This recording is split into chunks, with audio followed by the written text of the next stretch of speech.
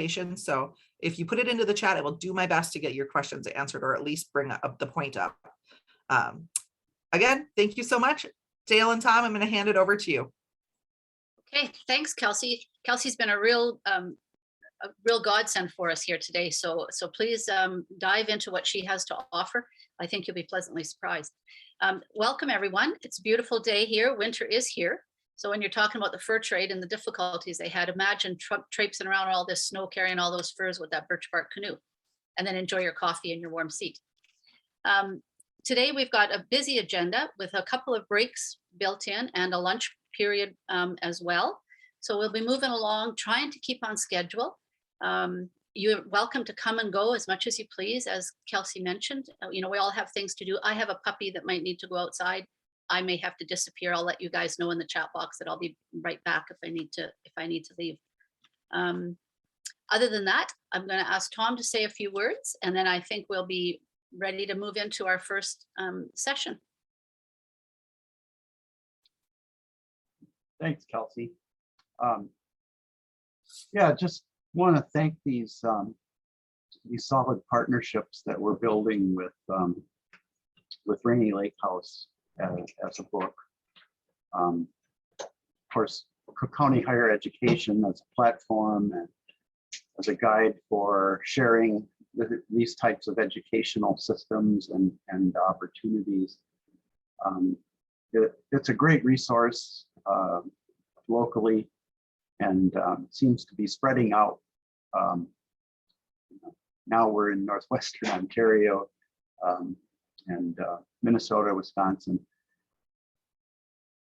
The other partnership that we've developed is with the Fort William Historical Park. I believe that some of you may recognize it. It's gone through a little name change, if you call it Old Fort William. It's the same facility, it's just expanded its mission and continues to be the representation of the fur trade, the Northwest Company site, just right in Thunder Bay.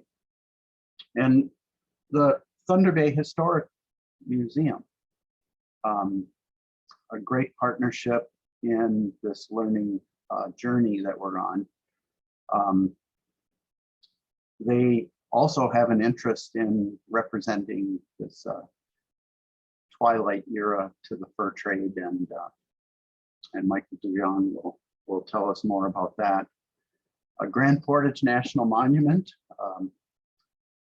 has been there for eons, and since the 1700s, and they've been able to keep records and represent Grand Portage people's role in the fur trade and in the twilight of the fur trade as well.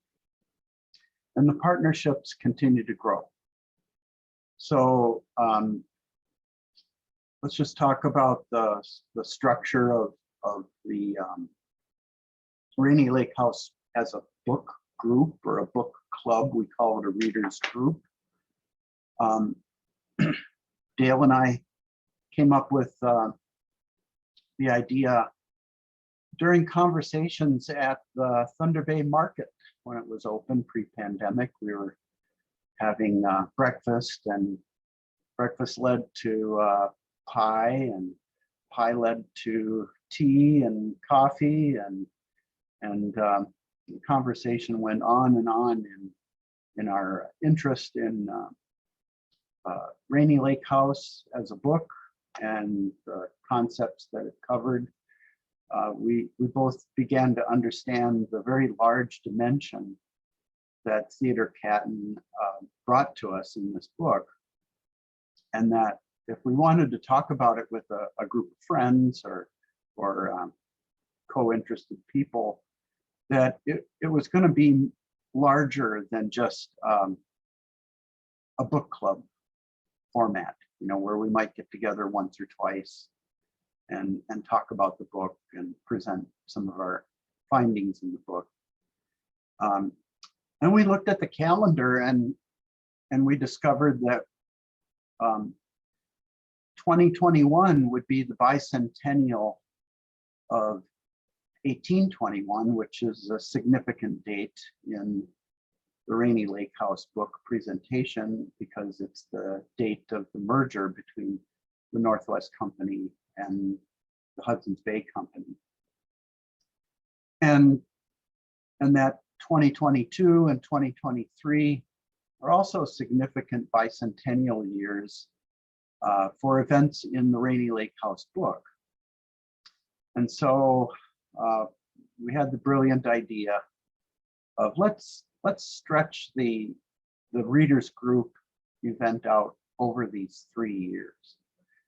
And then the other conversation piece is we didn't want this book club to become onerous, meaning lots and lots of emails, lots and lots of Zoom meetings.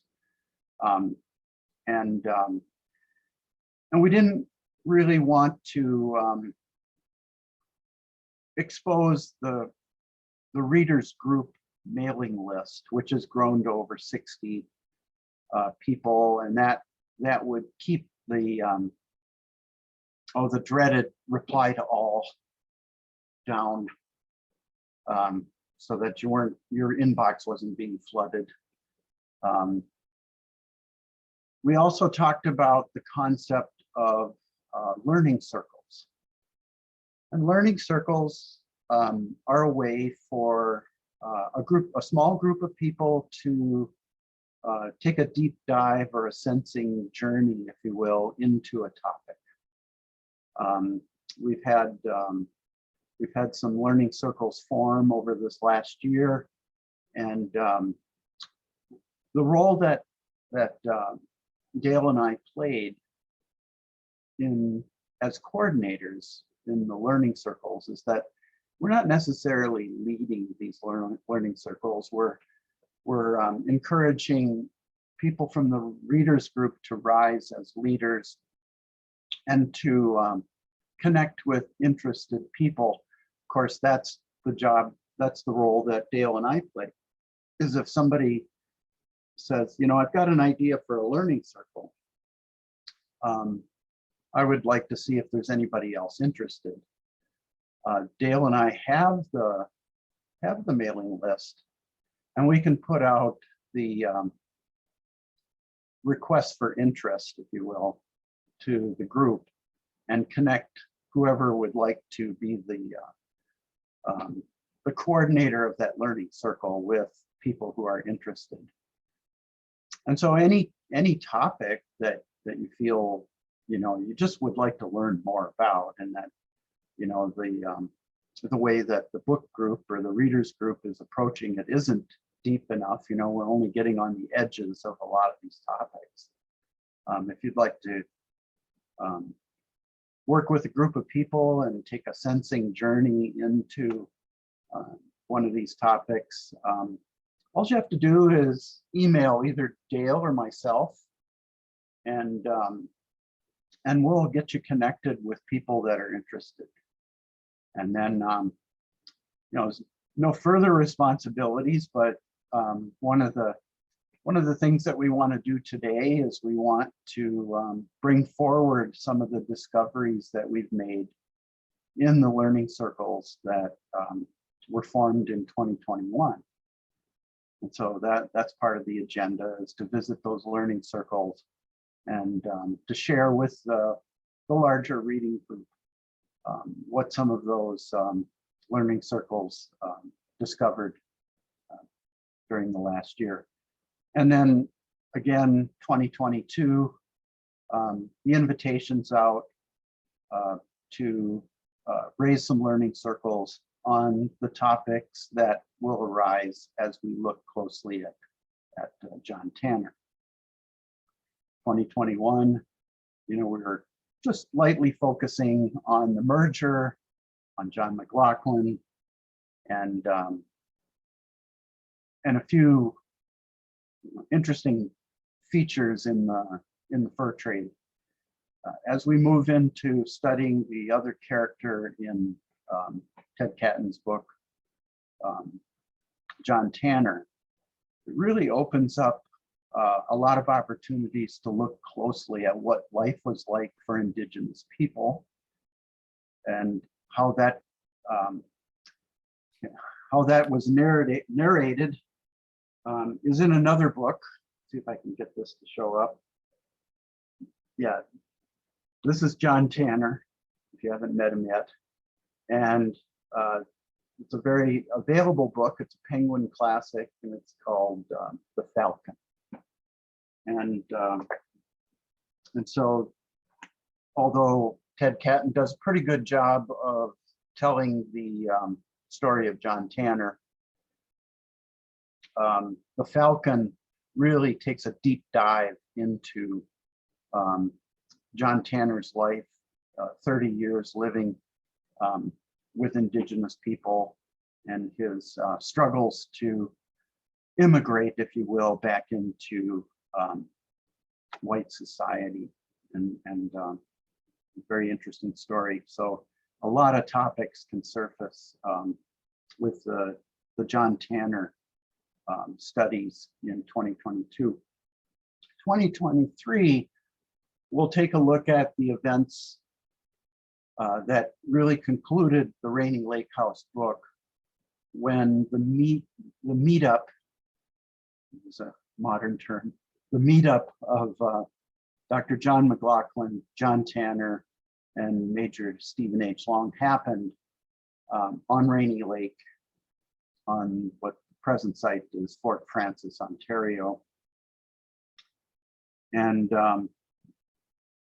so looking at the expedition of Stephen H. Long can be accomplished with looking at another book that it's out of print, but I'm rounding up copies, and it's a narrative of the expedition of Major Long from Fort Snelling, leaving in May of 1823 on what they called the St. Peter's River, which is now called the Minnesota River. And they took off, it was a group of 30. They took off in York boats, and they ran out of water. They got on horses. They kept going along the Minnesota River. They looked at the division between the Minnesota and the Red River. And then when they got to Pembina, the site of Pembina, which is in North Dakota, they switched to birch bark canoes and went up to Upper Fort Garry at the forks of the Red and the Assiniboine River, traveled on Lake Winnipeg, went up the Winnipeg River, Lake of the Woods, Rainy River, and they got to Rainy Lake House. And that's where they met John Tanner, Stephen H. Long. That story continues, and the narrative carries them to Fort William, across Lake Superior, to Sault Ste. Marie, where they got on a steamboat and went to Buffalo, New York, concluded the expedition there. So that'll be a very interesting time to look at questions about how the American influence began to reshape the lives of people who had been engaged at that time once the merger happened, and what the political boundaries and the interest in the political boundaries between Canada and the United States did in terms of transforming business and transforming the lives and lifestyles of Indigenous, as well as a third party that we can begin to study in 2022, a third group of people called Métis. And looking at the First Nations in Canada, the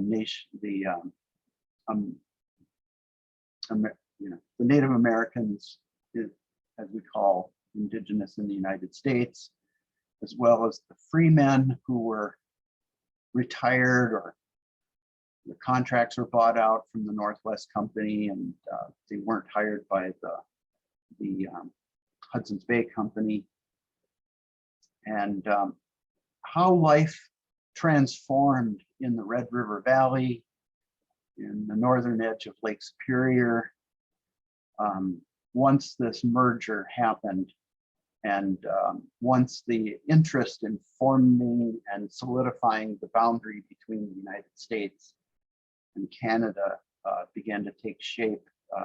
It's a very interesting study. A lot of cool topics to look at. But here at 9:30, we'll let somebody else talk here in a minute. But David Shepard from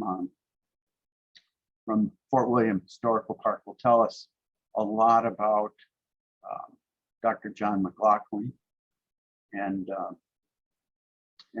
I want to just go over the geographic extent of this story, which is another thing that Dale and I found fascinating in our conversations at the Thunder Bay Market. If you think about it, this story ranges from France to England, across the North Atlantic to Montreal, and through the fur trade route to Lake Superior, and into the Northwest, and along the international border route to Rainy Lake,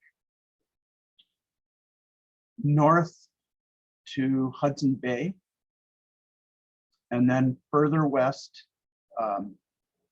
in the rovings and rangings of John Tanner into the Great Plains, into the northern Great Plains. And then the book Rainy Lake House doesn't cover this, but I just want to share with you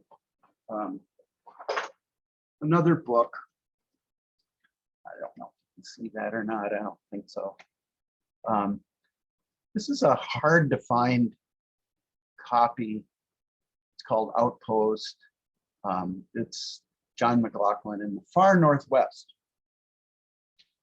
After Rainy Lake House, John Mclaughlin was reassigned to Fort Vancouver, just across the river from what we call Portland now. And he lived out the rest of his career there, and then he expanded his work through that period of time when they were trying to settle the boundary between British Columbia and the United States. And I won't go any further with this conversation, but just put it out there. There's a reason why John Mclaughlin's statue is mounted in the United States Capitol building. And good. So Dale, you maybe want to start introducing David Shepard and how we met David, and talk a little bit about what David's going to share with us. Absolutely. Thanks, Tom. Yes, today we have David Shepard with us, and he's a historian, interpreter, reenactor. I'm not sure, David, of what your governmental title is, but he works for Old Fort William Historical Park, and we connected with him through a connection I had with the former manager of the facility out there. And he asked David to call us because I had expressed to Old Fort William or Fort William Historical Park that we were interested in coming for a visit. You know, the pandemic has put a kibosh on all of that, but we were looking forward to some interactive experiences there, and got connected with David and with his coworker Leanne, and we've invited him today and to come and talk to us about Dr. John Mclaughlin, because Dr. John Mclaughlin was the focus of our study. I say was because we're at the end now for this year. And so he's going to talk to us about Dr. Mclaughlin. He's got lots to share with us. So, you know, he'll well, I don't think he'll be able to run long because we're right tight on time, but he's got lots to tell us. He's got a little bit of a slideshow to keep us focused. And we're excited to meet him. So I can introduce you to David Shepard today. I see he's put his video on. So David, welcome to our conference. And I'm going to turn it over to you to lead us through some John Mclaughlin information. Hi, thanks, Dale. Hello, everyone, and welcome. My name is David Shepard. I am the interpretive specialist here at Fort William Historical Park. We are located on the shores of the Kaministiquia River, and we mainly interpret the fur trade in 1816, as well as through to the merger of the Hudson Bay Company as well and the Northwest Company. I'd like to start off today before I jump in with the land acknowledgement. I'd like to acknowledge that Fort William Historical Park and myself reside in the traditional lands of the Fort William First Nations and the other signatories of the Robertson Treaty of 1850. If it wasn't for their help and with what we do, we wouldn't be able to provide the programming that we do. So Fort William covers a wide area across the fur trade, but one of the key people that I was asked to talk about today was Dr. John Mclaughlin. He's an absolutely fascinating individual. In fact, I'm actually dressed up today in my interpreting outfit as Dr. John Mclaughlin, including the hat as well, which you can't really see as well as I had hoped. Unfortunately, due to COVID, I wasn't able to do this in our the apothecary where I had hoped, but hopefully the picture will do justice to where we are. So I was asked by Dale, as well as Tom, to talk about Dr. John Mclaughlin, the 1821 merger, and of course, some of the other research facilities that we have at Fort William Historical Park. So I'm just going to start by sharing my screen.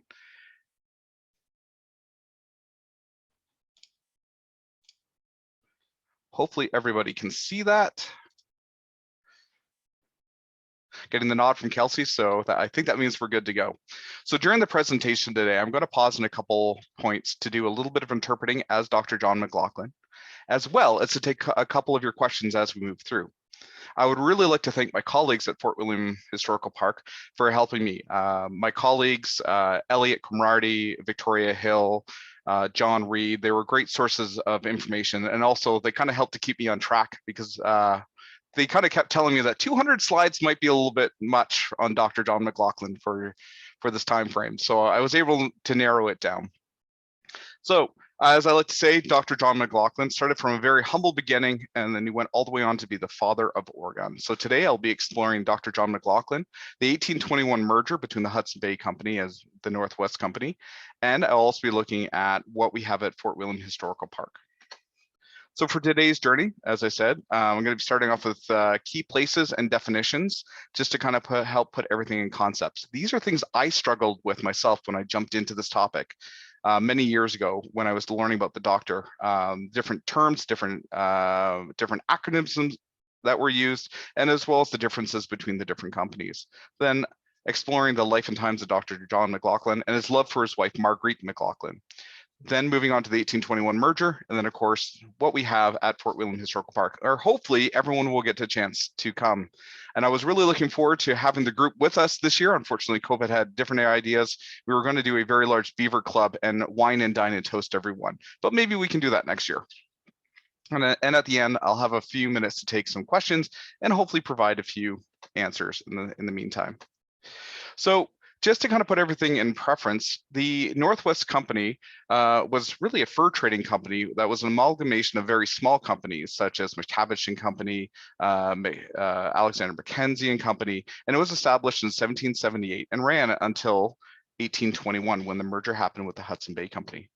The Hudson Bay Company had a royal charter under the Rupert's Land Proclamation, and it was founded in 1670. It was based in London, England during this time, as we know that there is a new version of the Hudson Bay Company that is out there today. And during our talk, everything that happens with the merger happens over in London, England.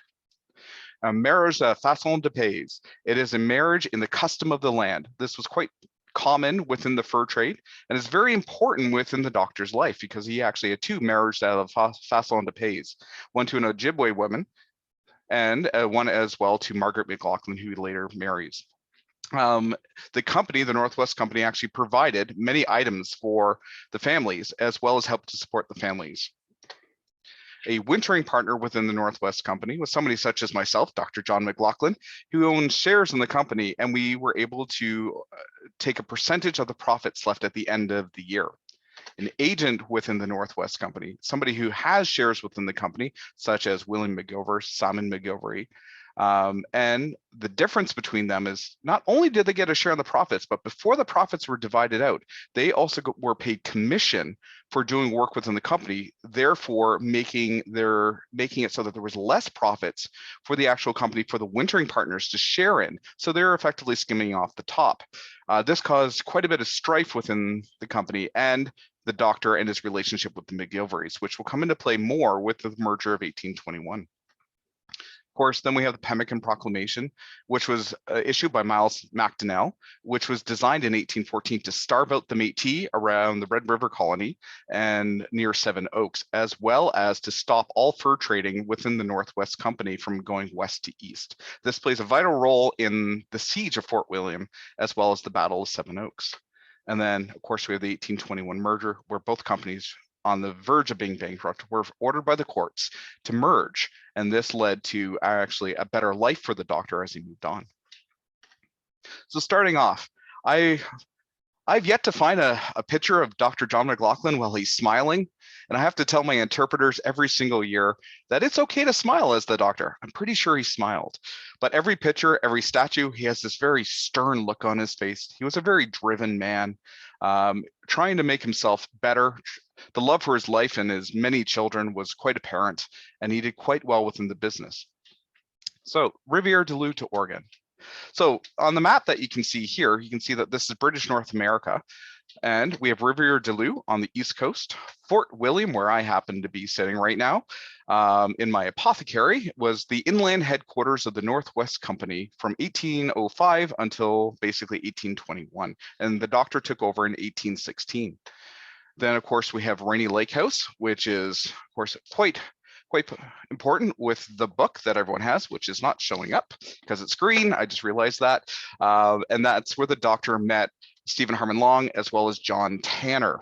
Then, of course, the end of his life during this part of the adventure, where I'm going to quickly talk about his life in Fort Astoria, which was formerly Fort George, which he helped to form the city of Oregon. So, of course, then we have Rainy Lake, Lake of the Woods area, which is now Fort Francis, and you can see where Fort William is. And this is Lac de Pluie district, or the Rainy Lake district. This is very important within the indigenous people of the area. For Lac de Pluie is the area where they harvest ninomen, the wild rice, which was actually traded heavily within the company. Also, ninomen was actually brought in from Lac La Croix, from the Anishinaabe in that area as well as flint. Flint was not brought in. Flint was also one of the few trade items which were brought in. So as you can see here is Rainy Lake, the Voyager route, and that arrow indicates where he met. Now, it was in 1823 when the 3 famous people met that we all have been studying in our book, where we have Stephen Harmon Long as well as John Tanner met on those fateful couple days while Dr. John Mclaughlin was providing medical assistance to John Tanner. And of course, over here, we have the Pacific Ocean, we have Fort Astoria and Fort George, which then later would come on when, becomes majorly important when he is a chief factor within the actual company itself. Now, a really interesting thing is Dr. John Mclaughlin is connected to this area, not once, but actually twice. The reason why is, I will get into more when we start talking about Margaret Mclaughlin, her son Thomas, and her former husband, marriage à la façon de Pays, Alexander Mckenzie. So his time throughout his life was quite adventurous as a doctor. So starting off, of course, in 1784, the doctor was born in Rivière-du-Loup. From there on the East Coast, he actually moved down to Montreal, where he started his apprenticeship with Dr. James Fisher, not to be confused with Mr. Fisher, who was a clerk at Fort William during his time in 1816. And this basically went on until for 3 years. He was age 14. Could you imagine having a doctor only apprentice for 3 years? Chef Hans, who worked for the company as the chef for the McGilverys, had to apprentice for 9 years to be a chef. A little disproportionate right there. Someone to cook you food, 9 years of apprenticing versus a surgeon who only had to have 3 years. But the doctor was really well known in his practice of the humoral theory, which was the prevalent medical medicine being offered at the time. And he's really well known and a great surgeon. So in 1803, he then receives his license in Montreal and then signs on a 5-year contract with the Northwest Company. He actually formed the deal with Mr. McTavish, Simon McTavish, known as the Marquis, who was the founder of the Northwest Company in 1778. He had originally agreed to be paid about £200 to £300 per year, but unfortunately the contract only went to £100 per year. He decided not to argue this because he was helping his brother David go through medical school at the time in Edinburgh. So he decided it was better to take a little bit of a hit and also have the help of the company. 1808 to 1809, his son Joseph Mclaughlin is born. We're not really 100% sure of the year, as the records are a little scant on this. He did marry, and he did have a custom of the land marriage, a marriage à la façon de pays with an Ojibwe woman. Unfortunately, there's no name attached to this. We're not sure. We know that she existed, but we're unfortunately unsure of who she actually was. And this lasted for about a year. And the records don't really indicate if she actually passed away during childbirth or they just basically decided to go their way. A marriage à la façon de pays doesn't end in a divorce. It basically ends in a casting off or two areas where they just decide that this isn't working for us, and that they just basically go their separate ways. In 1811, John enters into another marriage with Marguerite Mclaughlin, who met during a rendezvous. Margaret Mckay, at the time, originally Wadden, was born in 1775, and her husband Alexander Mckenzie had recently passed away, and they had actually split in 1810. I'll get into this a little bit later. Then he adopts her 4 children. So right now we know that he has 5 children, and he's a very large family man, and he loves the children, and he deeply loves Margaret Mclaughlin and actually defends her honor vigorously throughout his life. In 1812, John Mclaughlin Jr. is born, and at this time he was actually moving to the Rainy Lake area. In 1814, Mclaughlin becomes partner within the Northwest Company, which he's been trying to for several years. His pay is actually raised to about £200 to £300 per year. At this point, he is also moved to be the proprietor as well as the district commander for the Rainy Lake area, so Lac de Pluie. In 1814, his Mary Mclaughlin has another daughter, as Mary Elizabeth Mclaughlin is born, and some of these children actually go on to be quite prevalent by marrying into other chief factors as well as cargo captains. In 1815, after bitter feuding with the other wintering partners, Dr. John Mclaughlin convinces the board to make Kenneth Mckenzie. There's a lot of mix in the company. A agent, so moving him back to Montreal as a Montreal agent, which then frees him up to take over Fort William, which is the inland headquarters of the Northwest Company. So the inland headquarters of the Northwest Company is Fort William, because we're roughly, I'm going to do air quotes here, roughly about halfway in the entire supply chain. The Hudson Bay Company had its shipping facilities up on the Hudson Bay, where we couldn't do that as a company in 1816. So I say we as in doctor, sometimes we slip back and forth between first person and third person. Sorry about that.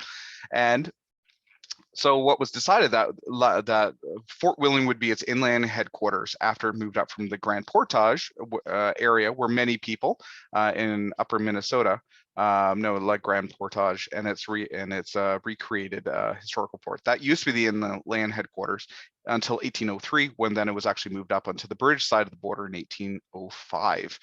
Now the doctor took this over by basically threatening to quit as the only doctor. He knew he had the leverage. So he basically said, if you don't give it to me, I'm out. So they made him the proprietor of Fort William, the inland headquarters.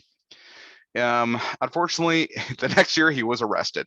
He was arrested with the other partners in 1816 by Lord Selkirk and his regiment of Demeron soldiers, basically a paid mercenary force, and during the summer of 1816. So we've recently just went through the 200-year anniversary of that. And as you know, we are in the 200th anniversary of the merger of 1821. 1817, Eliza is born. And then in 1821, the doctor, fearful of what will happen between if the two companies are negotiated, and it's only the agents who are talking. So he actually leads a delegate of wintering partners over to negotiate with the Hudson Bay. They are somewhat successful with this. Unfortunately, they sided more with the agents, but the deal actually worked out better for many of the wintering partners because due to nepotism within the Northwest Company, they were unable to move up. Whereas with the Hudson Bay Company, they became chief factors, board of directors, because they knew how the fur trade ran on the ground. 1823, his paths then cross with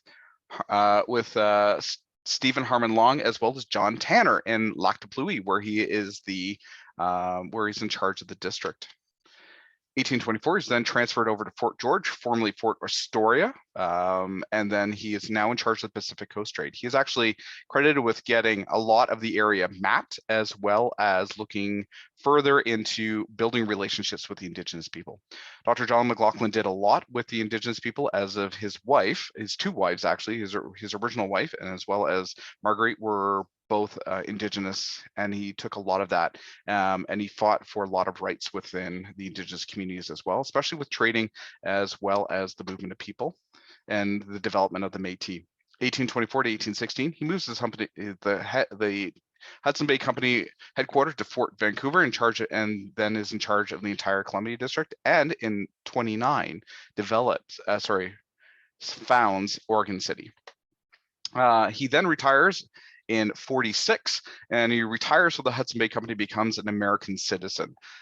He felt strongly that the American government should be in that area, and he wanted to help out. So he actually formed a store when he retired, and he was at the very end of the Oregon Trail, which many of us have heard about, and he was the last stopping place. People could get supplies, fix items that were broken, and would actually just go to actually hear Dr. John Mclaughlin talk about his experiences and life and stories in the fur trade itself. Now in 1875, unfortunately in September, he passes away. Unfortunately, he was an embittered man at this point. For after 46, the Americans started to think he was actually a British spy and had connections to the crown, because he was originally a British citizen from the colonies. He had worked within the British North America. He had also worked within 2 British companies, and then he was coming in and basically founding the area. So they confiscated his land, his sawmill, his store, and most of his money. Now he did pass away with his loving wife, Marguerite, next to him. Unfortunately, he was very embittered, and he complained about the injustices that were done to him. And one final note, he also complained until the very day that he died about what happened in 1816, when he was heading back to be charged for his involvement in the Battle of Seven Oaks, where he actually almost drowned in a canoe that killed the agent Kath Mckay, who he forced out of the proprietorship. They had to resuscitate him, and he had ailments for the rest of his life. So in the final days, he was complaining about that, as well as the injustices done to him, but he still was happy to be there. So for a family life, we know that Dr. John Mclaughlin married Margaret Mclaughlin in 1811, and then quickly adopts her 4 children. So very quickly, he has most of a lacrosse team going on very quick. So then we know that there was Joseph Mclaughlin, who was born in 1808, 1809, and was mother to an Ojibwe woman. Now, Joseph Mclaughlin then goes on to actually be murdered later on in life in 42 by working at a Hudson Bay fort. And he was actually quite distraught about this later on in life, as anyone would be, but it's the way he received the news. It was actually, he was murdered by one of his own company men, who was then found not guilty due to lack of evidence. We know that there was Thomas Mckay, born 1796, who was a clerk within the company, and he actually helped to raise Thomas. the best that he could, and he helped to get him some seats within the new company, the Hudson Bay Company. Thomas then goes on to actually explore the Snake River Basin over with his, south of his father, in the territory south of Seattle. Then, of course, we have Kath Mckay, who was born in 1801. Then we have Nancy Mckay, born in 1802, who the doctor did sign a marriage contract with the captain of the cargo vessel, Captain McCargo. I swear I could not make that up if I tried. That's actually his name, Captain McCargo, in charge of the cargo ship.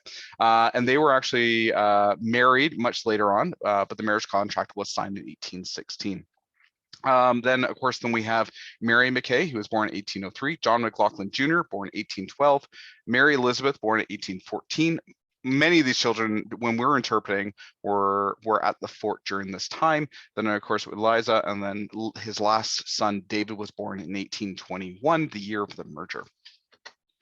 Interpreting Dr. John Mclaughlin can actually be quite difficult for those of us at Fort William. Some of us like to put a little bit of a humor into him, being the doctor and being in charge. Some people like to be very stern as the doctor, because he is known to have a bit of a temper and to be very stern. But he is also, on the flip side, in the journal articles, he is known as being very kind, very gentle, and very centered on his family, with a good sense of humor. So we have to flip a coin whenever we do this. I myself like to add a little bit of humor into the doctor, not too much, mind you. And then I have other people, some of our other interpreters, who like to make him very fact-driven and very stern. So we all put our own personal flair on. I like telling stories. Some other people like to tell jokes. So we know that the doctor was of Scottish-French heritage. We know that his father was also Irish as well. So I strongly encourage my interpreters, please don't put fake accents on, because I don't think that we would get a proper accent for the doctor. In 1816, I portray him as being 31 years of age. Now it helps that I have lots of gray hair, because the doctor was had mostly white hair by this time. So it's sometimes we have to tell our interpreters to cover up their hair a little bit with the doctor, because he's supposed to look like they described him as the lion. So he had large white hair coming down here, shaved through here, and of course he had his longer hair. Later in life, he, as a custom of the land, he decided not to cut his hair, and he had a very large mane, which was always mentioned in the journal articles. His education, as I said, was of course with Dr. James Fisher in Montreal. Now, the doctor never actually saw, never actually amputated anyone's leg by 1816. But we always tell the good story about how we saw James Fisher doing it twice, but unfortunately no one ever survived. So who wants to try? It's always the next joke that we like to throw in. We know that he was a wintering partner, surgeon, and in charge of the apothecary. So when he first joined the fur trade, he was not allowed to actually act as a doctor. He was a junior clerk within the company. And then during rendezvous, the big rendezvous that happened at Fort William every single year during the late July, early August for 2 weeks, when the population would actually swell from about 30 to 40 people up to about 1,100 people. This is when the doctor was actually tasked to actually do his duties, so he was able to keep his license. We know he had very large French Catholic influences, which then would lead to later in life him marrying Marguerite Mclaughlin out in what is now British Columbia in a Catholic church. And then we know that he also had Protestant aristocratic influences from his grandmother's side. So we know his first involvement was 1803 when he signs his 5-year contract with the Northwest Company. He apprenticed only for about 4.5 years before being able to make his wintering partner status. And of course, he was only paid £100 during that time, but it helped to put his brother through medical school. In 1816, he's the wintering partner, so he lives with his entire very large family in the wintering house, which has about 300 square feet in total. And so it's quite tight living, but it was much nicer than what he used to live in when he used to run the other posts. And he takes over the proprietorship in the summer of 1815 from Kenneth Mckenzie. Kenneth Mckenzie was who he had a bit of a rivalry with, and Kenneth Mckenzie unfortunately died 1816 when he was in the canoe with the doctor that flipped. Only one canoe flipped during that time, and I'll talk about that a little bit later. So afterwards, we know through articles that the doctor went on to establish his farm as well as the sawmill out in the Columbia district. Around the 1840s, we know that many new Americans started to settle in that area, with controversy between the British government as well as the American government at the time. And the controversy was who actually owned that land. So the doctor was ordered to keep the Americans out of that area by the HBC as well as the British government. The United States eventually gained possession of this area, the Oregon Territory, and then the Great Britain then controlled what now becomes British Columbia. Mclaughlin eventually retires in 46. Unfortunately, the American settlers see him as a bit of a British agent or spy, and they actually confiscated his land as money. He did found this Oregon, as well as, unfortunately, he does die in 1857. So he led a pretty good life for the bourgeois. Generally speaking, the bourgeois, the upper class, the Scots in the Northwest Company, they did not really live very long lives. A lot of the medicine was very harsh on them. They drank heavily, and it wasn't the best. Now, the Engagés, the Montrealers, lived up into the 60s, 70s, 80s, and sometimes even 90s. From there, they lived a much hardier life. Moving on, the French Canadian, and then he's known presently as the Father of Oregon. As I mentioned, as Tom mentioned earlier, that as well as with Dale, that he has statues even in the state buildings themselves. Now, interpreting the Doctor, a bit of an example of this would be, as you can see, I'm currently sitting in my apothecary. The Doctor was known for having a little bit of humor. So somebody would come in. So I'm just going to use Simon Fraser, who is also another person that I play, is a famous explorer who also worked with the Northwest Company, comes into the apothecary to say, or actually comes in with his entire brigade. The doctor, myself, oh, excellent. Excellent, Mr. Fraser, you happen to be here. I do have the logbooks for you to sign. Now, it is very important for you to make sure that we can get the sulfate, copper sulfate onto the feet of your Voyagers, because I do understand that you're heading out as part of your expedition. So we'll sit down just right around here and make sure that your Voyagers are able to soak their feet for as long as they need to cure that foot rot that happens to be there. Mr. Fraser, do you happen to know the digestive ailments of your Voyagers? Oh, yeah, you're saying that the lied corn and pig fat, the manger de lard are eating is not agreeing with you since you're sitting in the middle of the canoe. Well, then may I please recommend that you actually take 5 of these cinnamon pills, take 3 tomorrow, and then come back and tell me if it's actually helping your brigade as well. Did I tell you what happened to us just the other day, Mr. Mckenzie? Oh, sorry, Mr. Fraser, I didn't. Well, Mr. Mckenzie and I were sitting in the Great Hall, actually arguing about our status within the Northwest Company, when the strangest thing happened. We were actually sitting there drinking a cup of high wine when the door burst open and there stood a bear.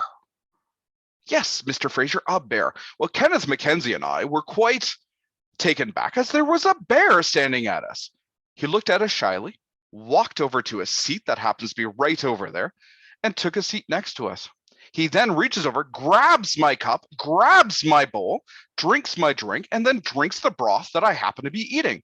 Well, Kenneth Mckenzie and I were quite astounded, and in fact, it was so startling, it stopped the very argument that we happened to be having. Well, Mr. Fraser, I shall tell you what happened next. The bear stood up, walked over towards the door, took out 2 pistols, fired them in the air, and then ran off. Kenneth and Mckenzie and I were quite shocked, believing that nobody would ever believe what happened. And then that is when Kenneth Mckenzie realized Angus Bethune wrote about a bear in his very journal that we happen to have over in the back of the Great Hall. So we quickly scamper over to actually be able to read what Angus Bethune had actually read. Angus Bethune had written about his exploration in Canton, China. So as we quickly flip through the book, we see a bear. We're like, yes, that was a bear. It was black and white. Oh, very much. That bear was black and white itself. And we read the description. Eats, shoots, and leaves. Capital joke, Mr. Fraser. So the Doctor, bit of a dry wet when we do it. And integrating our stories when we're doing it helped to put a connection not only to the people we were with, Kenneth Mckenzie. I had a chance to introduce you to Sir Simon Fraser, the explorer, but as well as Angus Bethune, who's important much later on in the 1821 for his voyages around and establishing trading posts as far away as Canton, China. So we like to think about ourselves as a community. So the community is not just me interpreting Dr. Mclaughlin, but it's my connection to the land, my connection to the other people who are here that makes interpreting so much fun with these characters. But next, I'd like to jump into Marguerite Mclaughlin, his loving wife of many years. Margaret Mclaughlin, maiden name of Wadden. She was originally born in 1775. She was born to a Swiss trader as well as a Cree woman. So she grew up with a foot in both worlds. So she was in herself a Métis person. From there, she unfortunately in 1702, she witnessed the murder of her father at Lac La Rouge by the famous Northwester Peter Pond. Peter Pond was a Northwester for most of his life, and then he was actually tried twice for murder, and it's pretty much, they know he did it, but there wasn't enough evidence to actually prove this, so he got away with murder twice. Unfortunately, one of the people actually happened to be Margaret's father, so this scarred her for a while, and she traveled around with her mother, and then she marries. In 93, she marries Alexander Mckenzie. Now, Alexander Mckenzie and them actually have a son named Thomas, who, as I mentioned earlier, goes on to actually be an explorer on the West Coast, and he actually led some of the explorations down to what's now California and some of the first trading routes down there. Her daughter Catherine is born in 1801, and then of course in 1802 Nancy is born. So as you can see, she has quite a few children. Oops, that is not the button I meant to hit. Sorry about that. Mary is born at this time. So unfortunately in 1810, their marriage becomes unsustainable, and Mckay casts her off. So it's just say, that's it, we're done. I'm going to take the oldest son with me, Thomas, and I'm going to head out to the West Coast because he had retired from the he had retired from the fur trade during this time. But he's convinced by John Jacob Astor of the John Jacob Astor Pacific Fur Trading Company to join up with him. So he takes up actually shares within the company, heads out to Fort Astoria, which I've mentioned earlier, which is connected to the Doctor, and then boards the Tonquin. But he decides at the last minute to take the Tonquin, which is a sailing ship, and leave his son Thomas behind. Thomas stays in Fort Astoria while his father Alexander heads up to trade up there. Now, unfortunately, during the Nanaku area, it is actually unfortunately attacked by the indigenous people up there. There was unfair fur trading practices. What happened, another group had actually gone through and actually killed a couple people. They thought they were the same group of traders, so when they pulled up, the indigenous people of the area came on board, and they thought they were going to be trading with them, and they actually attacked, killed the entire crew, and one of the crew actually set off the powder magazine, destroying the entire ship. So Alexander Mckay is dead in 1816, abandoning their son Thomas in Fort Astoria. Now luckily for him, Dr. John Mclaughlin comes on in 1811 and actually pays to have Thomas brought back overland with the brigades so that he could actually be with his mother, Marguerite Mclaughlin. In 1812, John Mclaughlin is born. So then, of course, in 1814, Eliza is born. 1816, Margaret stays at Fort William while her husband is arrested by Lord Selkirk and heads down to Montreal to stand trial for the battle or massacre of Seven Oaks, depending on which side of the story that you happen to follow. Then, after the trials, John Mclaughlin comes back, and in 1817, Liza is born. In 1821, after the merger, when the Doctor comes back after being away for quite some time, that leads to David being born, and then of course the Doctor takes over the proprietorship and is in charge of the department of Lac de Pluie, and then moves back over to Rainy River House, where then in 1821 he meets Stephen Harmon Long, as well as John Tanner. Sorry, I keep looking at a page. I had to write that down because I kept confusing the two. And then, of course, in 1824, he moves to the Columbia Department. Sorry, they moved to the Columbia Department, and then he marries John Mclaughlin in the church. Now, interesting story about the church. Remember how I mentioned that he defended her honor quite ferociously? Well, when they got married in 1842, out in the Pacific, the priest at the time, because they'd been married for roughly 30 some odd years, turns to the Doctor and actually says, well, now you were truly married, and then she is no longer a woman of ill dispute. So the Doctor took this as quite offense to his wife and actually punched the priest out right after he was officially married to them. So the doctor was very fond of Marguerite and very ferociously defended her honor and actually up and held the Métis as well as the Indigenous people in very high esteem. And so that's always kind of one of the fun anecdotes we have of the doctor. If it wasn't for Marguerite, I'm pretty sure he would have done some more serious things, but Marguerite was known for taming the lion. So she kept him in good order. Through in 46, Dr. John Mclaughlin retires from the fur trade to take up residence in Oregon.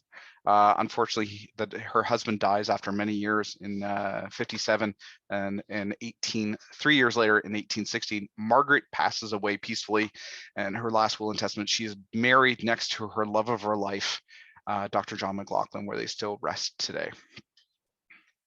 So Margaret Mclaughlin, so she has many children, basically an entire lacrosse league. She could play a good game of bagataway.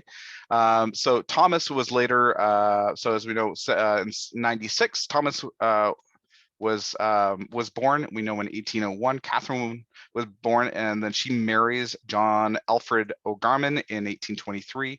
Nancy, who was born in 1802, is betrothed basically to Captain Robert McCargo, who was the cargo captain of the within the Northwest Company, but she actually doesn't marry until she's the age of 21. 1803, Mary, who's married to Donald Mckenzie in 1816, then marries Chief Trader Sinclair of the Hudson Bay Company in 23.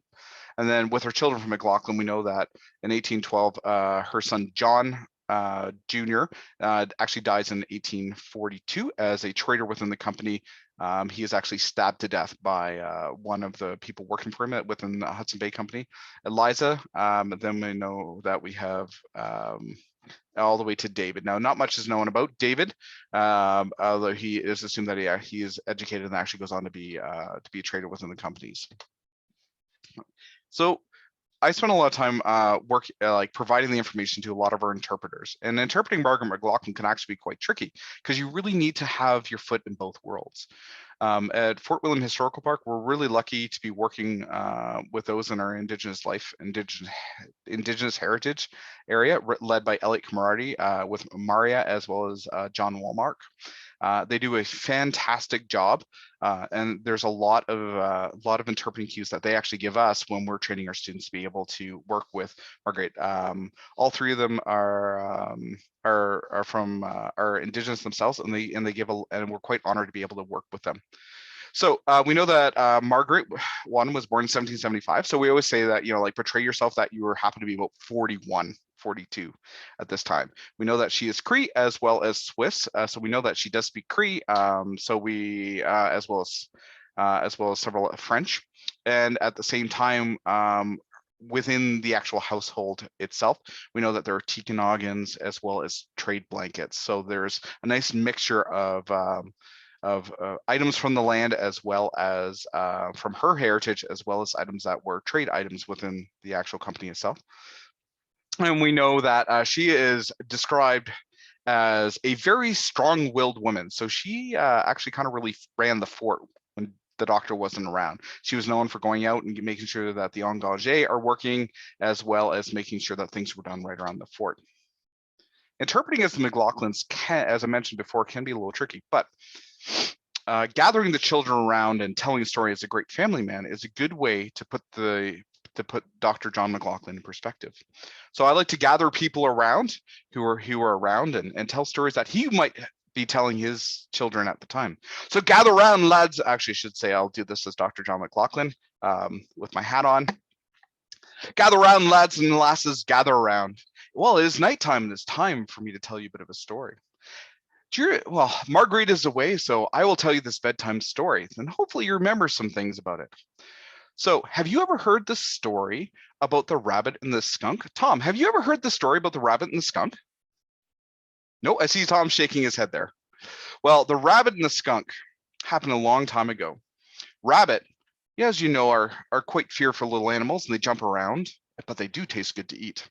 Rabbit turned to his father one day and said, "Father, I have to walk home soon, and I'm fearful about meeting my Ingen out in the bush and him eating me." The father said, "Well, if you're not sure because there's no moon tomorrow night, what I want you to do is you're going to feel the facial features of the animal that you happen to meet, and that it will tell you who it happens to be. So with this, little rabbit wasn't as scared.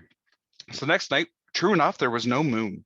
And as little rabbit is hopping home to go see his father, he runs into another animal and he yells out, "Who's there?"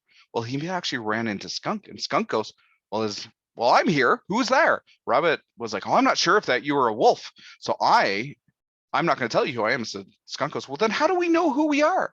Rabbit had an idea. My father told me what to do. So why don't we come over and we'll feel each other's facial features and we'll see if we can guess who each other are. And so Skunk goes, "Well, this sounds like a good idea." So Skunk goes, "Can I go first?" Very timidly. So Rabbit said yes. So Skunk comes over, feels long hair, long floppy ears, big feet. "You must be Rabbit," Skunk says. Well, lo and behold, Rabbit said, "You are right." So now it's my turn. Skunk said, "Okay, you should guess me pretty easy." So Skunk comes over and goes, sharp nose, tiny ears, rubbing his little paws along the hair, goes, "Greasy hair. You must be a Voyager." Well, to this day, Skunk has never talked to Rabbit again. Well, I got Tom to laugh, so I'm happy with that one. So the Doctor was known for telling many of these stories, and we try to incorporate them into our interpretations as well. So are there any questions about the Mclaughlins? I have about enough time to take 2 quick questions before I move on. It's kind of a bit of a mental break because I know I have about 20 minutes left before I get the Shepard's hook to take me off the stage. We don't have anybody that has put a question in the chat, so you can still put a question there, or if you want to unmute yourself and ask a question, this would be a great chance to do that.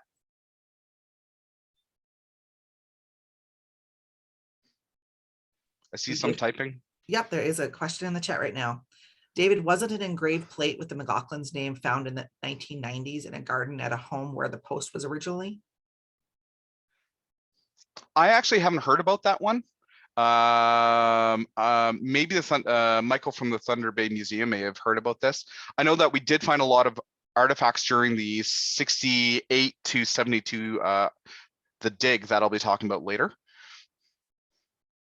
Then we have another question about ongoing education. Did the Doctor do ongoing education to improve his skills or just learn more?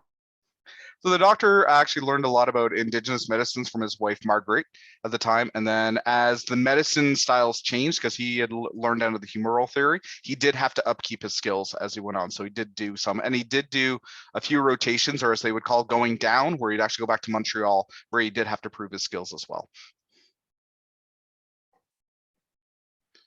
All right, well. One last question for you. Okay. Margaret's father, who was that? It was, and I have it written down in front of me and I can't find it right now. There's many different names. I believe it was Etienne. It says, I will come back. I'll be able to answer this at the end. I have it written down. I'll just have to go find it. David, there's maybe a hint. Was it the Swiss protest trader? Yes. Okay. And I guess that's probably from someone I work with who's trying to give me a hand. So thanks to the guys I work with and the ladies. Okay, so the Hudson Bay Company versus the Northwest Company. Just to quickly define the differences between the two companies so that the 1821 merger makes a little bit more sense. The Hudson Bay Company was mainly based in England, and it had a shipping facility located on the Hudson Bay. Rarely bargained with the Indigenous population, did not trade alcohol, which is very important, and did not promote marriage à la façon de pays with them. They actually had a strict no marrying policy, and only London directors could share within the profits. And they used mainly York boats to get their goods back and forth. To make a decision within the company, it took roughly 1 to 2 years for this to happen because they were based out of London, England. Now, the Northwest Company was based in Montreal, and it had its inland headquarters was based at Fort Williams. This allowed them to make decisions during the middle of the winter as well. With an express canoe, they could go from Montreal all the way to Fort William, which was roughly about 2,000 miles in 13 days via canoe. Now, it is also said that the last time that happened in 1812 to actually notify everyone that the War of 1812 was starting, that actually the Voyagers looked like death. So this didn't happen too often, but it could be done. Now, they were open to bargaining because they knew that this was something that they had over the Hudson Bay Company. They did trade alcohol. In fact, they traded mainly high wine at the time, which was then which was a diluted substance, which then they could go to about 6 parts water to 1 part high wine. So if they brought in about 600,000 liters of this, or in 1 year, then times that by 6, it's a lot of alcohol that they were trading and giving away. They encouraged mayors out of the façon de pays, and they also provided money for the families as well. This was stopping about 1815 because the burden on the company itself was getting too much in debt load, because they had lots of families that were out there that the company was basically paying a stipend to every year. And then, of course, the wintering partners and the agents could share within the profits. Unfortunately, within the company, Mr. McTavish was its founder, and then through nepotism, his nephews, Simon and William, got it, and all the higher positions were filled with family. So there's lots of nepotism within the company, which made it unfair for the wintering partners and harder for them to move up. So with that being said, the 1821 merger came along. Now, I like to find that what is that one item that you think that may have actually, you could go back to in time and say, this probably helped to lead to the 1821 merger. I had to rack my head about this. So I actually looked back and I said, well, what was the one thing that connected a couple of the major players together? And it was actually Voyages. Voyages was written by Sir Alexander Mckenzie, or the Emperor as they called him. And this led to his connection with Lord Selkirk, which then led to the Red River Colony and the Battle of Seven Oaks. It has one of the longest names I know, Voyages from Montreal on the River St. Lawrence through the continent of North America to the frozen and Pacific Oceans. So it's a journal of his travels as he explored. Now, he did actually have a bit of rivalry with Simon Fraser, somebody I get to actually portray, and he did turn around and actually they named rivers after each other. Sir Alexander Mckenzie, he was born in 67 and actually passed away in 1820, right before the merger. He was known as the Emperor. He owned shares within the Northwest Company, which he then later actually sold. He did actually, he was the first European to cross North America north of Mexico in 1793, which predated the Lewis and Clark expeditions by 12 years. He then later became a member within the Hudson Bay Company with Lord Selkirk, who got interested in the fur trade by reading his book Voyages. The Thomas Douglas, the 5th Earl of Selkirk, 1771 to 1820, was a Scottish philanthropist. He was bringing, he felt that he really needed help his fellow Scotsmen out because their land was being taken away through a land reclamation act. So he was actually bringing crofter farmers over and creating colonies in Upper Canada as well as Prince Edward Island. Then he read Voyages and got very interested with Alexander Mckenzie in the fur trade. He actually joined a beaver club during the winter in Montreal, which is a joining of the members of the Northwest Company to learn more about the Northwest Company. He actually went under the guise of wanting to join the company, but then later actually used that just to figure out how the whole system worked. And then he actually, with Alexander Mckenzie, bought shares within the Hudson Bay Company to get the land, which is now called the Assiniboine, and then he was able to create a colony there. So a little bit of skullduggery while he was there, and a little bit of James Bonding it while he was trying to figure out how to get the land. So this is the area that he was actually allotted through the Hudson Bay. There's Fort William, and this is roughly about the area of the colony. So as you can see, it is about 5 times the size of Scotland. So that's quite, like if he's from Scotland, that's quite the tract of land that he has there. So while he was setting up his, after reading the book, and he was starting his the setup after reading Voyages, he meets Miles Macdonnell, who then he promotes to the governor of the Assiniboine. Miles Macdonnell plays a very vital role in this because he was the one who drafted the Pemmican Proclamation in 1814, which basically stopped all the pemmican, which is dried meat, which has been pounded into a powder, mixed bear fat and berries, which is the driving force of the Voyageurs, from going east to west. It basically stopped the Northwest Company. And he also issues in the same year a proclamation saying that the Métis, who were buffalo hunters, were not allowed to run buffalo on horses, effectively grounding the Métis. This caused quite the amount of friction in that area. And he actually caused so much issues, he was actually forced to resign his governorship in 1815. Then Robert Semple comes along. Robert Semple, he was a territorial government under the Hudson Bay Company. He arrives in 1815, but he keeps those two proclamations in force to starve out the Northwest Company. In June 11th, he then orders the demolition of Fort Gibraltar, effectively enforcing that the Northwest Company shall never come back. The Métis lost their main trading partners, and no pemmican was flowing back and forth. This is really a quick Cole's notes of a much larger talk, and I don't want to steal from Michael from the Thunder Bay Museum. This raised tension within the Métis, and he leaves the settlement on June 19th in 1816 to stop the Northwest Company from gathering vital supplies to keep their business running. And it was all done by Cuthbert Grant. He was sent up, and Cuthbert Grant was actually a clerk within the Northwest Company. Semple then takes his force of settlers out to arrest the Northwest force led by Cuthbert Grant, who was tasked by the Northwest Company to get these items going. There was an argument that ensued. Governor Semple had a piece of paper, held it up, read this big proclamation saying he had the power to arrest Grant and the other Nor'westers. Well, someone fired, and through court proceedings, they were able to determine that actually the settlers fired first. They fired at the Métis. The Métis dropped behind their horses, as they were trained to do as skilled sharpshooters with the buffalo. There was 3 exchanges of fire, mostly with the Métis, and Governor Semple and 20 other settlers were killed. There was only 1 survivor. And then at that point, the settlement then surrenders to Grant and the Métis.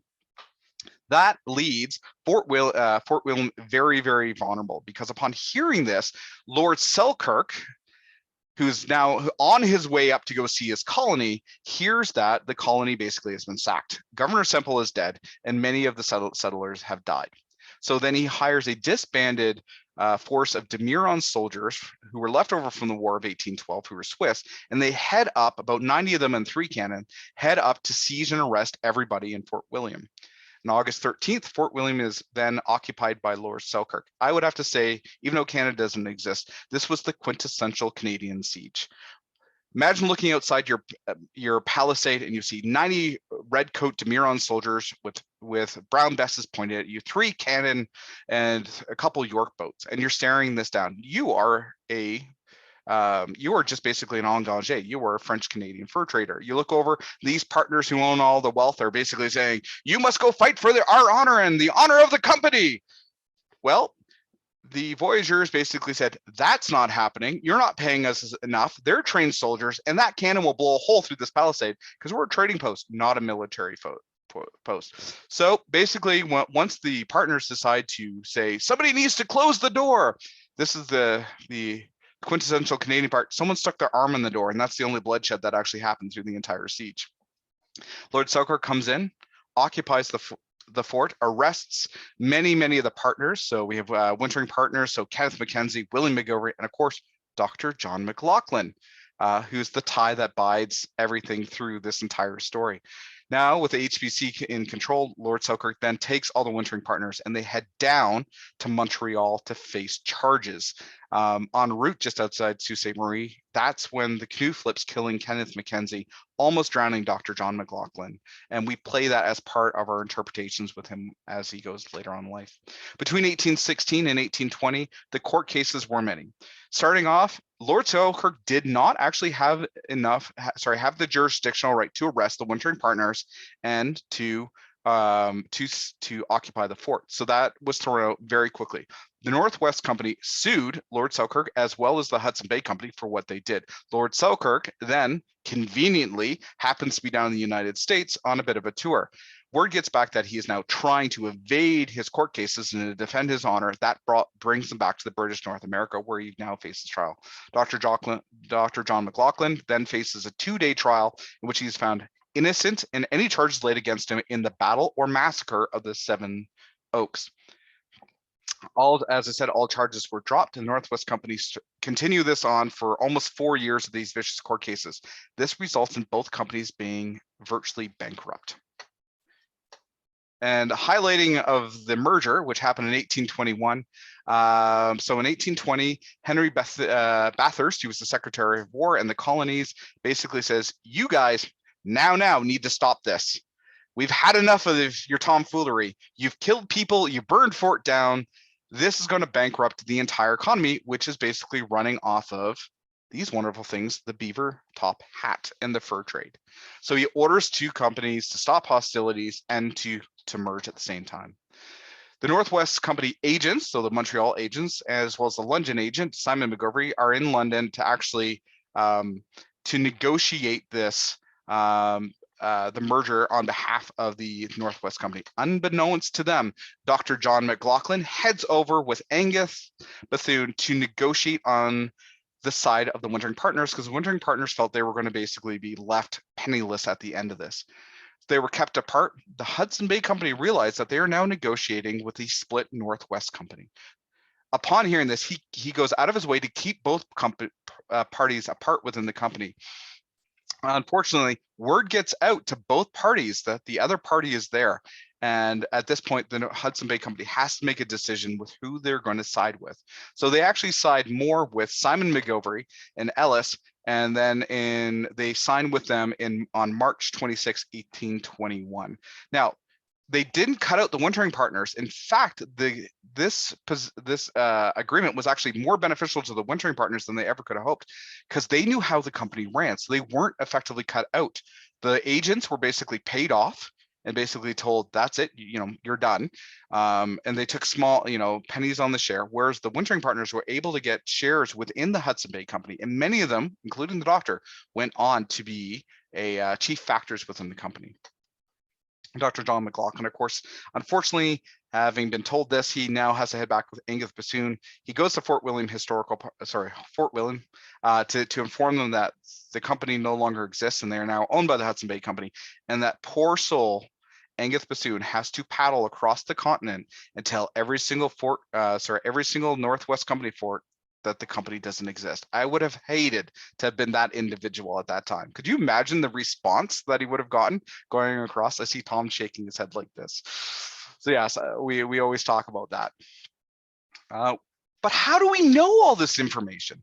Well, it's from the Gene Morrison Canadian Fur Trade Company. So from 1975 until 1990, Jean Morrison was a wonderful lady. She actually started the library at Fort William Historical Park, and it's with all of her, through her dedication, that we were able to find out what we have here, and we still continue our tradition of continuing education and research gathering to the best of our abilities, and hopefully we can still do her proud. So within our collections, we have the largest fur trade collection, as well, for universities as well as central sites of materials in central Canada, as well as the upper Canada.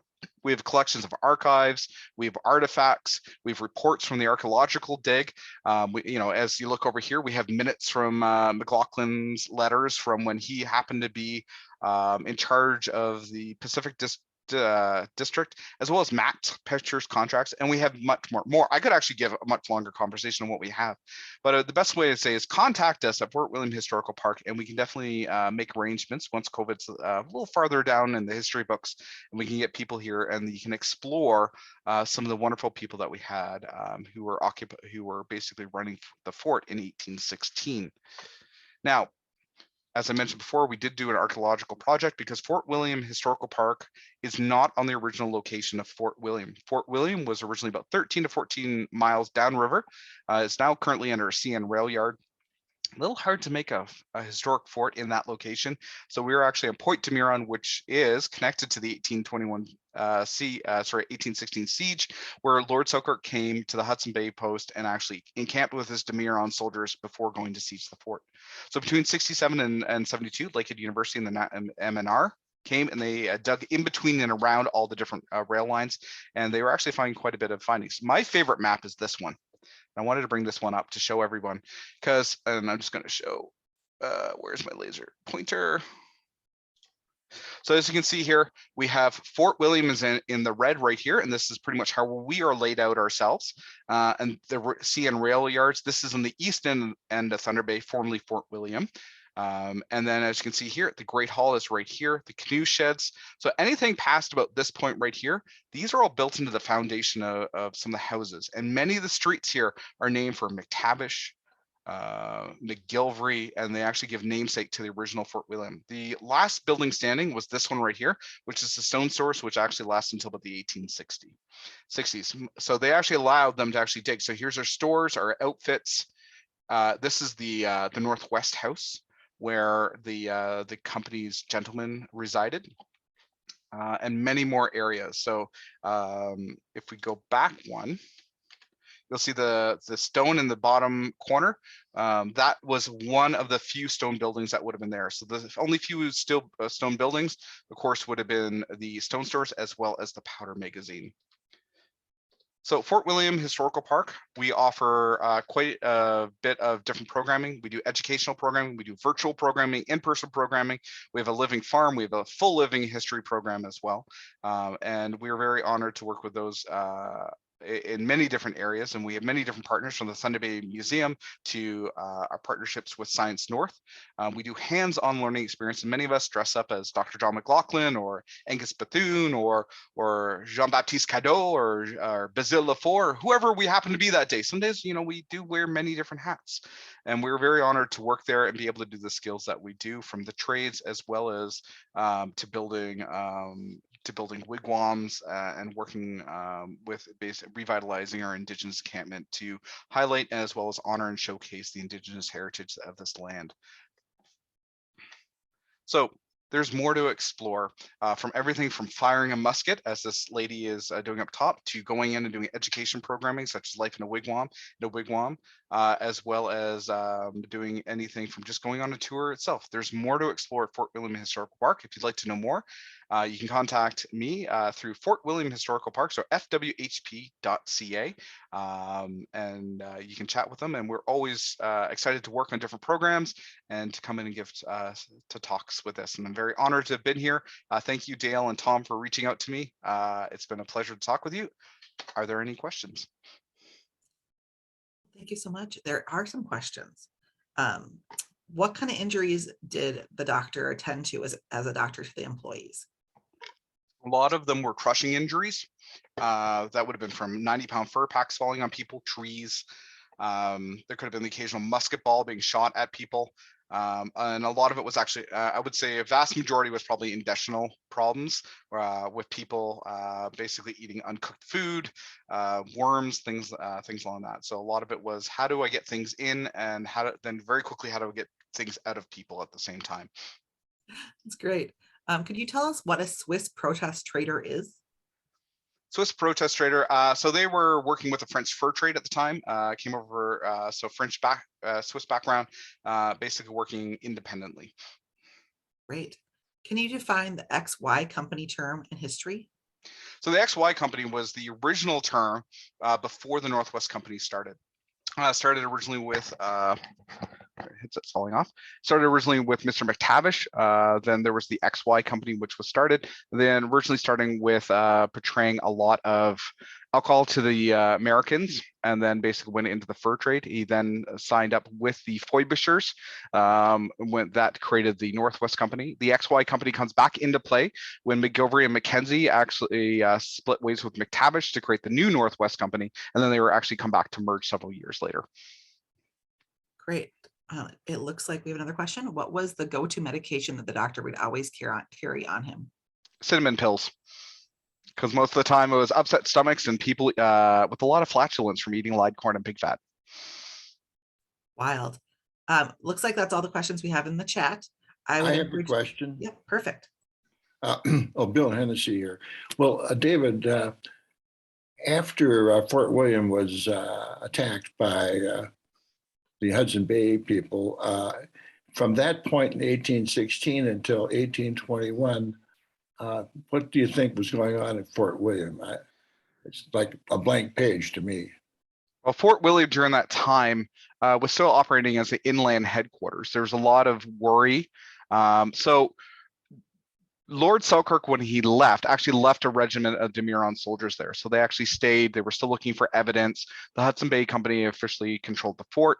When the Hudson Bay Company lost their lawsuits and they were countersued by the Northwest Company, Lord Selkirk was actually ordered to leave Fort William, and then Northwest Company retook control of Fort William.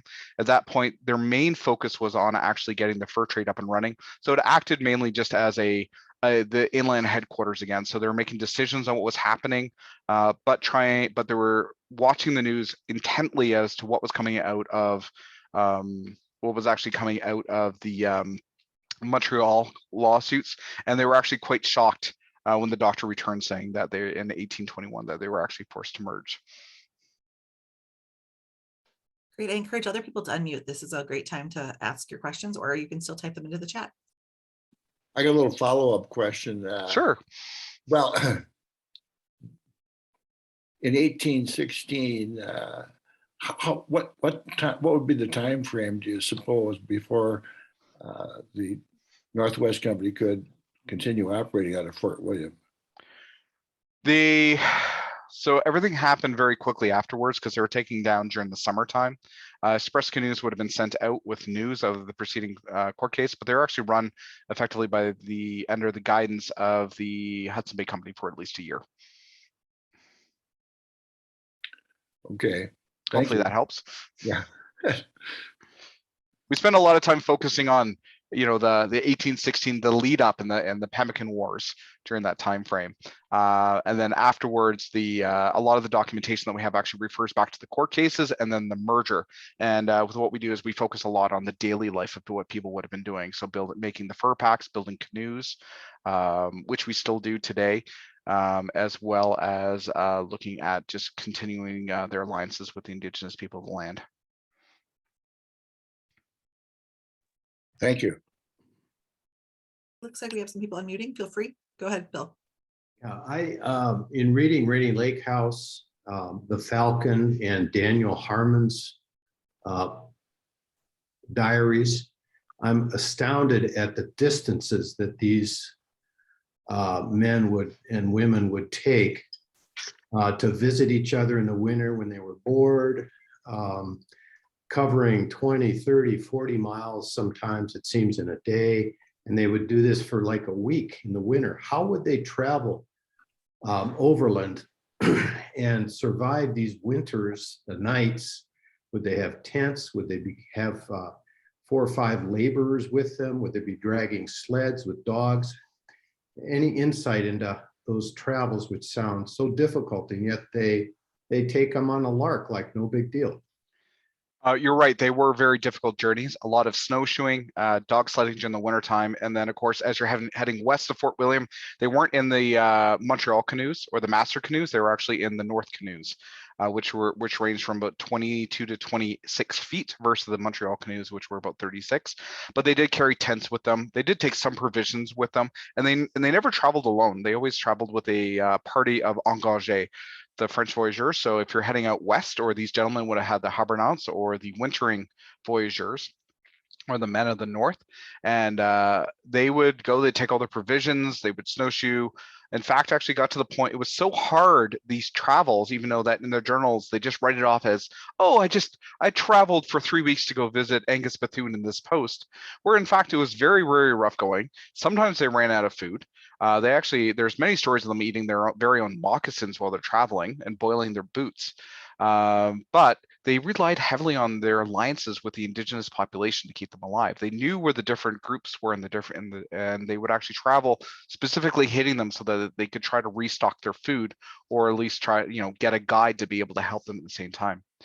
Remember how I mentioned that the doctor almost drowned? Well, in fact, that stopped him from doing several trips because he would have bouts from the water being in his lungs and medical conditions that he had. That actually stopped him from doing quite a bit of traveling because it was just too hard for him. Wonderful. One last question, and that is, have you found any journal references to the doctor's work on Little Vermilion Lake near Crane Lake? I personally have not, but I'm pretty sure that we have some of that within the archives, or at least if you were to send us an email at fwhp.ca, we can definitely steer you in the right direction with our collections manager, Sean Patterson. We can definitely help steer you in the right direction. Well, thank you so much, David. I really appreciate it. I think we all learned a little bit more, and excited to talk about this more throughout the day. I hope you can hang out a little bit just in case somebody has a little question during break, but otherwise I invite you all to take a break.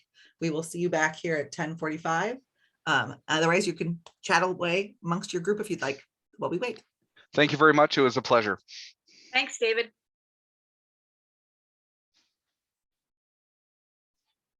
Our next speaker will be from Thunder Bay Historic Museum. And that'll start promptly at quarter to.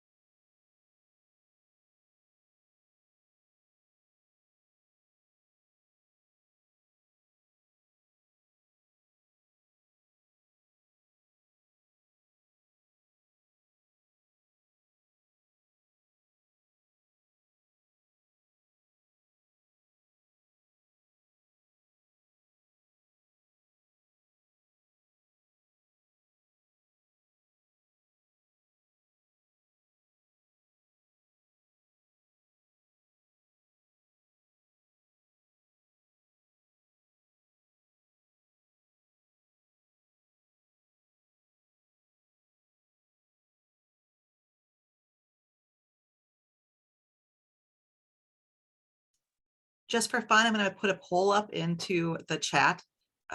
If you have any questions, that will be fun to do.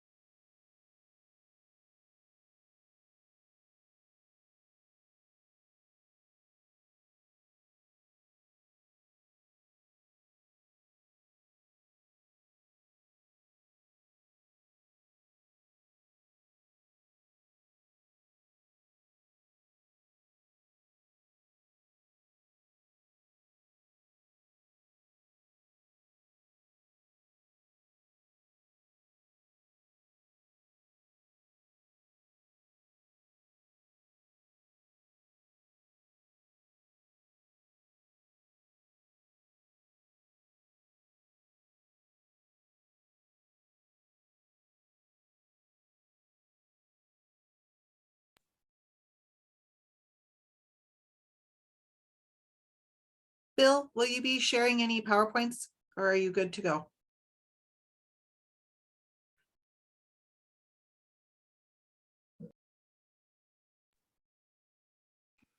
Yeah, Kelsey, yeah, I'm here and I'm ready to go. Do you want to pull up your slides if you have slides? I don't have any slides. Oh, awesome. Perfect then. That's the best way to go about it. You won't even have to worry about any technology issues. Well, Great. right, I'm not good on technology anyway, so. Well, we're all good. I think Dale or Tom is going to do an introduction of you in a minute, and then we will just hand it over to you then. Okay, good. Thanks so I much. usually put mine on mute when I'm not talking, so. Yeah, well, it's perfect for when you're watching, but we actually want to hear you talk, not just watch mouth. Then I'll unmute. Okay. Let me Dale, know. doing the introduction. Are we ready to go? 1 more minute. Okay, one more minute. Yeah, let's do one more. Tom may be better because he knows, I personally knows Bill. Well, it's true. I could even give a personally knows Bill conversation. Yeah, that would be better. I mean, I can do a great welcome and all that, but I won't do it justice. Well, I think Dale, if you were Tom from will be Grand right Ray, back. you'd know me too, but. That's true. I met Bill when he was the Cook County attorney, and just to make sure everybody knows, I did not meet him in a professional situation.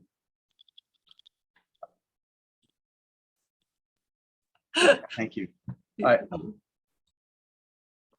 Actually, my wife Nancy worked for Bill in the county attorney's office, and Bill and I and a few others, we had a winter fitness team called the Track Packers, Oh, and spent a lot of time on ski trails. And then one day Bill said, "I'm interested in hiking Isle Royal," and said, "Well, let's do that together." And so Bill and I hiked Isle Royal from one end to the other, and then Bill retired, and we continued some skiing, and he went off in some different directions. And I think right now, Bill, aren't you in Arizona? I am, Southern Arizona. And Bill and I would just touch base once in a while when he was up at his place up on Poplar Lake. But one day I saw a book on the shelf at Drury Lane Books here in town, and it was called Pemmican Man. And of course, I was attracted instantly to the title. And when I zeroed in on the book, I saw that the author was Bill Hennessy, and I couldn't quite believe it was the same Bill Hennessy that we had skied and hiked together. So I asked him if it was his, and he said yes. So we've been pretty busy while we went our different directions. But Bill agreed to come and give us a little background on his book. So go ahead, Bill.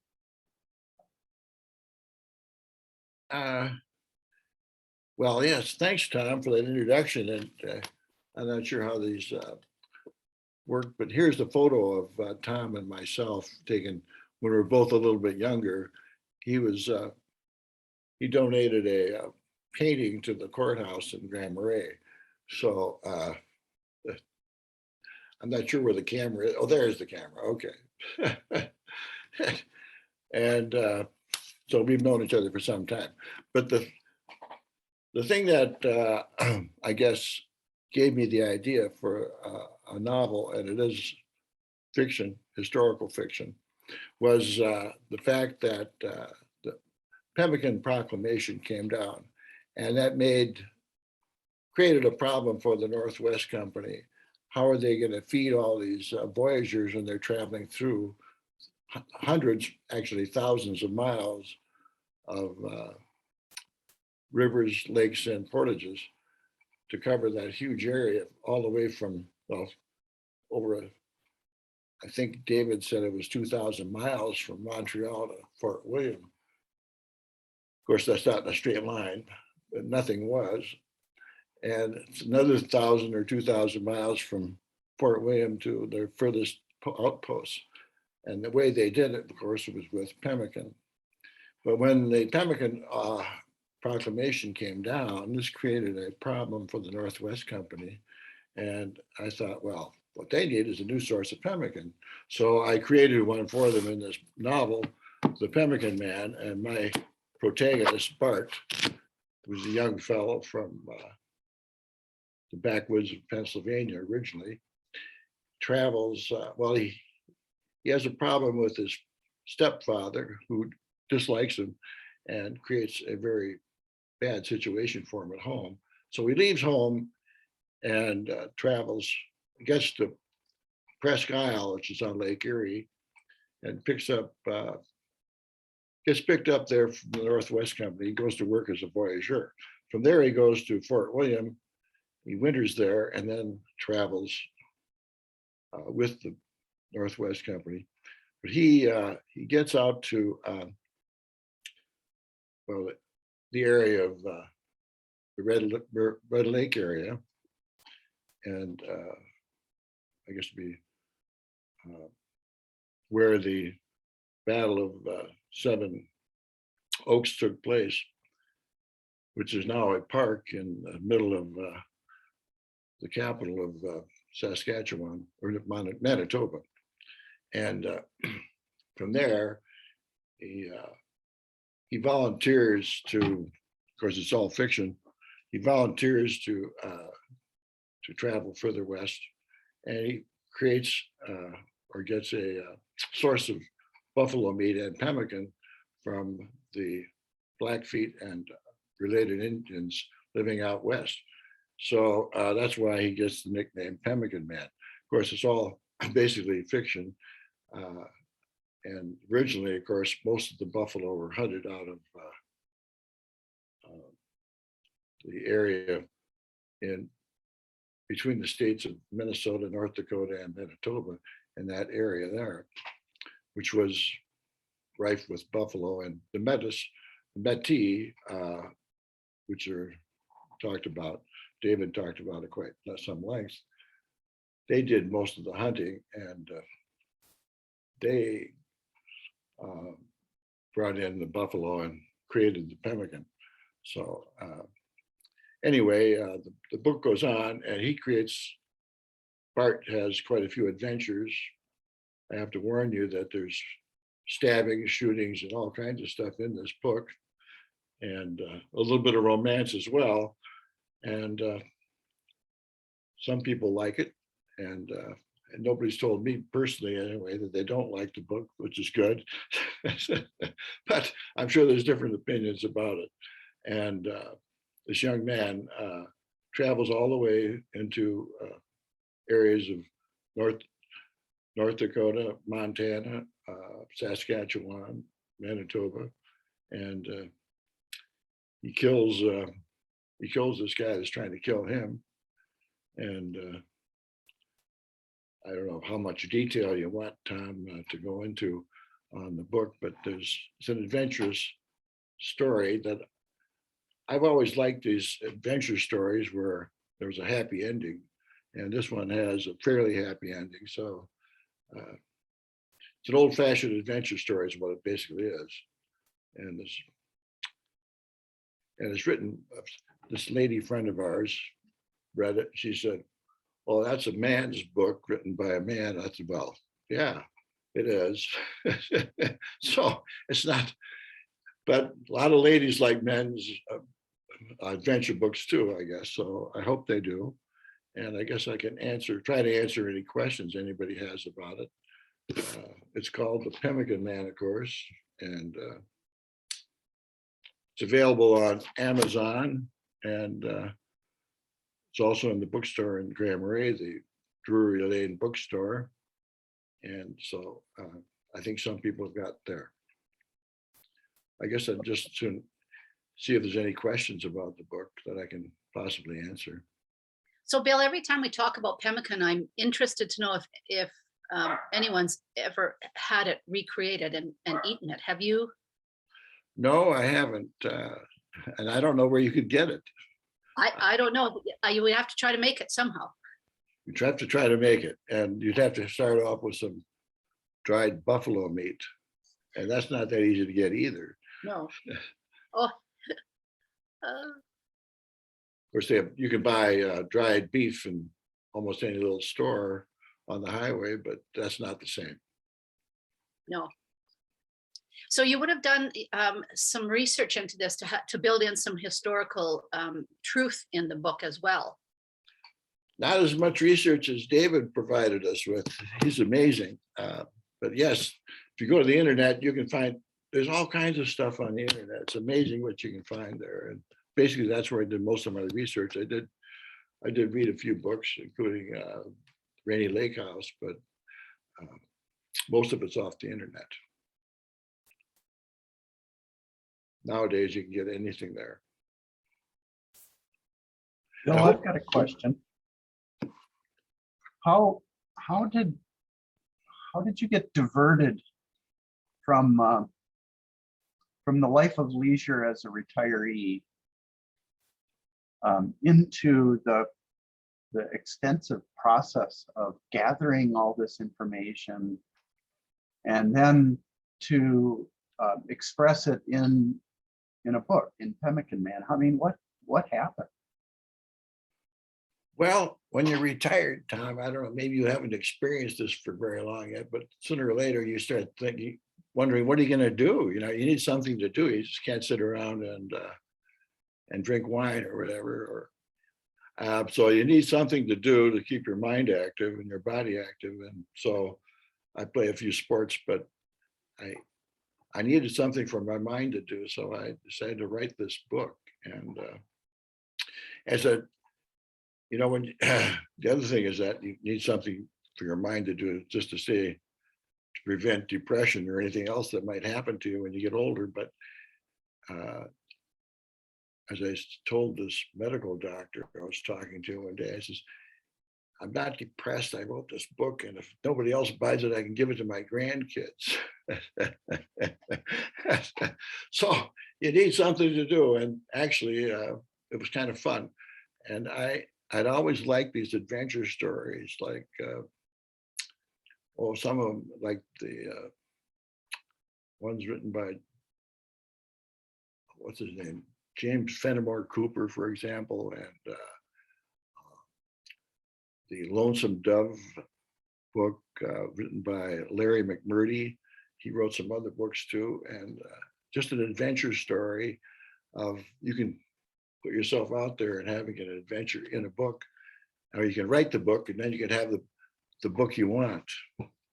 So it's an adventure story. This guy, Bart, has lots of adventures. And by the way, in Grand Marais and on the North Shore, you can discover why the Pigeon River is called the Pigeon River. It's in the book. You can discover why Grand Marais is called Grand Marais, because if you go to the French, Grand Marais really means big swamp, but that's not what was meant by the people who originally from Quebec who settled that area and named it Grand Marais. And there's other features of the North Shore in the book that are pretty easy to pick out. In fact, this old Indian that's in the book, he wanted to live there because it's a pretty nice place to live. Well, it's warmer in southern Arizona, but Grand Marais is not bad in the wintertime compared to like places like Fort Frances or inland locations. Grand Marais is pretty nice, and so is Thunder Bay for that matter, because you get the benefit of the lake effect. So I guess, does that try to answer your question? Sure, Bill. Why this particular direction? What brought you to wanting to write about the fur trade, Pemmican Wars? You know, there's so many other history stories out there, but what brought you to this one?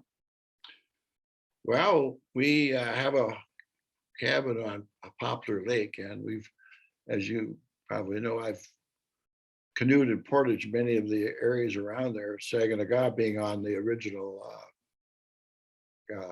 Voyager Highway. And it was fascinating to me that they would travel all that distances with canoes and transport furs all the way to, with the market being all the way in London, England. So it was interesting, something I knew something about, just having experienced traveling by canoe in the boundary waters and Quebec and in Canada as well. You know, we always think about these stories in light of being on the water and being in canoes. But in Pemmican Man, you bring in the horse as transportation. You know, when Bart starts out in Pennsylvania, he's on a horse, and then he travels by water to kind of the western extent, Saskatchewan, Manitoba, the Dakotas, and then he travels by horse. Do you have a background? Do you know about horses and horseback travel? Because the amount of information in here seems quite extensive and authentic. Can you tell us about that? Well, my wife Sally, she loves horses, and so she talked us into getting a couple horses, and we had them east of Grand Marais there for a number of years, and we've taken them to the through the western states, through the Black Hills of South Dakota, and also all the way down to Arizona, riding. So I know a little bit about horses through that, and of course I own my own horse there, and she's thrown me a couple times and caused me some pain too. But you get to know something about horses, and they're interesting. But you know, the history of civilization is to some extent the history of transportation, because the economy we have now is helped a great deal by the way we can transport goods. And the fur trade is based upon water transportation, which was probably the earliest form of transportation. But the horse also plays a part in transportation.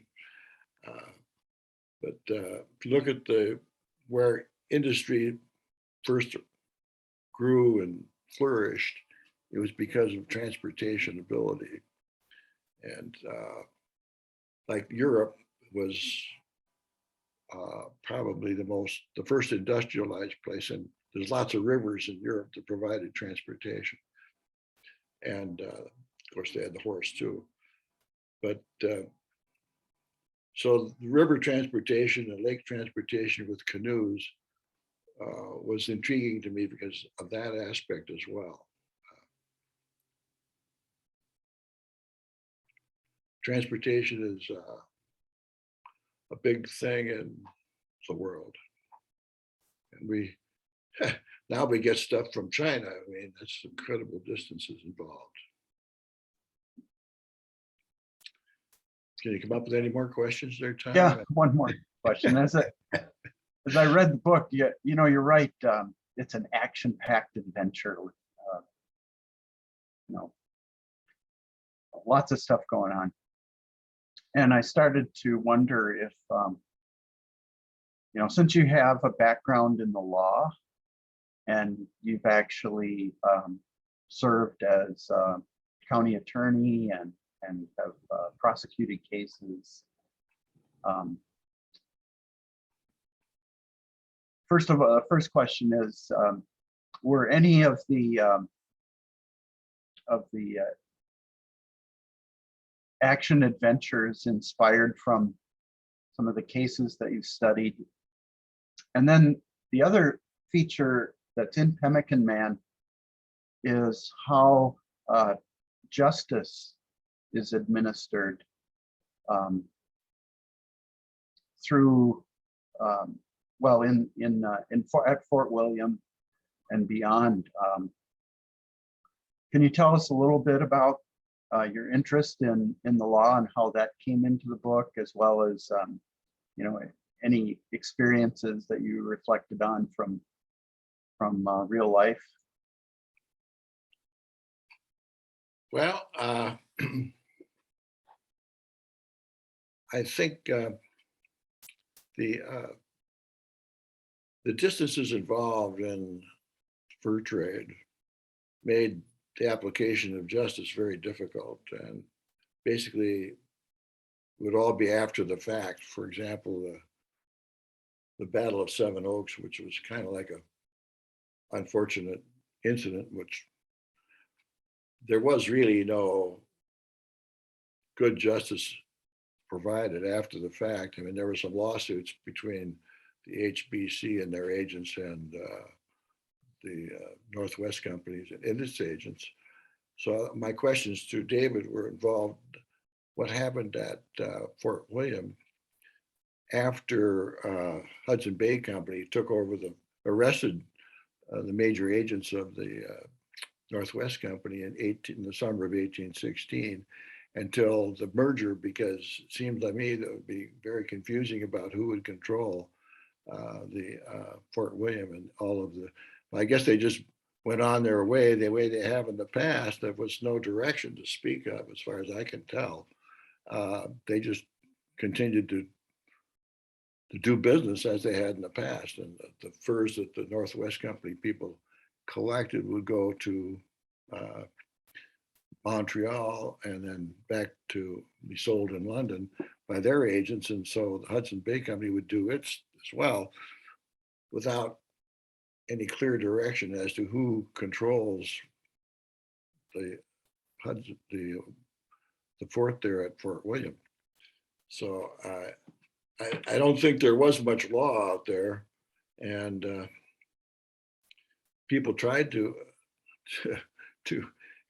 have some kind of law, but they didn't really have any beyond maybe Fort William and other major forts that they tried to have some, but it wasn't very effective. So I think it was frontier justice, if you want to call it that. The law of the gun and the knife, and who had the power. William, I can add a little bit to your question about that brief period of Fort William between 1817 and 1821.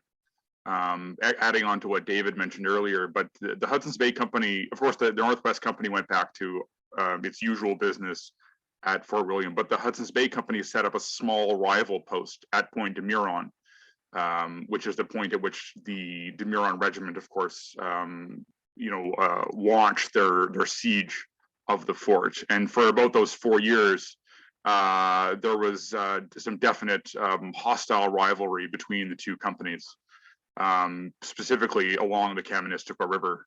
Each company tried to obviously compete for trade with the indigenous peoples. The Hudson's Bay Company fort didn't do so well, actually, and there was a point at which they were basically starving, and they had to beg the Northwest Company at Fort William for help, which kind of obviously was a little bit humiliating for them. But yeah, that's a brief answer to that question. And then obviously after 1821, that all became irrelevant. Where was Fort Meuron located? Right on the site of the present reconstruction of Fort William. Oh, okay. So a bit ironic in that sense. Right. Very ironic. Because the original Fort William, of course, was 13 miles downriver. Mm-hmm. Thank you for that. So who was the like at Fort William, who was the person doling out justice? There wasn't a local police force, so to speak. Good question. I don't know. That's not something I have a full understanding of. I mean, reading through this whole business about the rivalry between the two companies and the way Lord Selkirk appealed to the law. I mean, one of the fascinating elements of this whole thing was that Lord Selkirk, of course, demanded that the Northwest Company people be tried in Montreal, and he himself was tried in Montreal, but eventually basically everyone was acquitted from the Northwest Company, leaving Selkirk very angry. I can speak to the law in the interior if you would prefer. Yep.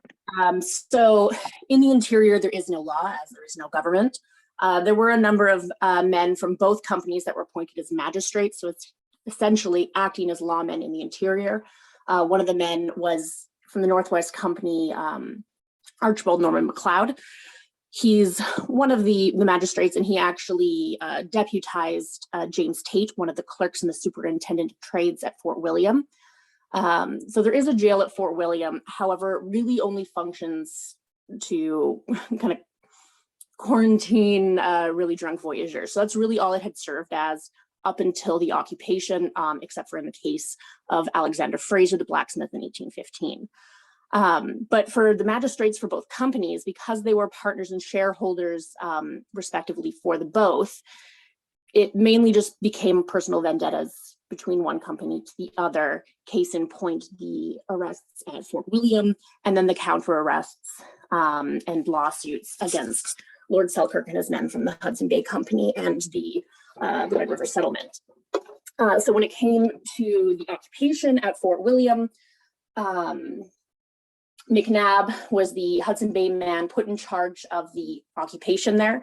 So after the initial arrest and the men were brought down to Montreal, Lord Selkirk left. He was not there for the remainder of it. He did oversee the initial record keeping and seizing, so taking the documents from the men before, or well, after they attempted to burn everything so Selkirk couldn't have them. But then he oversaw detailed inventory records being taken of all the buildings as well as architectural records. While McNabb was left in charge of the occupation, Daniel Mckenzie was arrested. He was one of the remaining partners left behind. He was jailed for a number of days, kept plied with alcohol, and basically he was the person that was being questioned and trying to get all the information from. He was then moved to his apartments in the Northwest House, and he served the remainder of his jail period under house arrest there until eventually selling the Northwest Company, Fort William and its contents to the Hudson Bay Company, which ultimately was null and void. So I hope that answers the question as to law and policing at Fort William and through this conflict. Thanks, Victoria. So Bill, are you interested in writing another book? Have you got anything in the works? Any ideas? Well, I thought about, in fact, I started writing a sequel to the Pemmican Man. But, you know, I started thinking maybe I should write a different kind of book. For one thing, this whole business of what's going on in Fort William during the period after the takeover by the Hudson Bay Company became very confusing, and it's very involved. And I guess I could maybe, now that I know about this Fort Huron, and maybe simplify it a bit. I'm not, when you're writing an adventure book, you don't need to have quite as many characters as are involved. It gets very confusing about who's arresting who and holding who for what and for how long, in a few days, and then it'll be released. And it seemed like something I didn't need to get involved with in an adventure story. So if I do write another one, I'm going to have to figure out a way to not make it. It won't be truly reporting as the facts were. It won't be historically accurate because it's not that much fun. When you get too many details. You get bogged down in the details, you don't have any fun writing the book. If there aren't any other questions, you might want to go on to the next item on the agenda. Yeah, I think we're just about there. So Tom, what have you got to get us started on the Pemmican Wars and the diet discussion? We've kind of already started the diet discussion a little bit in the chat box.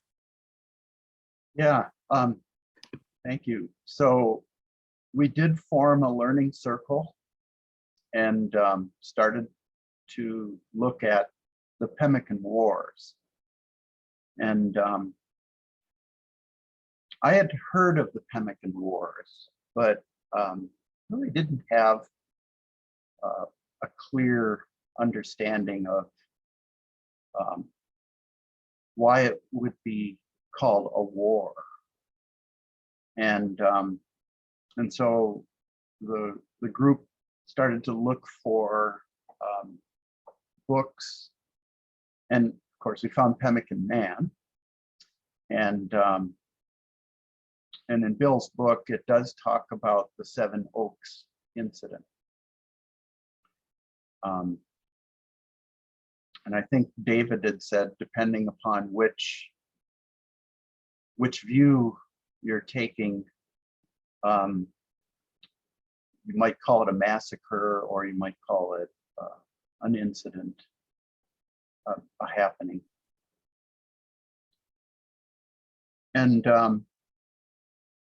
talking about the outcome, or discovering the outcome of, and how the Pemmican War, the Seven Oaks incident, affected the lives of Marguerite and John, Dr. John, and how it really emotionally affected the people that lived along the border in Fort William area to Montreal and up into the Red River Valley. That this level of sorrow, coupled with the economic breakdown that was happening because of the diminishing fur trade, and the deep effect that the Pemmican Proclamation had on the Métis in the Red River Valley really began to paint, for me at least, an embodiment of the Pemmican War and how it felt to be involved and to be involved in the fur trade, and how to be living in that time. And so just briefly, where I started to think about in terms of the Pemmican War and the the merger, which we'll get to in detail here. But the Métis being greatly affected by the outcome and the aftermath. What happened next for the Métis after the Pemmican War? So if you think about the after effects of any war, people have to recover. So the Métis realized that their lifestyle of selling pemmican to the Northwest Company was over.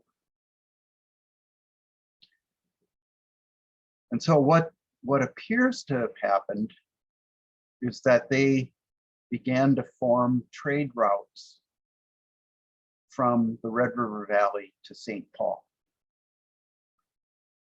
And I'm not entirely sure what they exported to St. Paul. I'd like to probably form another learning circle in 2022 to talk about that. But that, you might be familiar with the term the ox cart trails, or the Red River Road. They formed corporately, I guess, independent traders on contract into an intention of bringing their exported products from the Red River Valley to St. Paul, and then selling them in St. Paul, which then brought the products down to St. Louis and to New Orleans, but when they got to St. Louis, they went up the Missouri River and the Ohio River. So the Métis ran the Red River Road trade system from about 1820. And they really kind of saw the end of their world coming, their economic world, until about 1870, when the railroads were built from St. Paul up to Fargo. And so 50 years of active trading went on in the aftermath of the Pemmican Wars. The other thing that appears to me, and there may be many, many other influences that consolidated the Métis as a culture,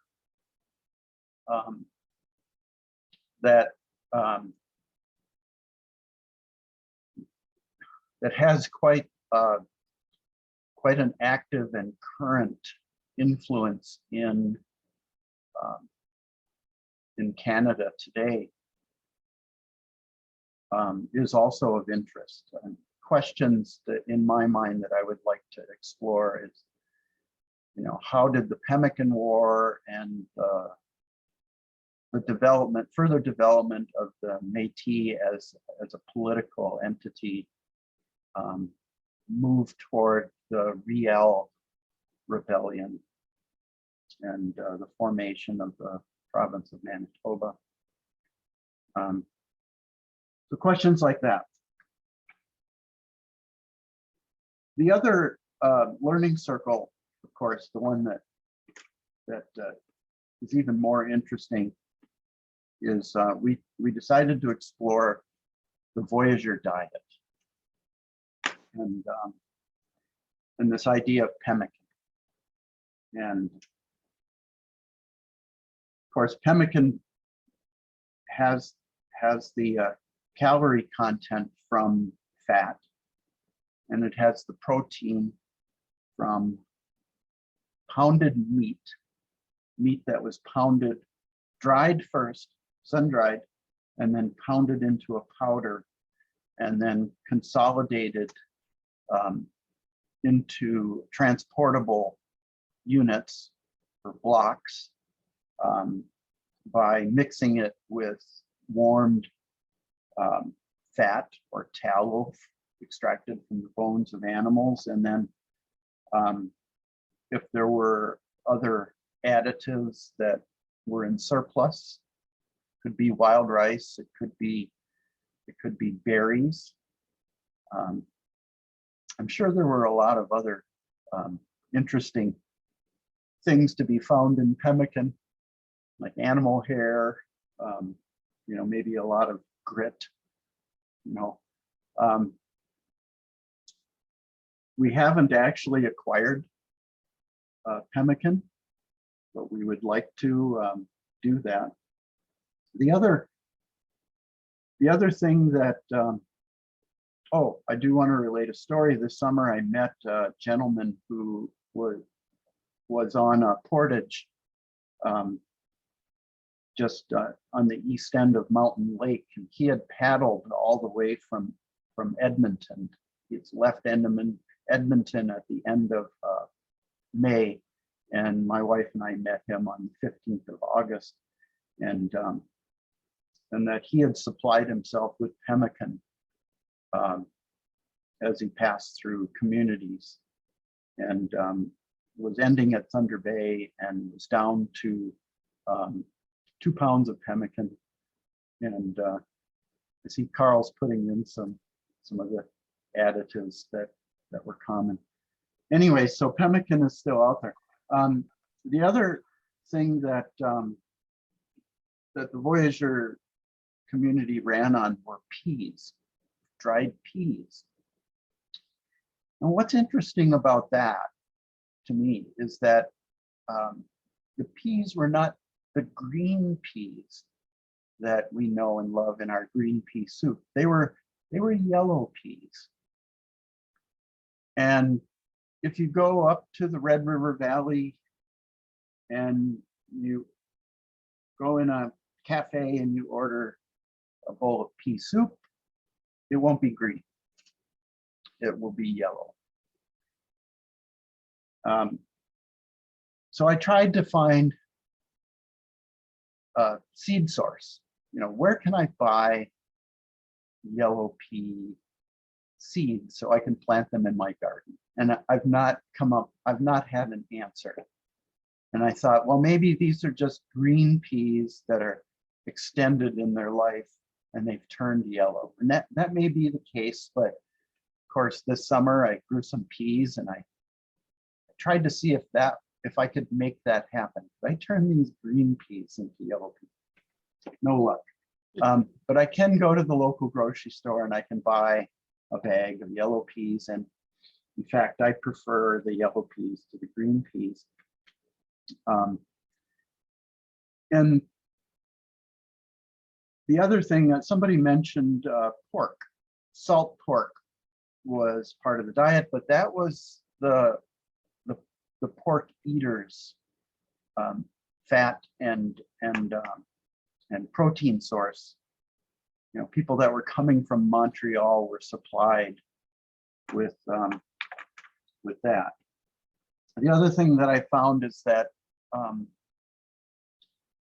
people heading west, intending to come east, would often plant turnips. As you know, turnip seeds are very small. They're transportable. They don't need a whole lot of tending, and they would intend to pick the turnips on the way home. I think Kelsey emailed you a list of rations issued at York Factory, and I found that list in this document, which is a magazine form, the Museum of the Fur Trade Quarterly, that was published. This particular one is from winter of 2001, and it's a slim volume, and it has the rations that were being issued at York Factory, and they do include flour, barley, and oatmeal, and pork and pemmican, but they also include rabbits and partridges and fish. And it's a very interesting article.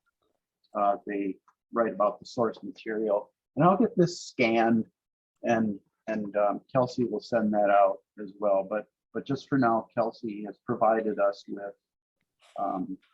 with that one page and emailed that to everybody so that you can take a look at it. So I think Dale, I think it's time to begin the introduction to Michael DeYoung and Right on. Thunder Bay Historical Museum. Perfect. So yeah, today we have with us Michael DeYoung, who's the curator and archivist at the Thunder Bay Museum. And we've invited him here to talk to us about their really nice display they've done on the merger. How timely for us. And to tell us a little bit about the museum and share his vast amount of wisdom on the merger. So over to you, Michael. Thank you so much, Dale and Tom and everyone for inviting me and making us a part of this. So yeah, my name is Michael DeYoung. I'm the curator and archivist at the Thunder Bay Museum, from Southern Ontario originally, but I came up here in 2017. And yeah, so I want to start by just saying a little bit about the museum itself before I delve into the exhibits, and then some of our archival resources that may be of interest to all of you fine folks. So yeah, so we are the Thunder Bay Historical Museum Society officially. We typically go by just Thunder Bay Museum. And we date back all the way to 1908. Our building is currently, we've been in a few buildings over the years, but we're currently in the former Fort William Police Station Courthouse. We are a historical society and museum, and we still publish a volume called Papers and Records, which is a peer-reviewed publication every year. This used to be a typical thing for historical societies to do, but we're one of the last institutions to still do that. But I'll talk more about that later on. So our collection encompasses artifacts from Thunder Bay's history and all of Northwestern Ontario, although obviously we focus primarily on Thunder Bay, Fort William, and Port Arthur. We have exhibits and programming that reflect that. It's really diverse. I can't even summarize it. Perhaps our star artifact in the collection is a Albertosaurus skeleton, somewhat not creatively named Albert, who is currently in hibernation to the disappointment of many children, but he'll be back before too long. So all sorts of things at the Thunder Bay Museum. We have art shows. We have exhibits on all manner of things relating to the history of this area. So yeah, so the idea for this exhibit sort of popped into my head when I was just driving down Broadway in the direction of Fort William Historical Park. I just sort of thought 1821, 2021, you know, I started asking around if anyone else is doing anything. And eventually we came up with this. Just recognizing that it's been 200 years since this very significant event. Everyone at the museum contributed in some way. Though most of it was myself and our exhibits curator, Sydney Balluz. We're really pleased with what we came up with, and we're really grateful to our partners as well. As you can see in the back, there are some costumed mannequins. We don't have extensive fur trade artifacts. We have some, but not extensive fur trade artifacts in our collection. And so we're grateful to Fort William Historical Park for assisting us that way. They were a natural partner to reach out to, obviously. I wanted to start, well, the exhibit starts by acknowledging that the land that these events took place on was occupied by Indigenous peoples for centuries before any of these things happened, before anyone traded furs and sent them to Europe. And so we think that's very important. And not only that, but we do our best in the exhibit to weave the story of Indigenous peoples in this area into the story as much as possible, recognizing the impact that this trade had on them, from declining game populations to disease, recognizing that it did have a significant and often detrimental impact. But also recognizing their role as partners in the fur trade. We talk, of course, as well, particularly after the merger, about the development of treaties that responded to colonial encroachment in the area from the industries that took the place of the fur trade after it declined here. We talk about the ways in which those treaties were often broken, particularly as an example, the way that Fort William First Nation was forced out of their land directly south of the river, opposite what was the fort, and then pushed them into areas further south to make way for industrial and railway development. We also talk about the growth of the Métis people. We can't do this justice in the space that we have because it's a really important story. But we talk about the growth of the sense of identity of the Métis people, their role obviously in supplying and participating in the fur trade as well. The exhibit continues. It's on 2 floors. The first floor, or well, rather our second floor, in the previous slide, is where it starts and where the narrative is established, where the story is sort of developed through text, photographs, paintings, and some artifacts. It continues in our 3rd floor, and in the space we refer to as our antechamber, where we basically put the artifacts that couldn't fit in the 2nd floor in and of themselves. But we have some pretty interesting things. As you can see, there's 2 flags, one from each company, which we think is really fitting. One of them was in our collection. One of them was, again, generously loaned to us from the fort. We have some fur packs, of course, just to sort of add to the feel. You can't really see the display cases just due to the angle of the photo, but we have some furs, also again from Fort William, not only of beaver, but some of the other animals that were a key part of the fur trade as well. We have paintings, we have maps. We tried to make use of maps as much as possible. What you see on the wall are mostly reproductions, of course. But yeah, the maps sort of tell the story, particularly of the later development of the area around Fort William as it became what we now know as the East End, or at the time was the Coal Docks, but I'll say more about that later.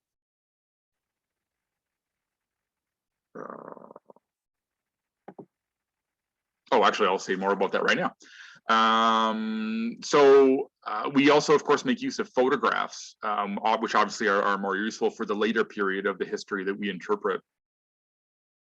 I'm not going to talk extensively about the circumstances of the actual merger and the rivalry beforehand, the Pemmican Wars and all that.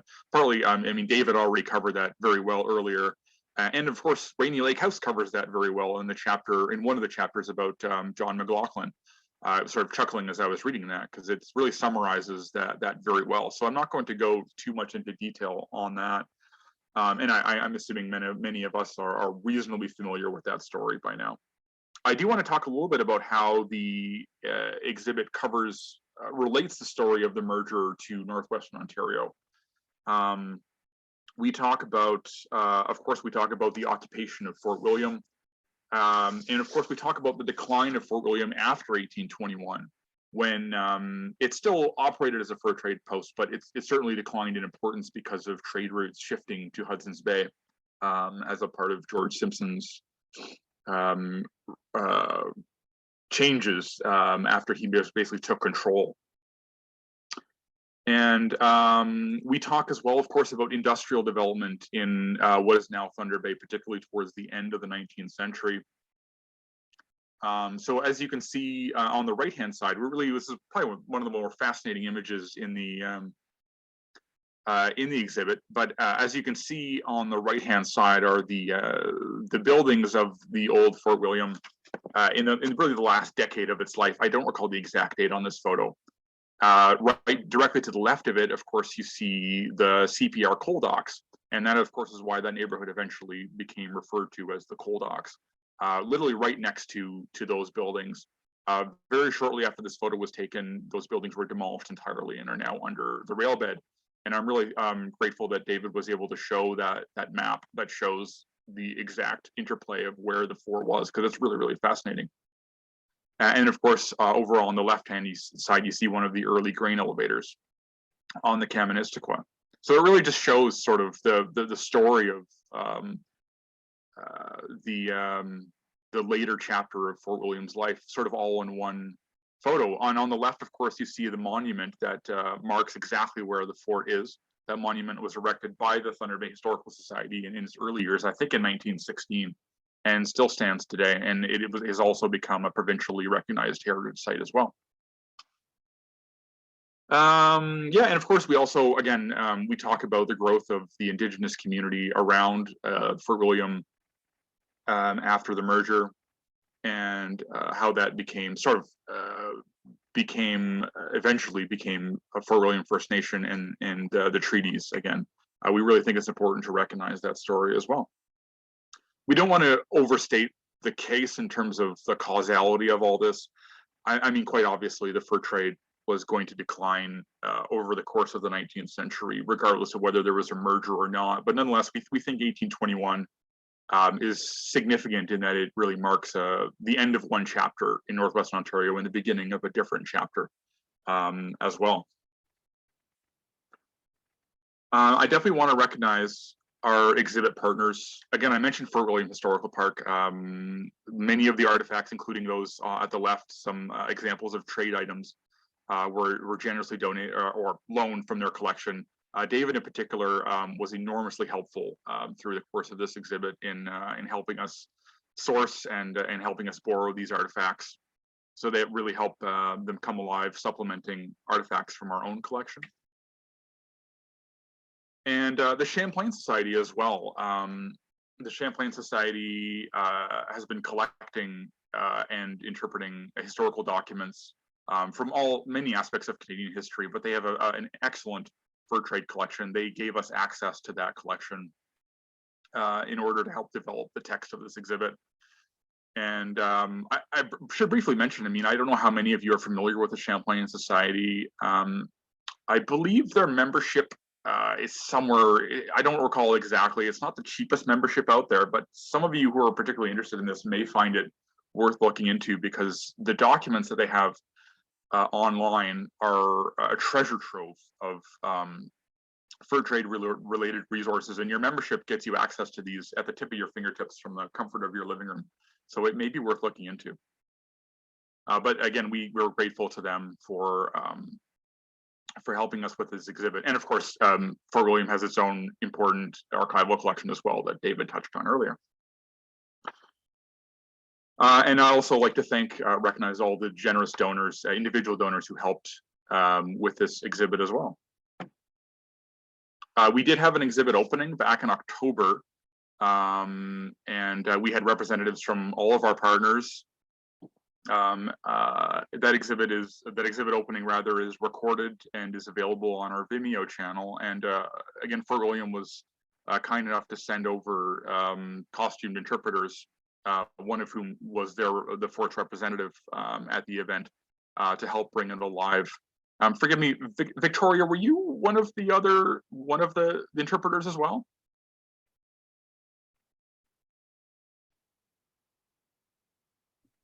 Sorry, yes, I was the other one there. Okay, great. I'm not good at hanging on to names after brief interactions, but I sort of pieced that together from the chat. So good to see you again, and thank you for coming to our event.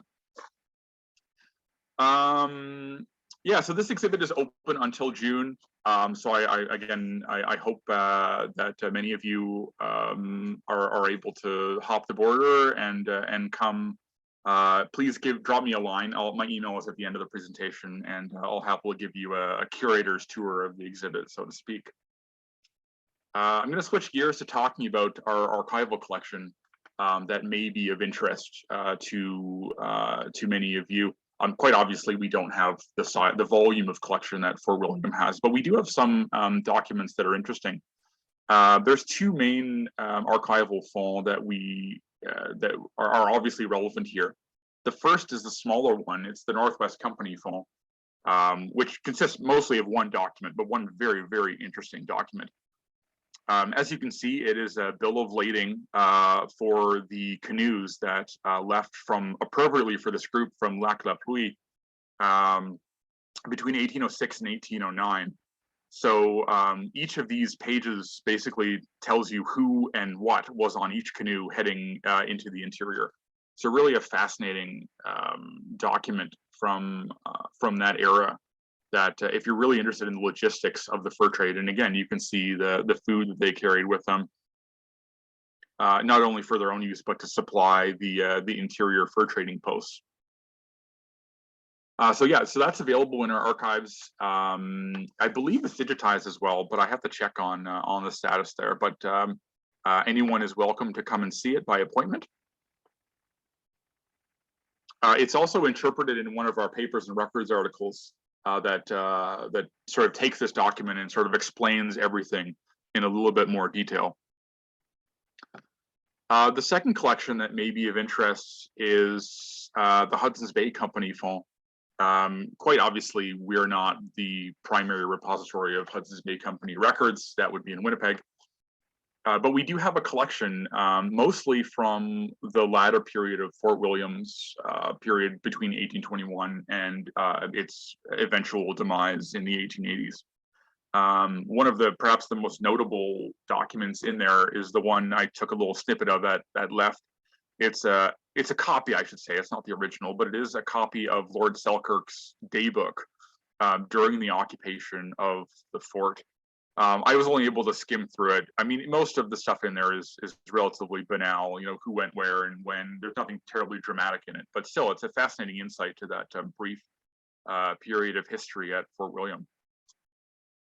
The remainder of the documents in that collection are diaries and letters, mostly from the latter period, from the 1860s and 1870s. So that sort of tell a story of the late period of Fort William's existence. I want to talk a little bit about our photo collection as well. We have just around 600,000 photographs in our collection. About 50,000 of them have been digitized, and a little bit more each year, though our digitization program has sort of been on hold since COVID. As an example photo, I thought it'd be really cool for this book group to see if we had a photograph of Rainy Lake House. I came up empty, but I don't know enough about the history of that site to even know whether there is any photographs. I don't know how long it lasted after 1823, to be honest. Maybe some folks here know more about that than I do. The closest I could find was this photograph, which is undated, unfortunately, but it appears to be from the 1890s or the early 1900s. Looking from the American side of the border to northward to what is now Fort Francis. So yeah, I really hoped I could find a photo of or even a sketch of the fort, but I didn't come up with anything there. But yeah, our photograph collection is extensive. Quite obviously, it's not going to help you too much with the 1820s and 1830s, but it will help you with the 1870s and 1880s and 1890s if you're interested in, again, that latter chapter of the fur trade in Northwestern Ontario.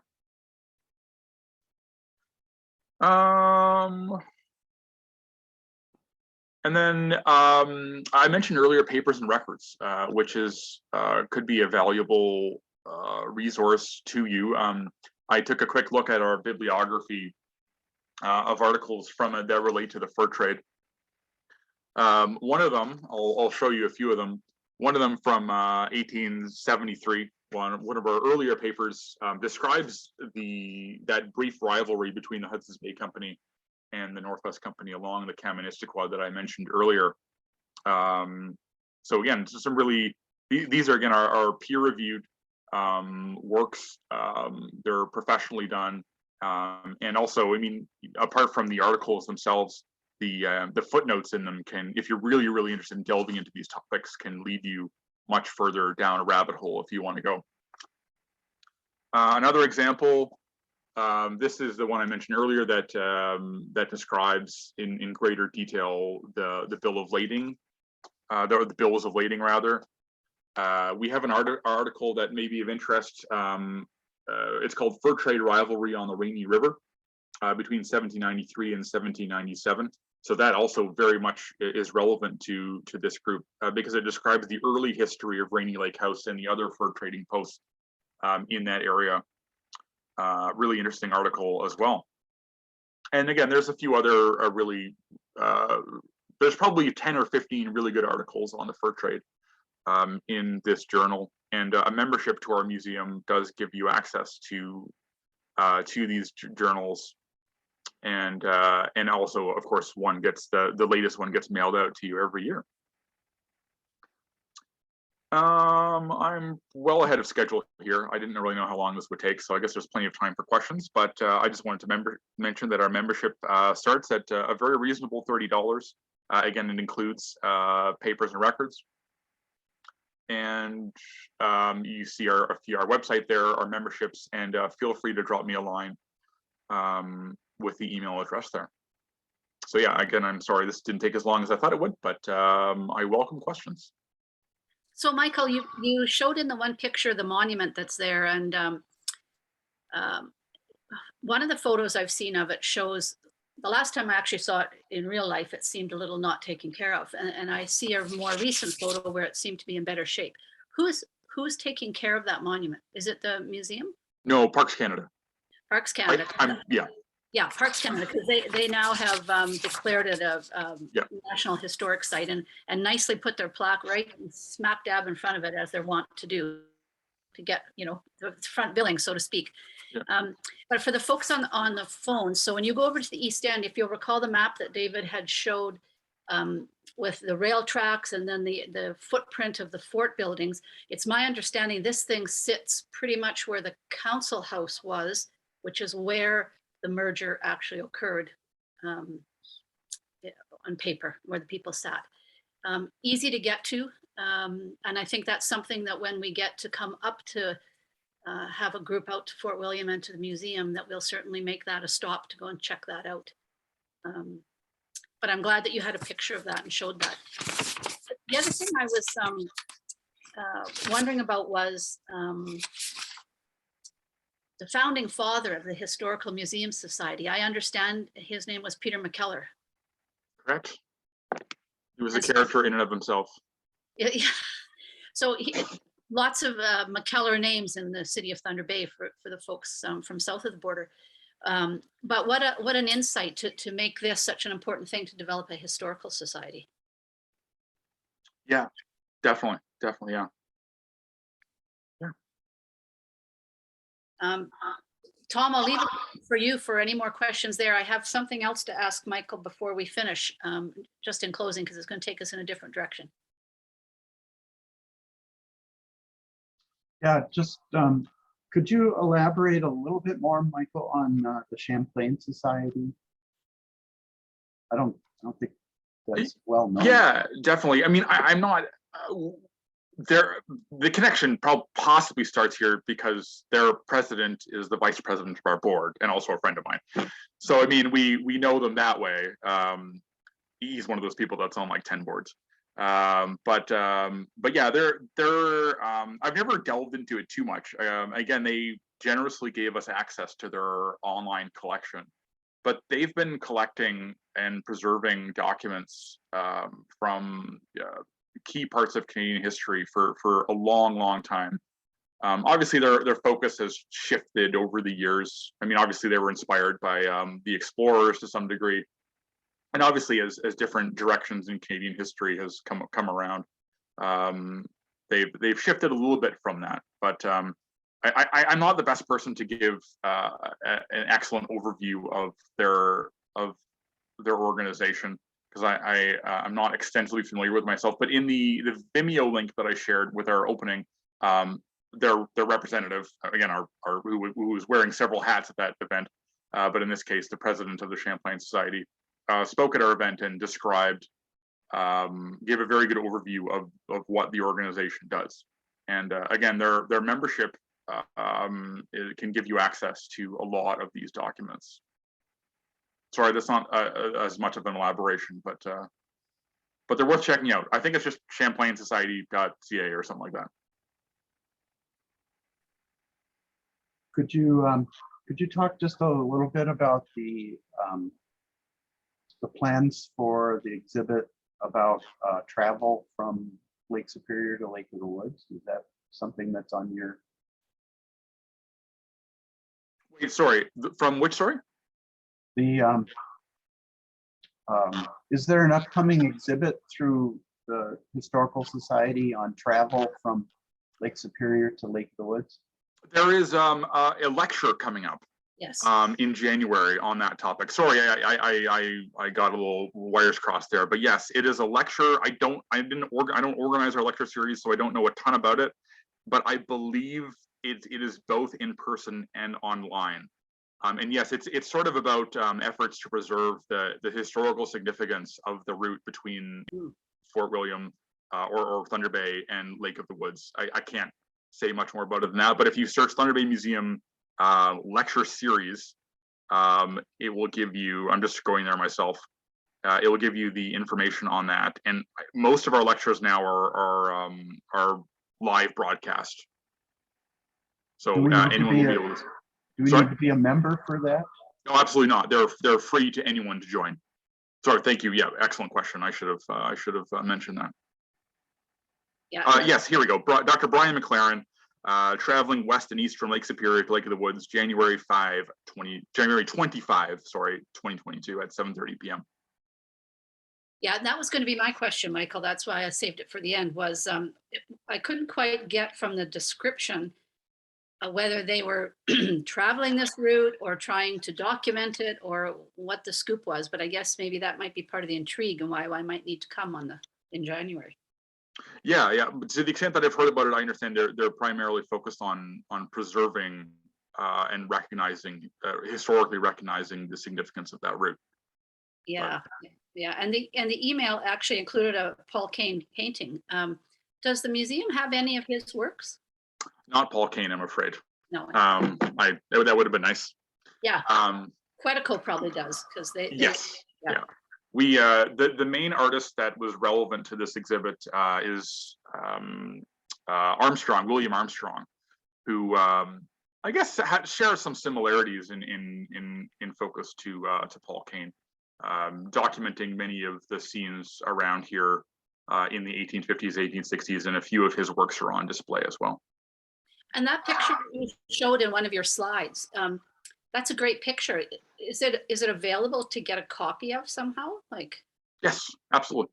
Okay. Yeah, I mean, we typically charge $15 for high resolution scans, but for anyone from this group, I probably won't charge you. I'm okay to support the museum. Okay. That's okay. That's just such a cool picture when you can see the fort and sort of that last vestiges of history, and then this new world right beside them. Yeah. Yeah, that's a great photo. It's a great photo. Oh, Carl mentions that we sell copies of Gene Morrison's book. That is a great book, but I have not seen that one. There's like one copy, and we don't sell it in our gift shop anymore because no one can get a hold of it. It's one of those books that everyone wants, but no one can find. So if anyone knows where to find it, I'm all ears. Which one is it? Lake Spirit or Rainy Lake. Oh, I've got one. Okay. This one? Yeah. Well, we have none in our we have like a library copy, and that's all we have. I think I bought it at the museum. I think. Maybe not. I don't know. I gotta find out how to get more. And I have this one as well. Yeah, that one we have copies of. Okay.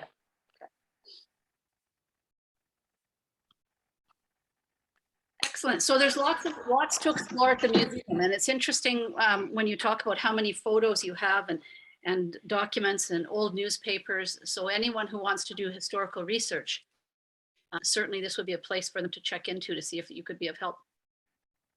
Absolutely. Just send me an email. Some of it can be done over email. I can send you this and that. If you're looking for a photo, you find it easily enough. But for anything in depth, you'll want to come into our research room and sit down, and I'll show you the documents to look at. So, yeah. But I welcome anyone who wants to come make a trip. Excellent. Yeah.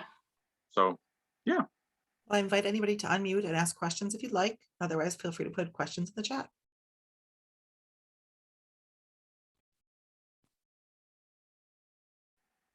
Just in case you haven't been following along in the chat, there is lots of interesting conversation happening. So I encourage you to look at that, and I will be able to share the chat with you as a follow-up. So if you're missing something or want to see a resource as mentioned, you don't have to be scribbling all that information down. I was going to ask that question. Thanks, Kelsey. That's it. Is there anybody else that wants to unmute and ask a question? Otherwise, we'll give you the grace of a little extra time as we go into the break. Excellent. Thank you, Michael, for joining us. We really appreciate it, and your insight and your historical enthusiasm. It's awesome, and you will see all of us at some point. I look forward to it. Excellent. I'll see you soon. I'm going to come and get a picture.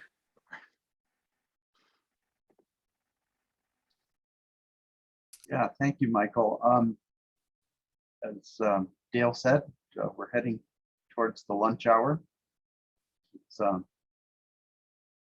noon Central and 1 o'clock Eastern, so your stomach's growling to the north. When we come back, we'll move into the interview with the author of Rainy Lake House, Ted Catton, and we'll see you in an hour. Okay. And you're welcome to log out if you'd like, or you can stay on. I'll be staying on this So it will be alive. And if you have questions, you're welcome to jump on and ask questions too. Otherwise, you're welcome to log off and log back on, whatever feels best for you.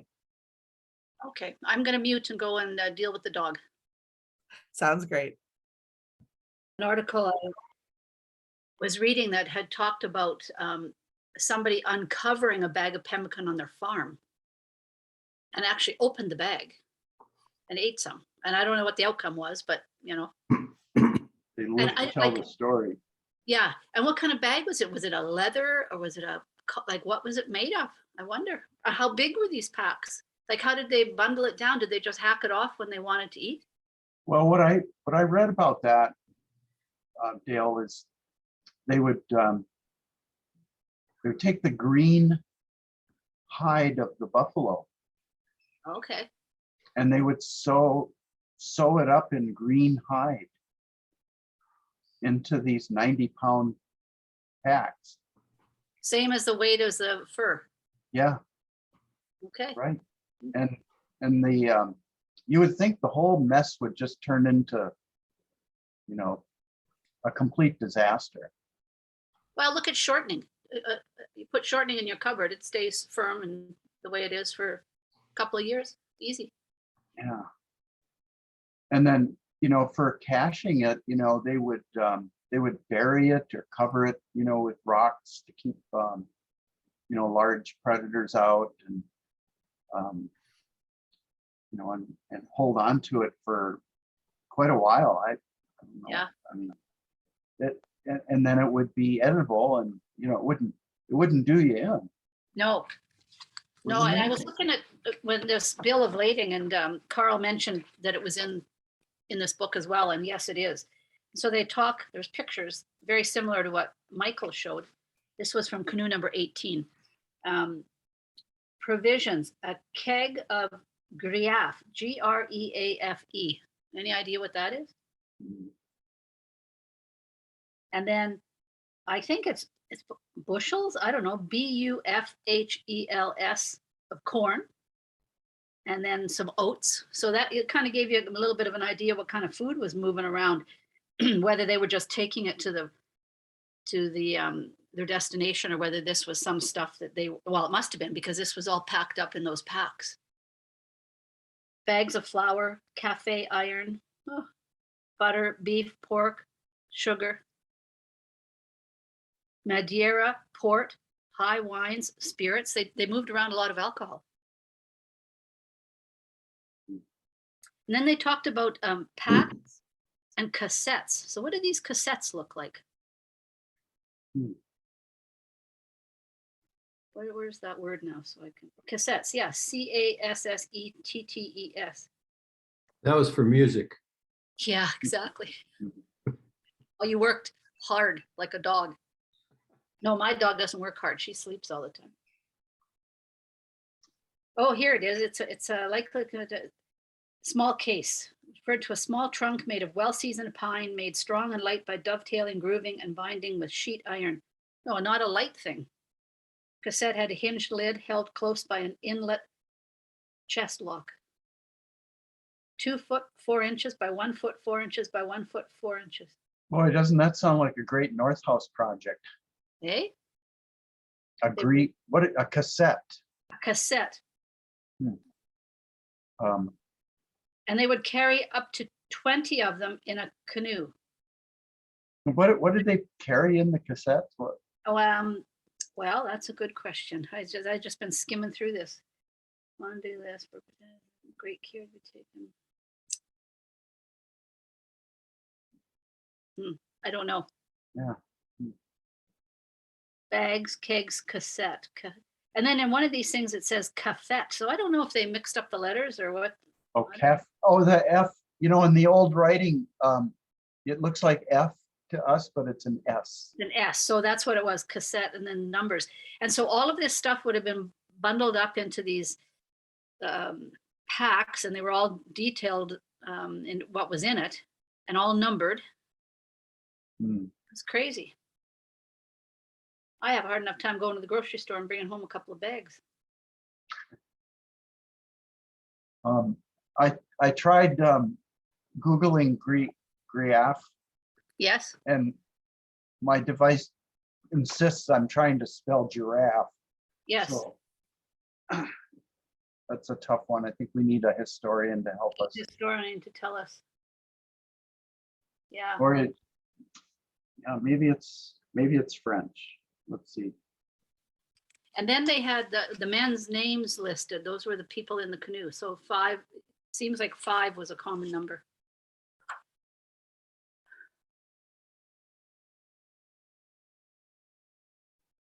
Case of iron. What the hell does a case of iron look like? Bits of iron, musket balls, I don't know.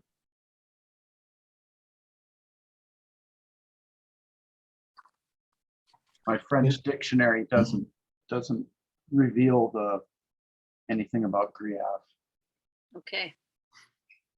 In the chat, Victoria says there are wooden crates carrying 90 pounds as well. Oh, the cassette? That's what she responded in the Yeah. chat. Yeah, okay, so everything seems to go around this 90 pounds. Would certainly make balancing out the loads easy. I suppose breakable items, or I don't know, maybe trade goods like beads and Yeah, items not suited to fur packs, she says. Okay. yeah. Well, yeah. I just can't imagine. I just know I wouldn't have lived very long during that time. This would have been a hard life. No wonder Mclaughlin looked so miserable all the time. His wife didn't look any happier, by the way. I don't know how she had so many babies year after year after year. And she didn't have iron supplements and folic acid supplements. And Yeah, I know. I mean, And enough of them lived. yeah, So No, in the other thing that they were short on too is calcium. Mm. I have a feeling that the yellow peas might have had higher calcium in it, but they didn't have milk. When David Thompson would get to Grand Portage, he wrote in his narrative the thing that he looked forward to most was drinking lots of milk. So they just didn't have sources of calcium. No. they had a lot of fish. I think fish is pretty good in calcium.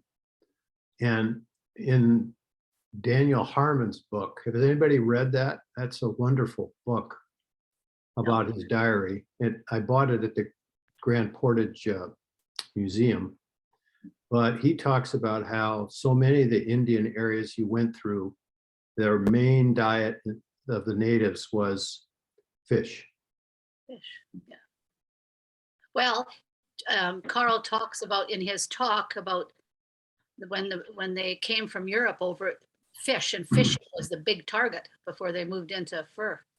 And they just harvest huge numbers of sturgeon in some of these rivers. Yeah.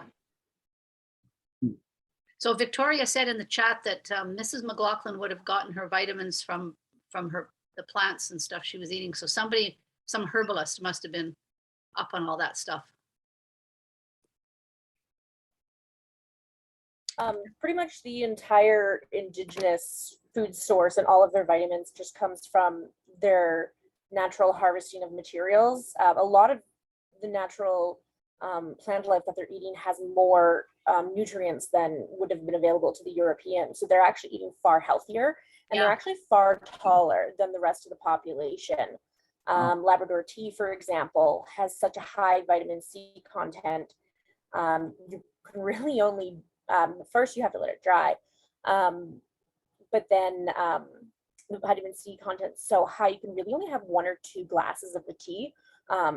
Otherwise it's going to really affect your body. And there's other things like that too, where the content's so high.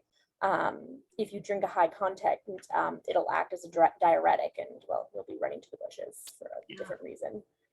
Yeah, so that indigenous history, sorry, that indigenous learning of hers would have helped. Absolutely, yes. And that's one of the reasons why the relations with the indigenous people, especially in the interior, was so important, because the provisions provided by the companies was so poor for nutrients. Survival was such a struggle, and the indigenous were able to provide the supplements for that. And with the fish, the Ojibwe or the Anishinaabe in our region would make nokegan, which is essentially a version of pemmican, but with fish instead of bison. Oh, how do you spell that, Victoria? I wish I knew how, but I don't. But to say it slower, nokegan.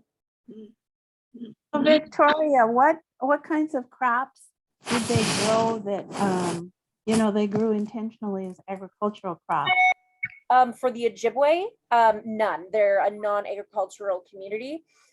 They live in the seasonal round, so each season they move depending on the resources and food availabilities of the season. So in the summertime, they'd be around Fort William, previously a little bit further south at Grand Portage before the company moved. But because those connections had become so strong, it was more of an advantage to the Anishinaabe to move further north with the company. So that's a lot of harvesting of materials, bark, spruce root, etc., vegetation and plant life, and fish, but fish is all year round. And then in the fall, relative to all of you, is they'd be heading to the west around Lac La Pluie and collecting minomen, which is the wild rice. And that's the closest you can get towards agriculture in the sense that it grows naturally. But as part of their harvesting, they ensure that a certain quantity of rice ends up back in the water to replenish for the next year. So while they're not tending to it or cultivating it, they are ensuring that it continues to grow the next year. And then in winter, it's a lot of trapping and hunting, getting with animals. And in the spring, up around Animpiojou, Mount Mckaye as we know it modernly in Thunder Bay, would be where they would be collecting and cultivating for maple sugars. So this is the furthest north that maple trees are able to produce the sap needed to make that. So just think maple syrup, but refined further down so it becomes a granulated sugar. So where did they get the peas? Pardon? Where did they get peas? The peas were imported from further south. Actually further south, I don't remember exactly where, but that would be what they would start with. And then at Sault Ste. Marie, they would switch to the corn from here. And then the corn would supply them into Lac La Pluie, where the provisions would then become wild rice. And from the base of Lake Winnipeg and that general region around Bas de la Rivière and Fort Gibraltar, that's a provisioning region, and that's where the pemmican supplies would be picked up enough to make it into the interior and to come back out. So as you mentioned already, a lot of it would be buried along the way for the return trip. But there were agricultural tribes, but just not the Ojibwe. Yes, not the Ojibwe and Anishinaabe in this area. The Iroquois, for example, who did a lot of the supply of the corn and peas, or the Haudenosaunee, the Iroquois Confederacy, I should say, were more heavily involved with agriculture because they were sedentary. What about in Virginia? Unfortunately, I'm not familiar with the indigenous peoples in that area. Thank you. So Tom, in this book, it's a collected collection of articles, but here's one by Ted Catton.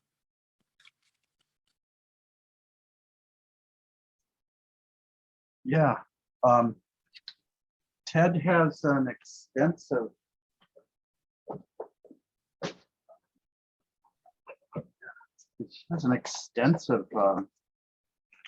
bibliography. Mm-hmm.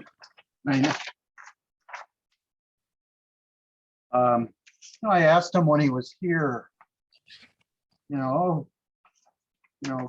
could you send me a list of your publications? What? It just goes on and on. Well, okay. So there's 10 books, and then article after article. And it's 4 pages. Yeah. 4 pages. And he's been into looking at national parks in the US as well as Canada. And one of the things that he's tried to investigate and taken a close look at is how these conservation areas treated the indigenous people. Mm.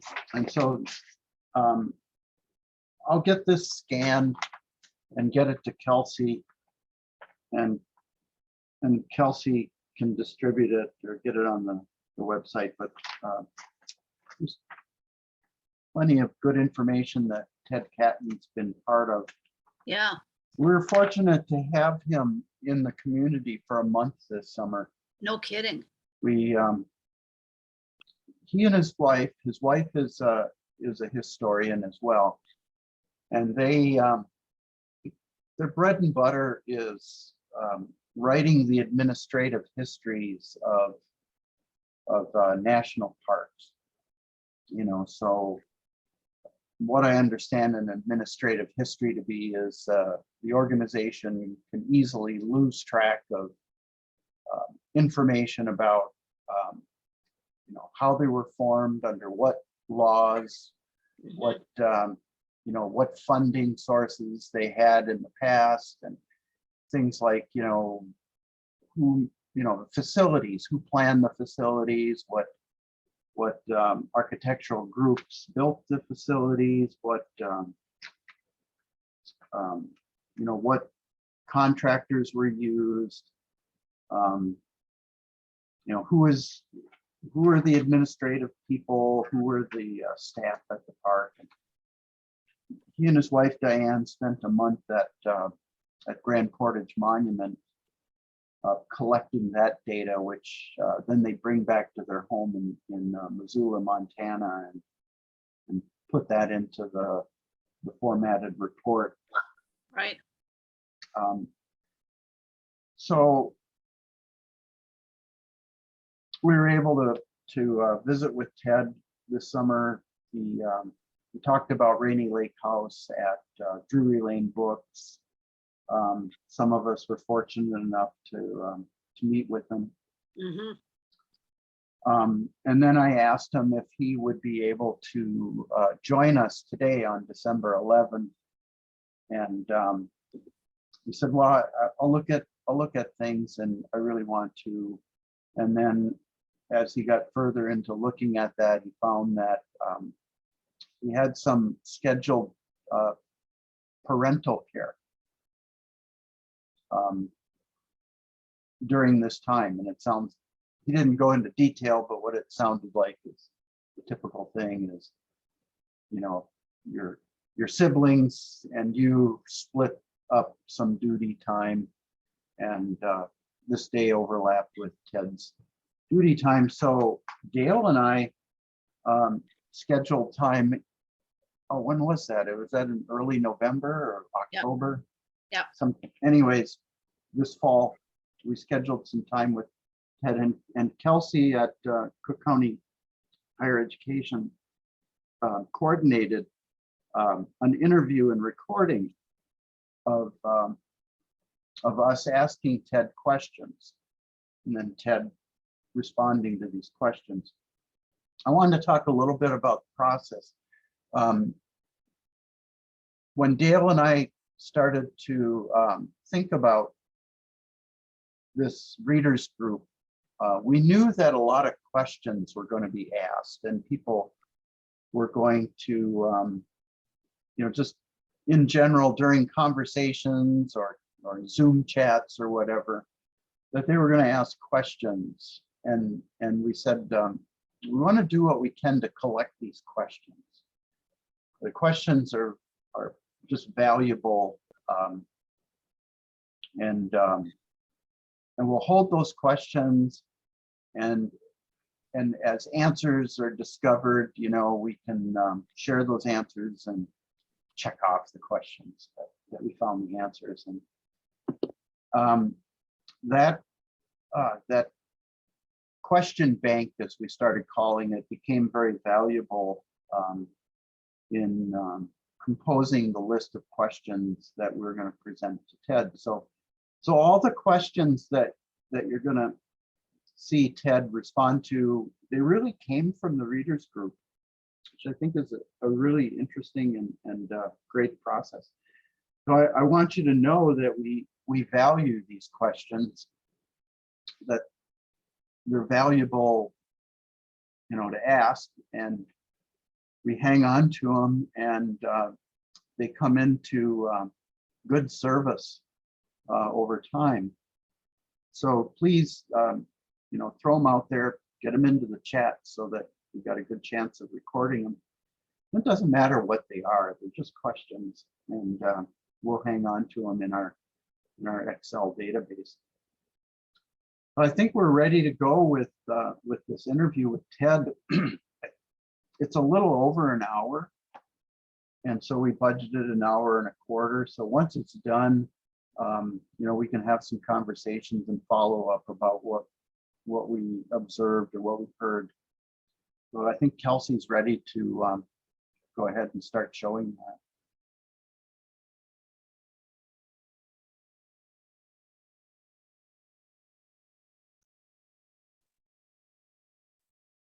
How's that looking? Thumbs up. Cool. Okay, I'm gonna start playing. I have it CC just in case. It won't be entirely accurate, just a heads up, as there's some things that are not CC'd quite the way they were said.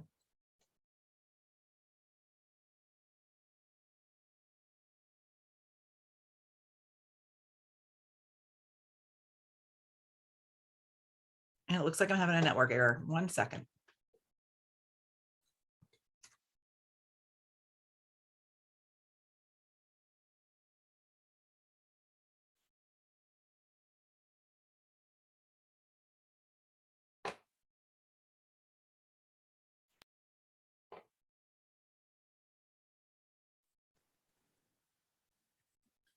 This part of the agenda is question and answer period with the author of Rainy Lake House, Ted Catton. Ted was kind enough to agree to look over these questions that were generated by the readers group. There's been some editing, clarification, make the questions a little easier to understand and answer by both Ted himself as well as Dale and I. But these questions came from the group. We started collecting the questions early in 2021 by logging them into a question bank that Dale has kept. And whenever we would have our learning circle meetings or our general meetings, any questions that would come up or show up in the chat, Dale would copy them down. And so we had a pretty good bank of questions to start with. We also solicited some questions for Ted when he came to Grand Marais this fall and spoke at Drury Lane. And so some more questions came at us that way.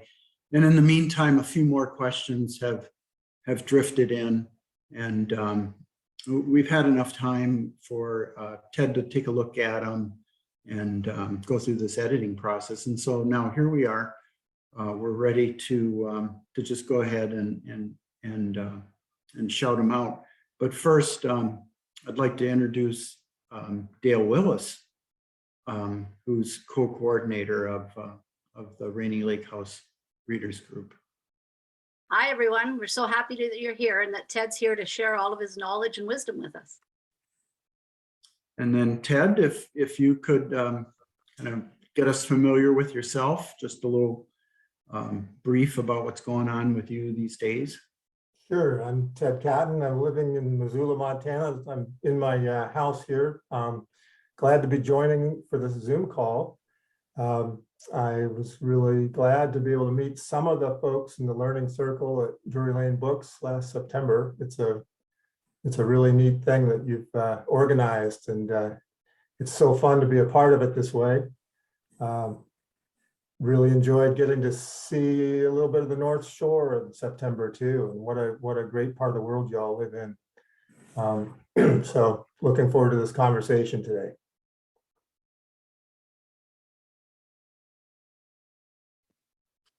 Kelsey, do you just want to tell us a little bit about your role here and how that's working? Sure. Thanks, Tom. I'm Kelsey Kennedy. I work for Cook County Higher Ed. I'm kind of in the background today, just making sure the technology is all working smoothly.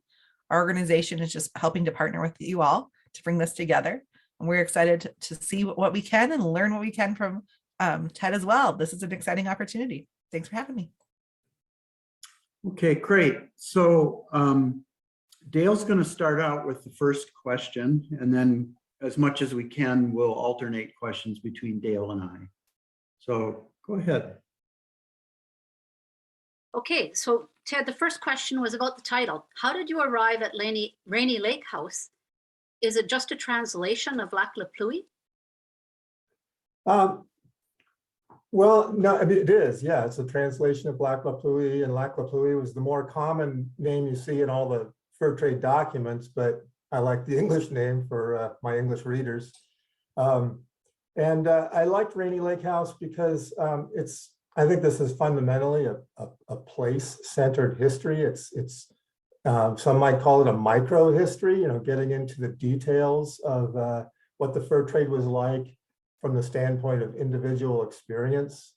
I thought the name Rainy Lake House conveyed that that's kind of the approach, is that it's very local or place-centered. But I'll say too that to me, I've always kind of liked the sound of Rainy Lake House, or in my part of the world out west, a town up in Alberta called Rocky Mountain House. And these are old terms that go back to the fur trade era. And it's a very, to me, it has a very Canadian ring to it. It's not a fort, it's not a post, it's a house. And you don't come across that geographical term in the United States. So I like that aspect of it too. Awesome, thank you. Okay, great. Ted, this is a kind of a grouping of questions, and they're all kind of related. So you can pull them apart or just freelance them. But why did you write this book, and how did it come about? What were the origins of this story for you? We thought that weaving the three characters together into a story was just brilliant. And how did you arrive at this intersection, this kind of Venn diagram of Mclaughlin, Tanner, and Long? So, sure. Well, I'll start by saying that I think the fur trade fascinated me because it's an environment, it's a social environment that's, on the one hand, a very brutal place, very harsh conditions and relationships there. You see people fighting one another. It's a harsh environment, and yet there's all these glimmers of humanity that filter through that. That people taking care of one another, Europeans and Indians marrying one another, finding out ways to get along. To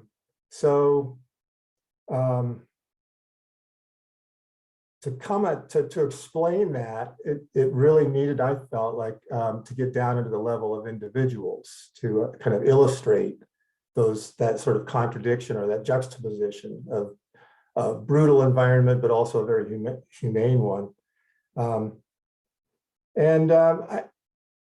I came at these three characters, I think, first by way of John Mclaughlin. I think I was probably first introduced to him when I was reading the Lac La Pluie journal, the Hudson Bay Company journal, for that post.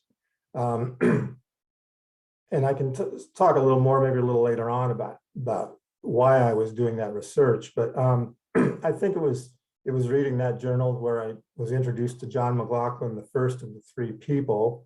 And and I'll just delve into a little bit about the incident that caught my attention that I think kind of illustrates that juxtaposition of a brutal yet humane environment. I guess many of you, most of you will have read the book and you're familiar with the incident, but John Tanner was a white Indian, a captive that was living with the Indians, and he was shot and severely wounded and was recovering from his wound at the Rainy Lake house. So John Mclaughlin was, as a trained medical doctor as well as a trader, was taking care of Tanner as Tanner convalesced. And so there was that, that caring that was going on. But at the same time, it was clear in the journal that John Mclaughlin had a very self-interested or business-interested perspective on the situation, which was that the Indians who were associated with John Tanner might worry that the traders would take revenge for the attempted killing of John Tanner by taking some of them and killing them or doing some harm back to those Indians. Therefore, those Indians might be reluctant to come trade at the trading house. So that was just, I thought, a fascinating sort of hard-nosed business interest in. So John Mclaughlin was recognizing that by taking care of Tanner in the Rainy Lake house, he might be jeopardizing the business of the house, driving the Indians away. And then I found that, John Tanner, in reading that John Tanner's own story, had a very different perspective on that situation. And then I realized, that there was an American perspective from across the river, the rival fur trade company there. And Stephen Long, coming through as an explorer into this situation, brought that American perspective. So that incident, that situation, I think really sparked my interest in thinking, well, how can you explain this complicated environment from the perspective of individual lives and how they're all interacting with one another? And I guess to go on with this a little bit longer, John Mclaughlin was an obvious choice because I knew a little bit about John Mclaughlin from living out west, that he became a very important figure in early Oregon history. And he has a solid reputation in history as a humanitarian. So I knew I would get that from his biography. And then John Tanner was an obvious choice to focus on because there's no equivalent account to his of what it was like to live an Indian life in that part of the world. And, there may be some limitations to how Indian was John Tanner, how Ojibwa was his perspective, but it's the best we have. And it's a pretty darn compelling story that he has. But the third person in that sort of triangulation was a little more up in the air. And it did turn out actually that when I was first really kind of pondering this, there was a fellow named Joseph Delafield, who was with the American Border marking expedition. I forget what they called that, but he went through a couple of weeks before Stephen Long and actually had more contact with Tanner and direct contact there where Tanner was convalescing. And I first thought about looking at Joseph Delafield, but I quickly realized, even though Delafield wrote a book about his experience, he just wasn't a well enough known historical figure, and I just wasn't going to be able to come up with enough on him. And then I realized that Stephen Long came through 2 weeks later, and I could make it work. And Stephen Long, to me, had just the right amount of,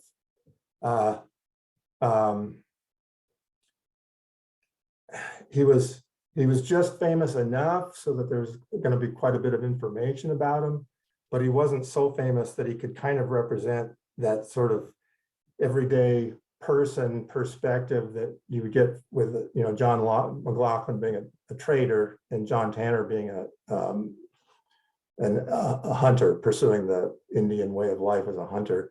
So Stephen Long seemed like, you know, a somewhat similar social milieu, not a great man of history, but there was a lot I could find about him.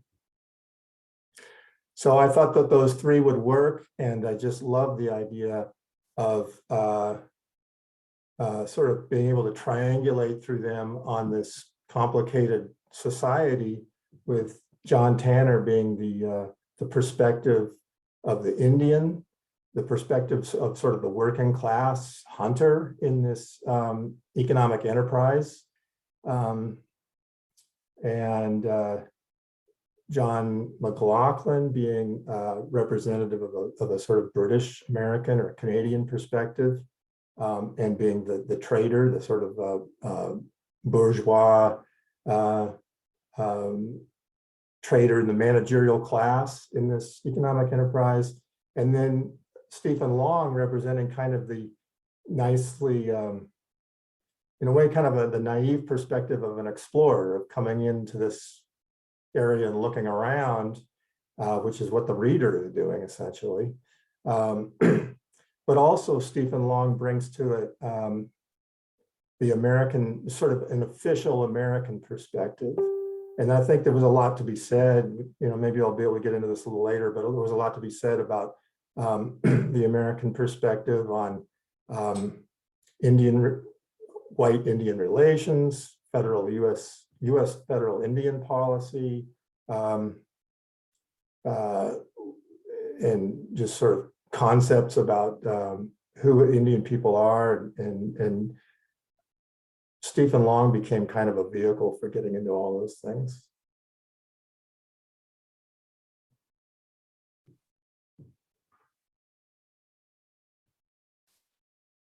Okay, Ted, so our third question is about your research process. Everything is so well documented, and we're wondering, how much time did you actually have to spend in the libraries and online and visiting sites to get that story together? Well, I guess to give a little perspective on how I got into this and occupationally, I do work for the National Park Service on a contract basis. And so I had the fortune of going into Voyager's National Park on an assignment, you know, a contract, and that's where my research began. So I did field research there, and went to Lincoln, Nebraska, where the Park Service has a unit called the Midwest Archaeological Center. And I know that some of you in the Learning Circle have had the benefit of reading the Hudson Bay Company journals and some other journals that have been transcribed by the National Park Service. Mona Hunter wrote about that recently in her piece on exploring the site of the Rainy Lake House. But anyway, I got to go in there, and I was amazed at how much work the Park Service had done in the way of transcribing these journals. So that was just felt like a gold mine to be able to go into those. And the project paid for me to get out to Ottawa, to the National Archives of Canada, which was a lovely trip. It was really fun place to work. I never did get up to Winnipeg to the archives there, but I was able to get all of the Hudson Bay Company journals that I needed by way of microfilm through the interlibrary loan. So that was a real asset. And I did spend time in St. Paul at the Minnesota Historical Society. And all that research I did under contract to the Park Service. But then that was in 1999, 2000. And this became kind of a hobby. And I spent years and years, researching more secondary sources, published primary sources, interlibrary and loaning those journals from the Winnipeg, from Hudson Bay Company archives. So forgetting exactly what the question was, but I think it was sort of asking about my research. And Yeah, how much time you spent on gathering all of that information. okay, yeah. Yeah. So that most of it was in 1999, 2000. And then, or I shouldn't say most of it, but that was the impetus for it. And then I spent, golly, a decade looking at other sources, adding to my knowledge and, you know, adding to my research. And I wrote most of it in 2010, 2011, 2012, in that time period. Excellent. Thanks, Ted. Yeah. Oh, a decade. Oh, yeah. You know, when we, as a group, were talking about references, Selkirk papers kept coming up. Mm-hmm. And none of us have seen the Selkirk papers or really even know what they are. Is that something that you referenced? Yeah. You know, or? Yeah, sure.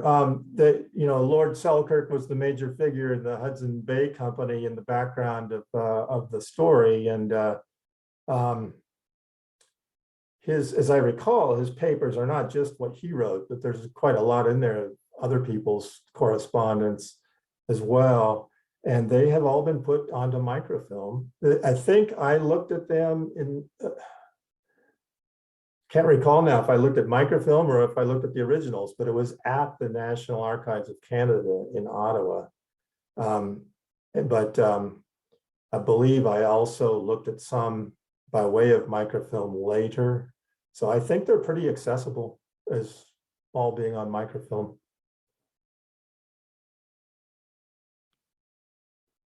So obviously this is a lot of information. How did you manage physically, technically, all of that knowledge so that you could bring it into some cohesive mass of information to help you write your book? Yeah, it's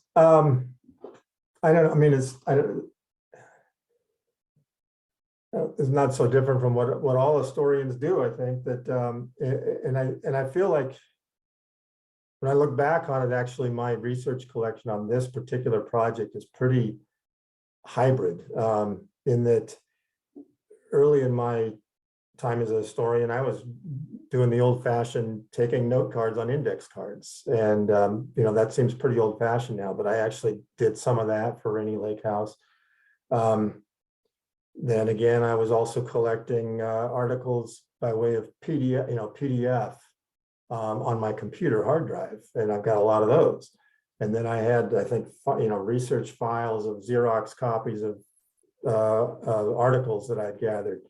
So that was, yet another sort of medium. But it was, so I think it was kind of a hybrid approach, but I think what my organizing principle for all this was, once I had these three characters, I was really focused on documenting their lives and then getting all the corroborating sources I could ever find to sort of provide context and also verify what they said was, what really happened. So that kind of focused me on what I was looking for. And I just started building up my research collection from that. So now that you have the material and you've got the story, did you have to start looking for a publisher, or did you go to University of Minnesota Press, or how did that work for you? Sure. Well, in my previous books, I had gone to academic presses, and my previous books were a little more of sort of an academic stripe, I guess. And with Rainy Lake House, I had the ambition of reaching more of a popular audience, which with you folks up in your part of the woods, I've succeeded in doing that. I had in mind that I was hoping I would reach a wide popular audience with this work. And so I think I didn't actually go to university presses. I found a literary agent, and that was the first time I'd ever done that. But I'll tell you, it was a struggle, and I started keeping an Excel spreadsheet of all my attempts to find a literary agent, and I got right up to about 100 when I finally found one. And then the literary agent took a long time to find a publisher.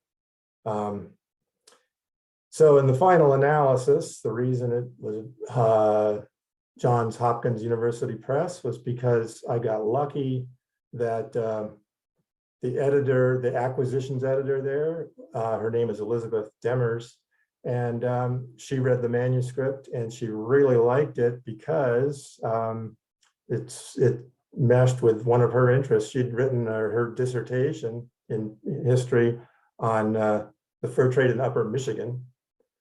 So she really loved this manuscript and she went to bat for it, and got a hold of my literary agent, and that's how it ended up with Johns Hopkins University Press. Interesting. So now, moving from print to maybe film or TV, has Masterpiece or PBS approached for a miniseries or anything like that? Oh, I mean, that's such a flattering question, but I'll be honest, I would love that. So fantasy. No, I have not had any approaches along those lines. It would be, well, I'll just share this, that I have sort of a secondhand experience with that, in that my niece, Eleanor Catton, is a novelist, wrote a prize-winning novel. She's a New Zealander, and her novel, The Luminaries, was made into a 6-part BBC miniseries. And that came out just a year or two ago. And it's set on the west coast of the South Island of New Zealand in the gold rush. So watching this miniseries and having talked to my niece, here and there about the process,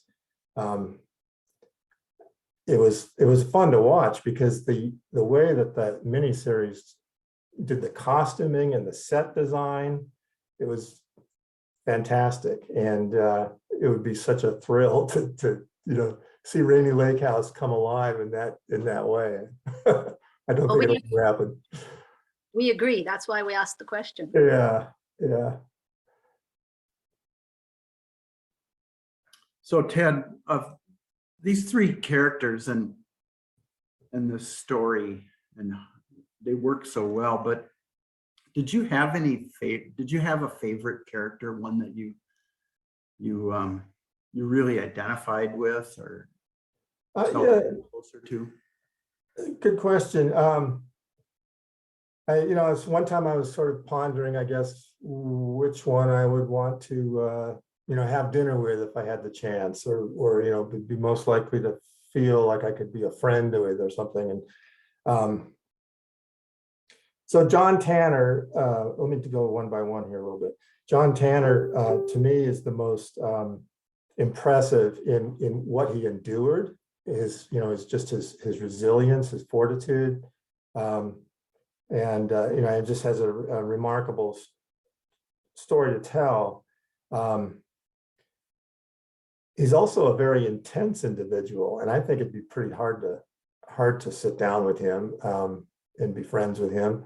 I sort of in the end felt like he was somewhat psychologically damaged, I think, from his childhood trauma and his hard life.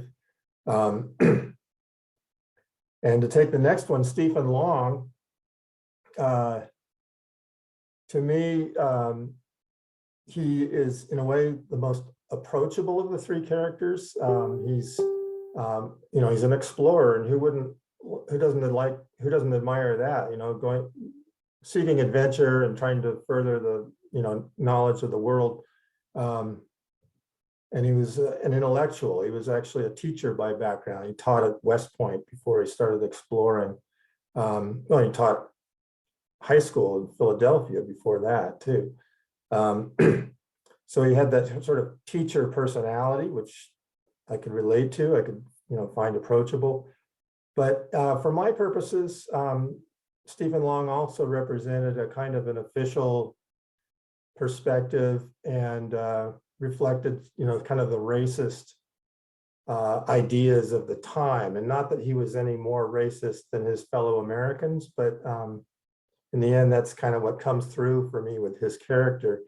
So that leaves John Mclaughlin, and what I like so much about John Mclaughlin. So the answer is John Mclaughlin is the one I find the most admirable, the most that I like the most. And I think it's because even though he's just sort of this hard-nosed, practical businessman in some ways, he was humanitarian. And he had a vision. And I think, it really comes out in the epilogue when he's out in Oregon that I think coming out of his fur trade experience, he had a vision for Oregon of developing into a multicultural society with tolerance towards other cultures. And as the American settlers moved into Oregon, they pretty much strangled that vision in the cradle, and Mclaughlin wasn't able to do anything about it. But he never accepted that. And he took that vision with him to the end. And so that's what I love about John Mclaughlin. I thought he had something to offer us in the 21st century in that. So as we went through all of the book, and it struck us that it seemed to be a difference between the provisions provided by the HBC and the Northwest Company. Can you comment on how they differed? Yeah, I'm not sure.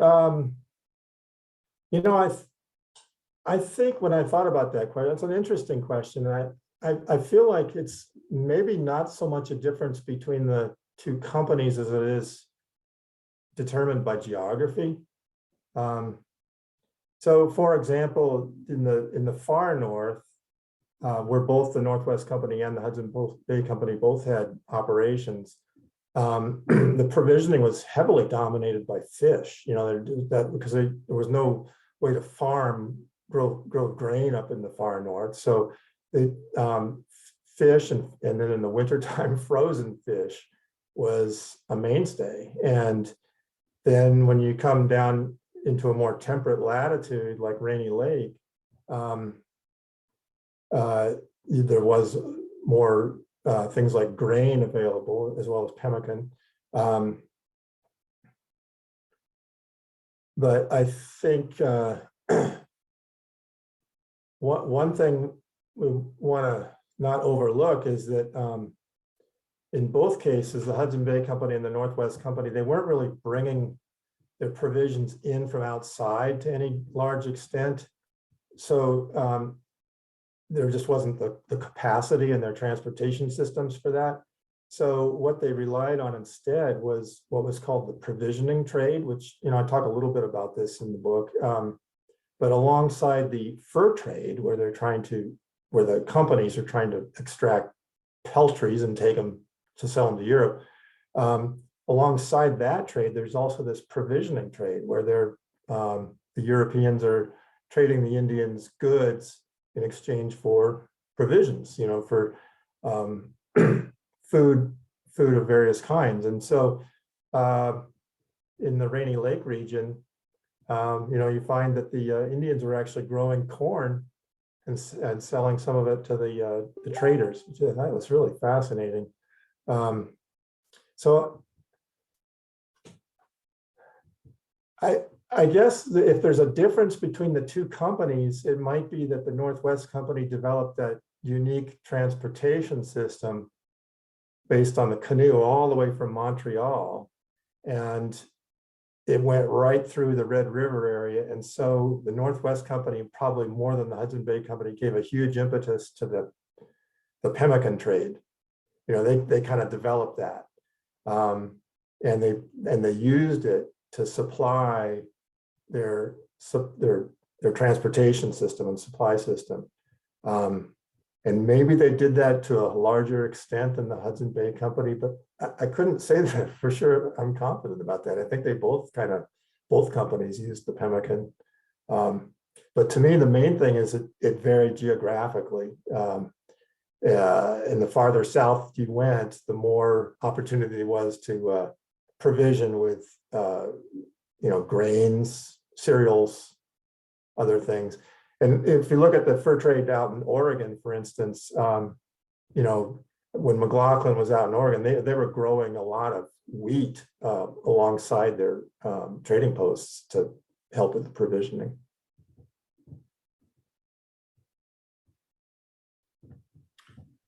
I'm gonna move ahead to a little bit. In a broad sense, how were these characters, the people in this fur trade and fur trade era, how are they different from us in energy level and stamina, resistance to cold? Mm-hmm. Yeah, that's an interesting question. I think, and I think we got that a little bit when we spoke at Drury Lane Books. At that time, I was marveling at I was at Grand Portage at the time, and marveling at how these people how the Voyagers carried 2 90-pound packs on their backs over the Grand Portage Trail. And I think I was kind of glibly saying, there was a different species. We're a different species now than we were 200 or 300 years ago. And maybe in a too simplistic way, suggesting that we're a weaker species than we were 200 or 300 years ago. But yeah, I think in some ways we're a bigger species than we were then. I mean, we're all taller, heavier, and I think that's because we've got better nutrition now than we had 200 years ago. We've got access to better medicine. We're living longer, so it's very different. We're a very different species in that regard. This is amazing, fast evolution, anecdotally, when I think about Tanner's story, it's remarkable to me how that one individual had so many broken bones in his body over the course of one lifetime, and I think it's not just that he was exposed to a lot of things. I think probably his bones were more brittle than ours, perhaps, because they didn't have the same nutrition that we've got. So I think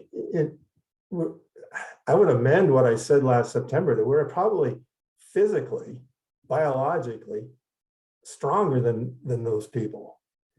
But it's fascinating that we can't imagine doing the things that they did.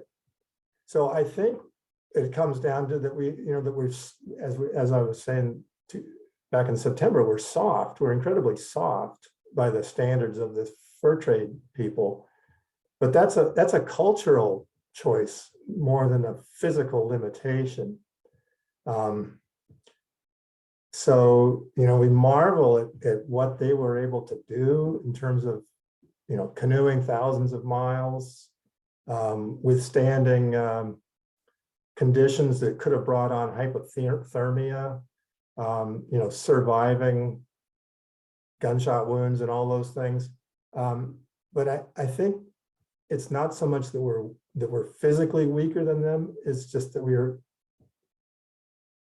our culture allows us to avoid all those situations, and we just we can't imagine putting ourselves through what they went through.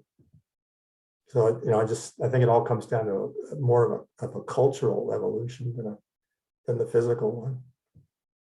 And related to that, they certainly seemed fearless as you read the stories and the things that happened to them.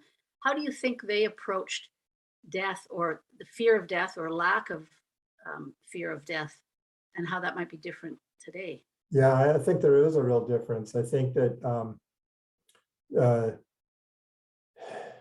that there was more fatalism in their time, and I think it comes down to how close they were to premature death, in the sense that there was accidents, there was disease could take people away. so they just lived with death close at hand in a much less predictable way than we do. And it affected their whole outlook on death, I would hazard to say. And I'm speaking here of both the Europeans and the Indians. And an example of their fatalism, I think, is that, back in the early 19th century, mariners or sailors, by and large, didn't know how to swim. They didn't bother to learn how to swim because they just figured if they went overboard, it was their time and they were going to die. So, I think that's an example of fatalism that we just have a hard time fathoming, but that's the way it was. But all that said, I would say that one thing that I think I learned writing Rainy Lake House was that I think there was a difference between the Europeans and the Indians in this way. I think the Indians were perhaps even more fatalistic, perhaps just because they lived all that much closer to death. They had even less control over the risks of death than the Europeans did. And there may have been more to their worldview, their fatalism than that, but I think that was a big part of it, was just, how close they were to mishap and accidental death.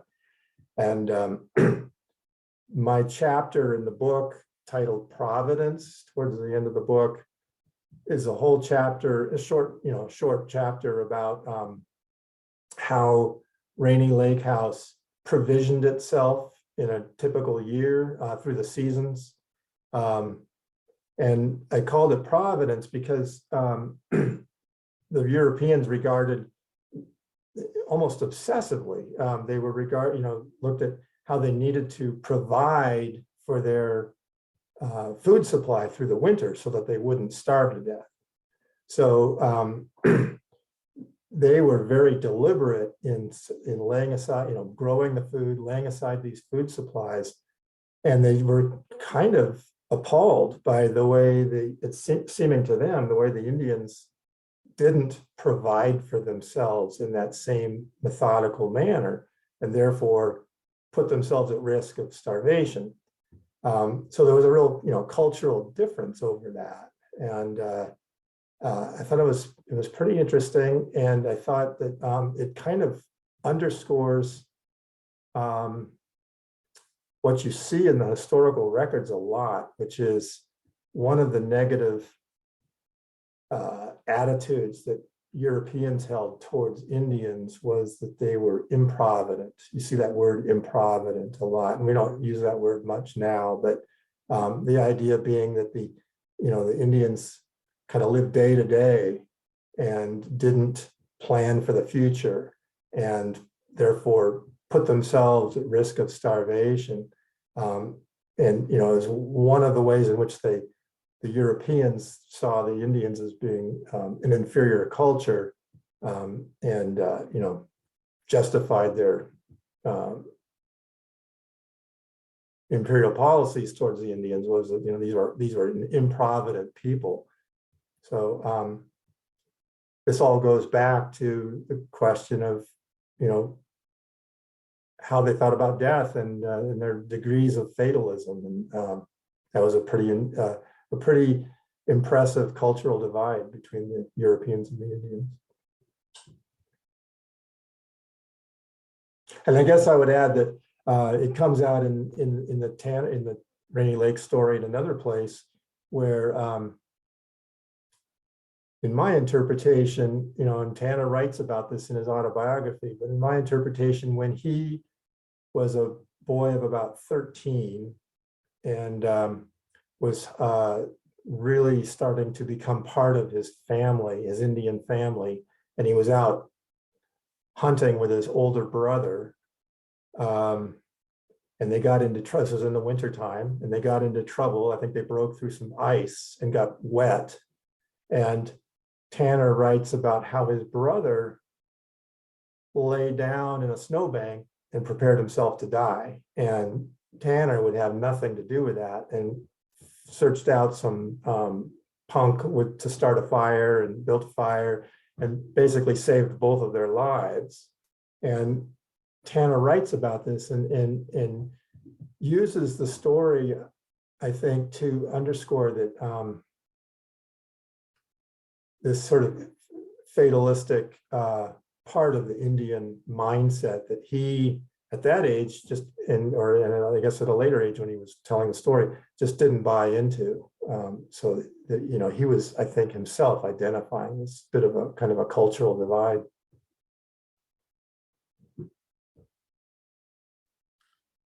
So Ted, you know, a common narrative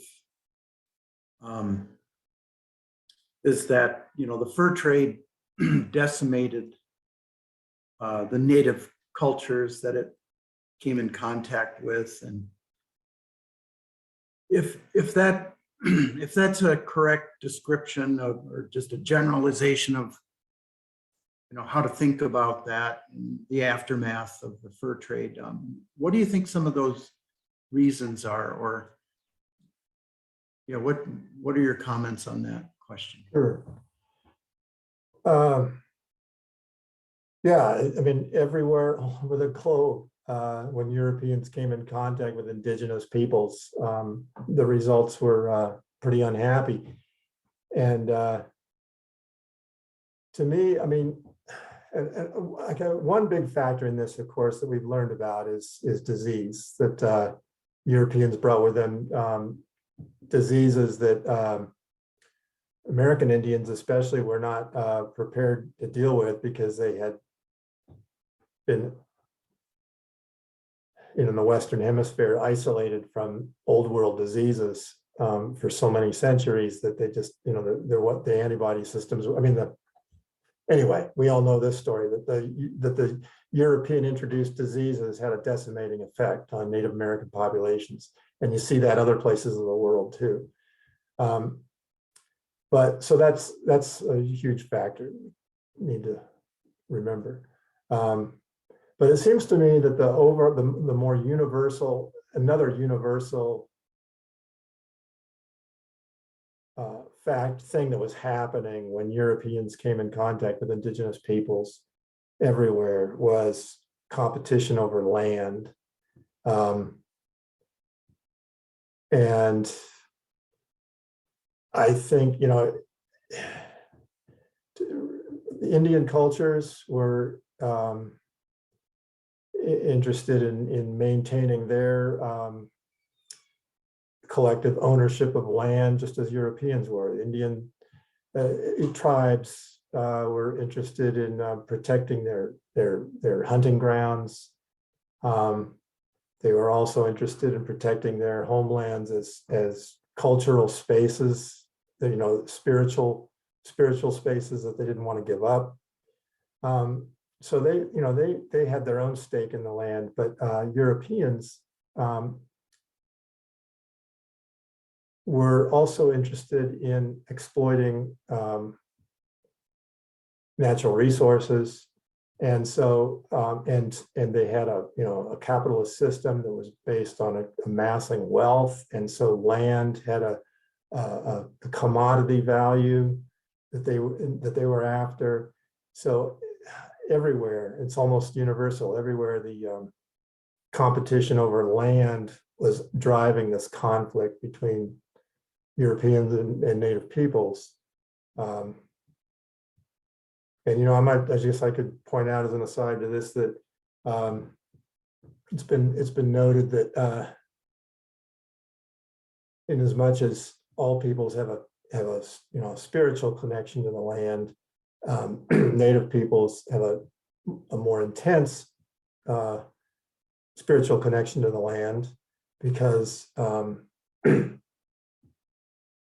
that the religion is based on that land area and caring for the land, whereas Christians have a kind of a portable, you know, their religion they carry with them in the Bible, so they can go into new lands and they still have their religion. And so I think that made the native people more vulnerable on that score.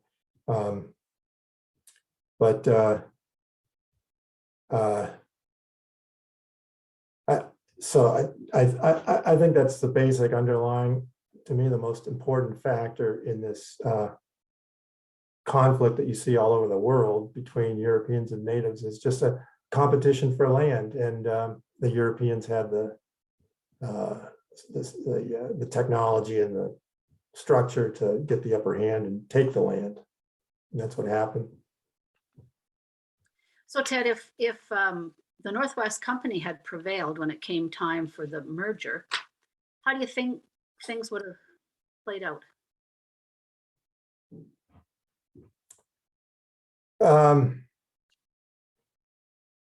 Well, I think basically that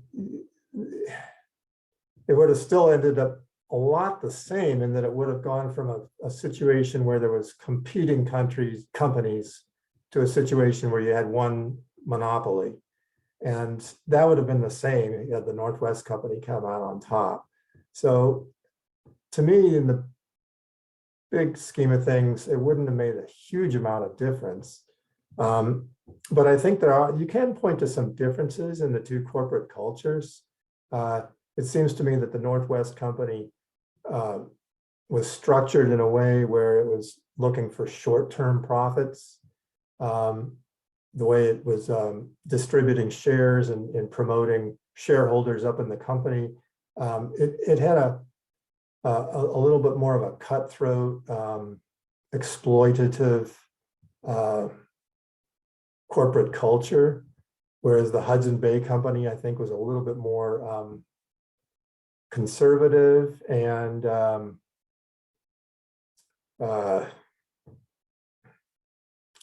I think it translated into a somewhat more humane corporate policies. For instance, this Hudson Bay Company, I think, was looking a little bit more towards the retirement of its employees. So I think if the Northwest Company had come out on top, it would have been a little bit more of a little bit more of a ruthless company than the Hudson Bay Company was. But that's kind of speculative. But I think, I mean, it's counterfactual history, so it's hard to know.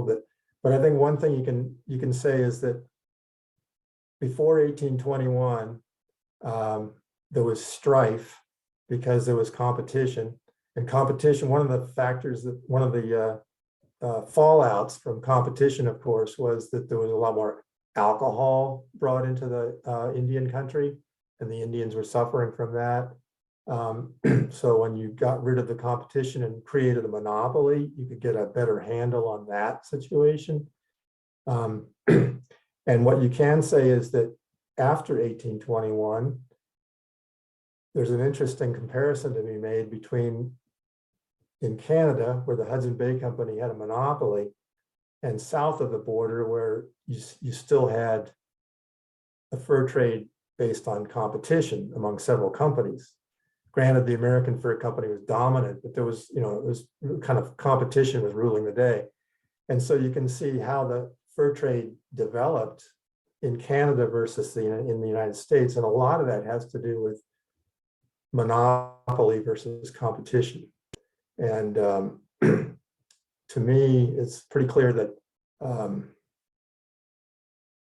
the competitive framework in the United States was harder on Indian peoples than the monopolistic framework that the Hudson Bay Company operated with.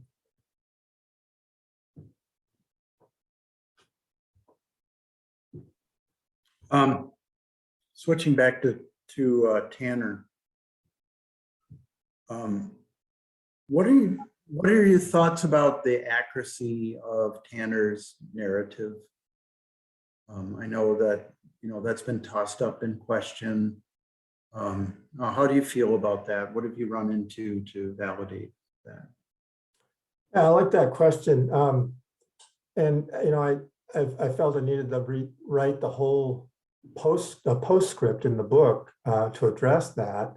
So let me say here that I'll just mention a couple of points I made in the postscript, but then go a little bit beyond that to offer some a little bit more candid appraisal, I guess, of Tanner that didn't go into the postscript. So in the postscript, I think I was pointing out, I mean, it is a very important question. How reliable is Tanner's account? And I think I pointed out two main things that to me made it past that test of reliability. One was that you can find a lot of corroboration for what Tanner says in other sources. And some of those show not only that he was being truthful, but that he had an amazingly precise memory of things. And it's almost an incredible memory from our modern standpoint. But then, you know, part of what you need to take into account is that Tanner grew up in that memory-based culture where there was no writing and people told stories, and you exercise that part of your brain through storytelling. And you know, so people could remember more than we might imagine that would be possible today. So part of, I think, the test of Tanner's credibility is that there's sources out there that corroborate him. And then the other test that I talk about in the postscript is, I think the term is internal evidence, but you know, if you examine a manuscript and look for inconsistencies or just kind of red flags that make you think that the writer is deceiving you, you can find those in some manuscripts. And in Tanner's case, there's a consistency, a kind of frankness, candidness that makes you trust it. So I think it passes that test of the internal evidence. So by and large, I feel like Tanner stands up as a good source, and I think most, to my sense is most historians agree that he, you know, as captivity narratives go, he's a pretty trustworthy source. But I will say, to go on and give you a little bit of my sort of candid qualms about Tanner. For one thing, I feel like he is a damaged individual. I feel like he, you know, he was, I mean, you can't kidnap somebody from their birth family and persuade them that their family have all been slaughtered and not expect that they would be traumatized for life from that. And I think he showed those markings. He was pretty intense. He had a really hard time maintaining close relationships. And you know, there's things in his narrative that are a little odd. It's been pointed out that he just brags over and over again about how much what a great hunter he was, and some of his details on that are hard to believe. You wonder if he's stretching the truth a little. He obviously is not totally forthcoming about his family relationships, so that's a little troubling. But to me, my biggest qualm about the book is another one unrelated to that, and that is, you know, you have to ask, how much did the editor put into the book, Edwin James? And Edwin James, you know, says that he just took down Tanner's words verbatim, basically, and didn't add anything himself. But that can't strictly be true, because just the way the vocabulary that's in the book, it's just, you know, it can't be Tanner's own words. So you know that the editor is doing something in there, and you just have to trust that he's being pretty faithful to the truth. But the more I learned about Edwin James, the more I wondered if he was editorializing, because I learned that Edwin James in the 1820s, and I think more even in the 1830s, was pretty involved in the Indian reform movement, meaning the effort to reform federal Indian policy. And Edwin James was this was more in the 1830s than in the 1820s, but it was already starting to develop in the 1820s. There was kind of a divide forming in American opinion between the policy of removal, which was to force Indian tribes to just pick up and move lock, stock, and barrel to the west, to Oklahoma or other, out west, and vacate those lands. And that was based on the sort of the concept that whites and Indians just can't get along. We just have to move them out of here. And then there was a counter movement towards a policy that was eventually adopted, and that was assimilation. And that policy held that, and it was, equally ethnocentric perhaps, but in a different way, it held that it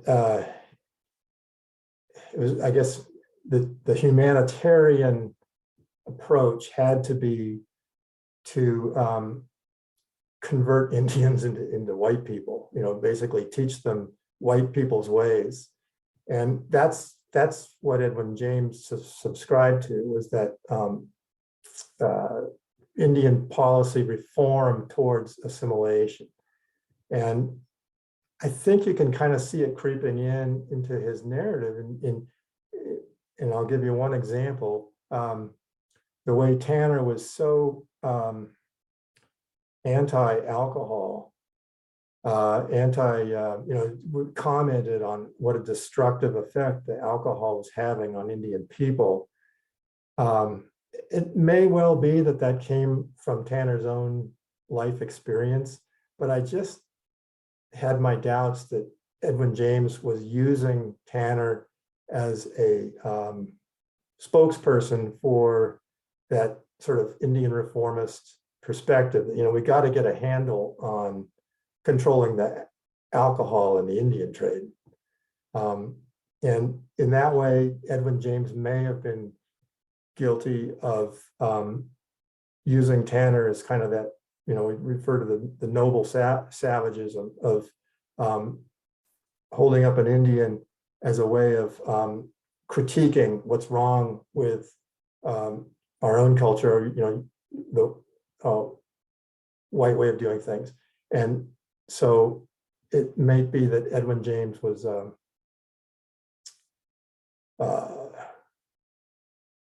modifying or maybe just embroidering a little bit of what Tanner said along those lines.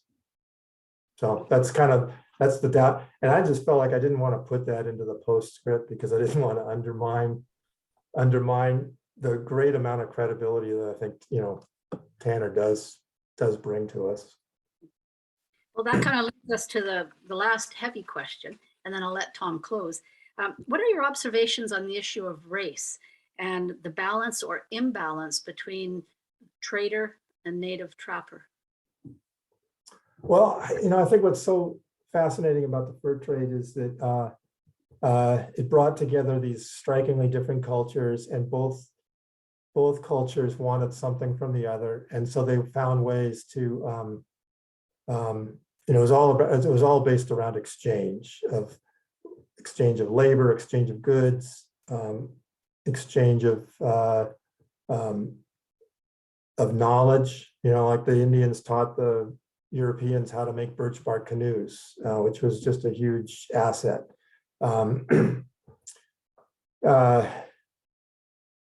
So initially there was a balance there, and as time went on in this relationship between native peoples and European traders, the balance tipped, and the Indians were pushed towards dependency and subjugation.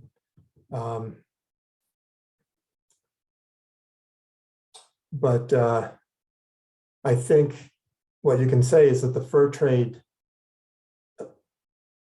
buffered the Indians against that and ameliorated it to some degree, because it was, it was this system based on, mutually wanting something from one another and mutually finding ways to get along.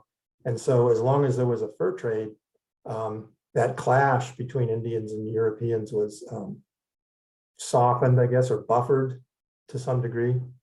And wherever you look in places of the world where there wasn't much of a fur trade, where the fur trade didn't last very long, where there was other things going on, the culture clash was much, much worse. And, you know, just quickly, I guess one example would be the gold rush in California, where, you know, as they say, the world rushed in there, and it was all about getting the gold.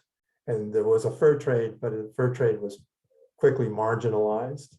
And the picture of Indian-white relations in California is just abominable. It was, you know, it was genocide. And so I think you can look at other places in the world and come to appreciate more how the fur trade really buffered us from those worst case scenarios.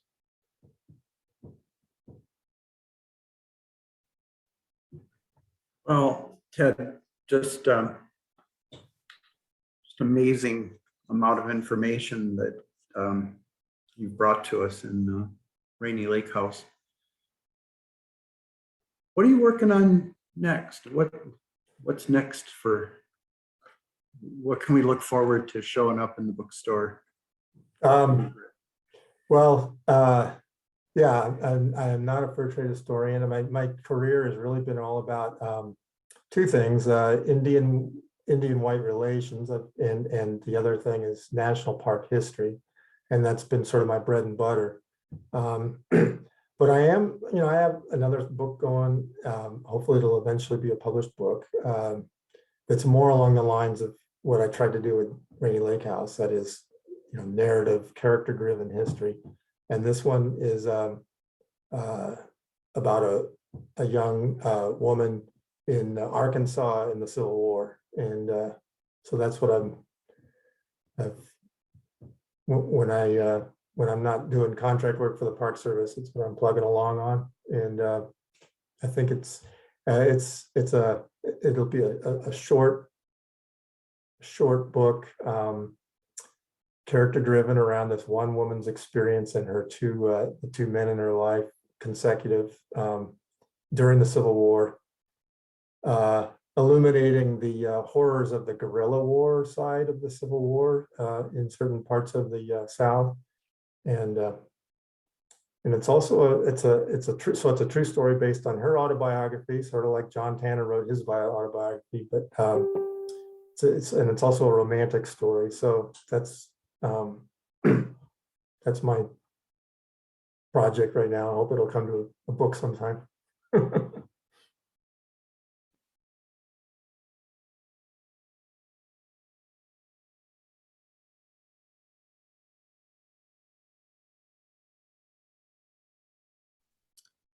Well, it was so great to hear him the first time around, and I've enjoyed listening to him again. Dale and Tom, do you want to encourage people to have some conversation or what they just listened to? Oh, no, sure. We've got a little bit of time before Gwen joins us, I believe. So if there were any questions about how our conversation went with him or how anything like that, he was really easy to talk to. Unfortunately, I wasn't able to go to the one in Grand Marais because of the border closure, but just a pleasure to talk to. Really, really knowledgeable and contemplative. You know, before he answered, it was really fun. I think you'd agree, eh, Tom? One thing I couldn't bring out in the questioning, I tried to. I said, you know, which of your characters was a favorite in a one-to-one conversation with Ted. He had told me before that he really identified with John Tanner, and here's why. I can't remember the exact details, but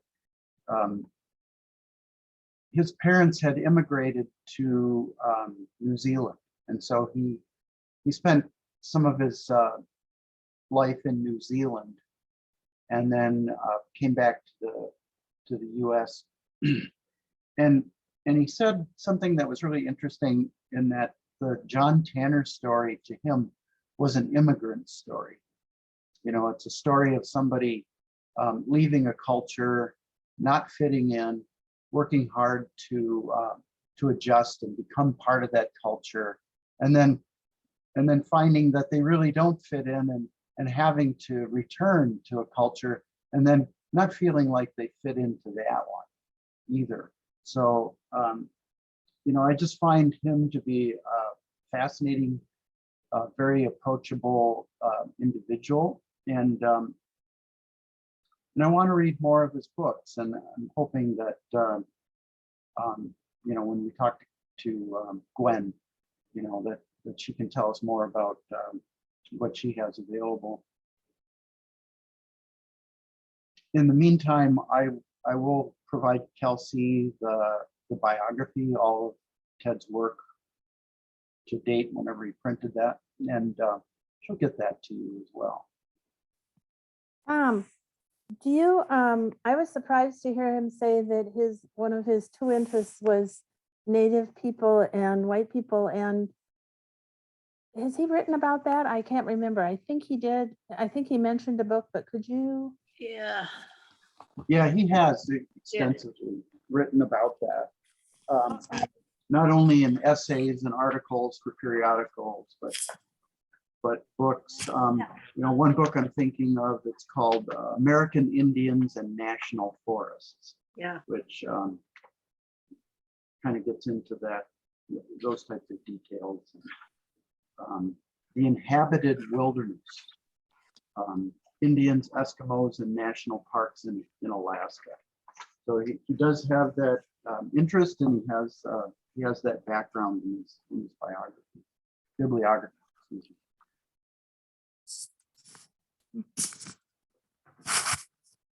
Okay, so if there's nothing else, we've got about a 5-minute break before Gwen comes on. If folks want to get up and stretch their legs or get some water or refill their coffee, and Gwen is up at 3:20.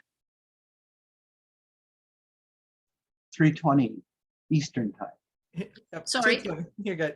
2:20. I'm on the wrong time. I was reading off the agenda and doing the conversion and got confused. Yeah, 2:20. Sorry.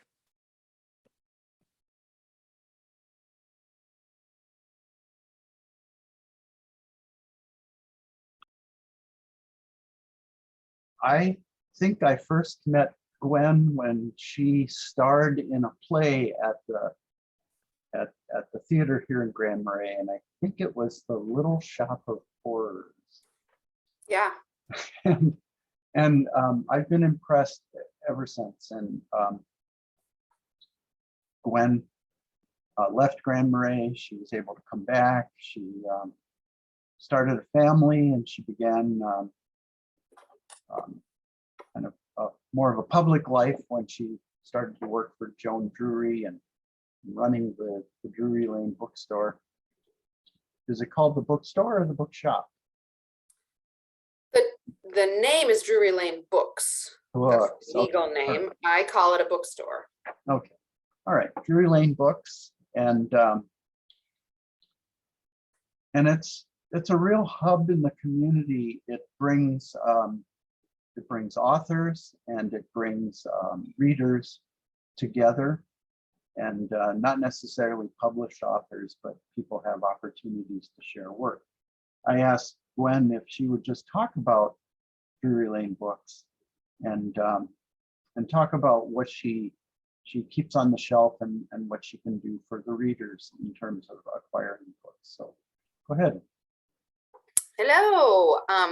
Looking through the names here, I think I know a lot of folks, and they've surely been in the bookstore, but I will do kind of a general introduction for anyone that hasn't been there, and then I'll share a couple of the fur trade books that we have and other resources. So I'm going to share my screen here, and there we go. So here we are in Grand Marais, downtown Grand Marais. The donut shop was open this morning, and it was very busy. I'm at home right now because the store is busy with Christmas shoppers, and the phone is ringing, and it would have been too distracting. So that's where we are in Grand Marais. This is our little shop in the winter. Our contact information, we are open year round. We didn't used to be. but we've been open year round in the winter for a number of years now, and it's been totally worth it. Really nice to serve the locals, and there's more and more visitors every year too. So we were founded by Joan Drury here in the middle in the red. She opened the bookstore in 2002. And then that's me with my daughter, Grace, it's a couple years old. She's 6 now. I took over managing the store in 2016, and then Jane Gellner on the other side is our other main bookseller. And we have a few other people that work for us as well. It's a great group. Joan passed away last year, and her children, Kelly and Kevin Cager, now own the store. And we're here to stay. So we are definitely a destination store. The best service and the best way to use the store is to come in person, but we also do have a website, and so this is what the front page of the website looks like, and you can order books here. When we do have events again, we will list those on the website as well. I'm not sure when we'll do in-person events again, but so for this group, I've of course been selling a lot of copies of the Rainy Lake House to you all, and I thought I would make up a little list of other fur trade books that I know of, and there are many more. So this is the homepage of drurylanebooks.com. I put it under recommendations, so you go down to fur trade history. I also shared this link with Kelsey so she can give it to you all, and so it just, there's the first two are Ted Catton's books that I'm sure you guys have talked a lot about. We have both of those. Pemmican Man that you talked about. I don't know if One Drum by Wagamisi, if you've discussed that yet, but Tom said that maybe you'd be reading that in the future. That's a great book. Tim Cochran's book. That's actually the only one on this list that I've read, and it was great. It's specifically about the fur trade in the 1823, and there's fur trade journals in there, and then a lot about what the Native Americans were doing at that time. And if anyone has any questions, you can interrupt me, or I'm just going to go through these real quick, and then I can't see the screen now, so just let me know. The Cadotes Fur Trade Family on Lake Superior is a new book that came out from a professor in Wisconsin, and I haven't looked super closely at it. I think it takes place on Madeline Island, but if you look at the cover, you can see that there's pretty clearly Grand Portage. So that one looks interesting, nonfiction. Carol Gilman's book, she also wrote the Grand Portage story, which is unfortunately out of print, but this is another one of hers. This one by Eric Dolan is Fur Trade History in the Whole U.S. And then these two, Five Fur Traders of the Northwest and the Voyagers Highway, are by Grace Newt, who was writing in the 50s and 60s. So these are older books, but they're both good. And then at the bottom, I just put 2 kids books because we sell a lot of kids books too. The Littlest Voyager is by Margie Prius, who lives in Duluth, and it's about a little squirrel that follows along with the Voyagers. And that's like a chapter book for older elementary school kids. And then the Red Sash is a picture book by Jean Pendwizel, who's a Canadian Thunder Bay writer. And that's like a large format picture book. So that's just, I know that there are many, many more. One thing that Tom had asked me about was The Falcon by John Tanner, and particularly the version with the introduction by Louise Erdrich. It's a great book. Unfortunately, it's out of print, and Drury Lane Books, we only sell new books. So I can't source used books or out of print books for you. What I send people to is biblio.com. So this is a website. I mean, there's many used books websites out there. And of course, you could also use Amazon. What I like about Biblio is it's going to get you copies from used bookstores around the country, like real brick and mortar stores. So you're just supporting small bookstores. So I just, for example, I had typed in The Falcon, specifically the Penguin Classics edition, because Penguin Classics are good books. They, the thing about older books that are out of print is that then they're in the public well, not only out of print, but if they're over certain years old, they're in the public domain. And that means anyone can print a version of them, and there's a wide range of quality in that printing. And so getting it from an official publisher like Penguin Classics is something that I try to do. One other one that Tom mentioned to me is called A Fair Country by a Canadian writer. And I could not find that book published in the US. And if a book isn't published in the US, I can't source it. You could buy it from a foreign bookstore, or again, probably Amazon can get it for you, but I can't get it wholesale. But that does look like a good one. So yeah, those are kind of my different points. Like I said, Kelsey has that list, and it's, if you just navigate from Drury, you type in drurylanebooks.com and the recommendations tab down to fur trade history is where you would see that.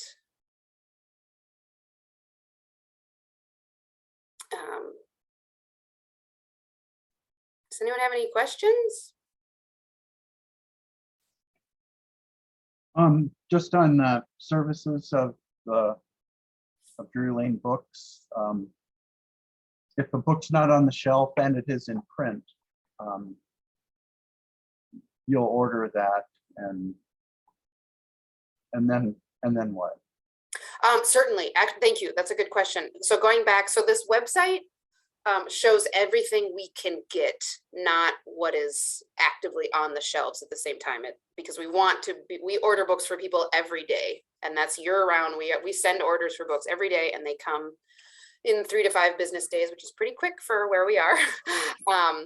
And I can source, if they're in print, I can source them from a few different places. For example, like Ted Catton's books, if you see here, it does say email or call for availability. I do have those. I'm just getting them from a different distributor, which is just based on the publishing structure. Otherwise, you can do, as it says here, you can add to cart. If you're not into online shopping, then you can come in or call and do the same thing. Say, this is the book I want, and if I don't have it on the shelf, I order it and give you a call when it comes in.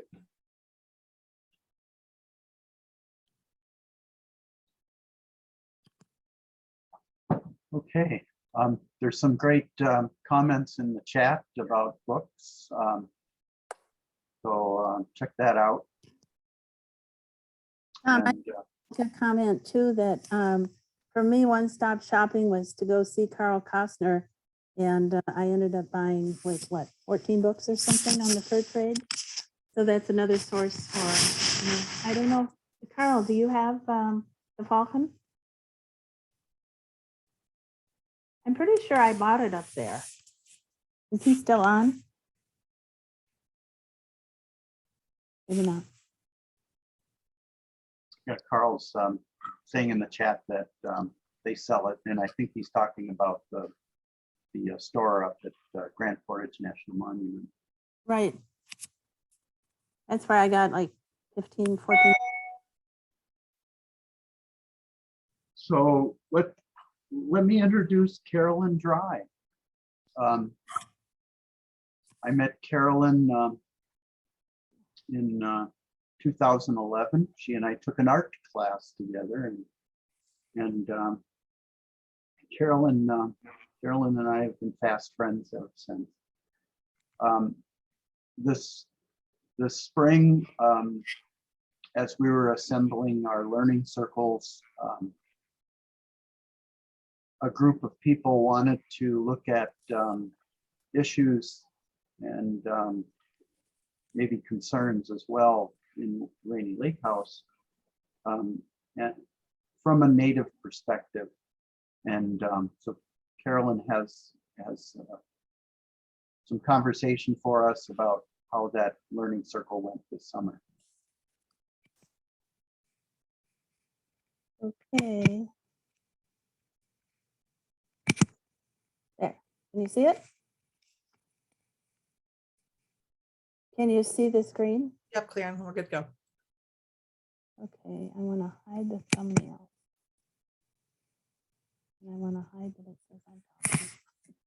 Okay, So yes, several of us from the first meeting that Tom called to organize the overall group for Rainy Lake House, there were quite a few people that said, well, what about the native people that were already there when the fur traders came in?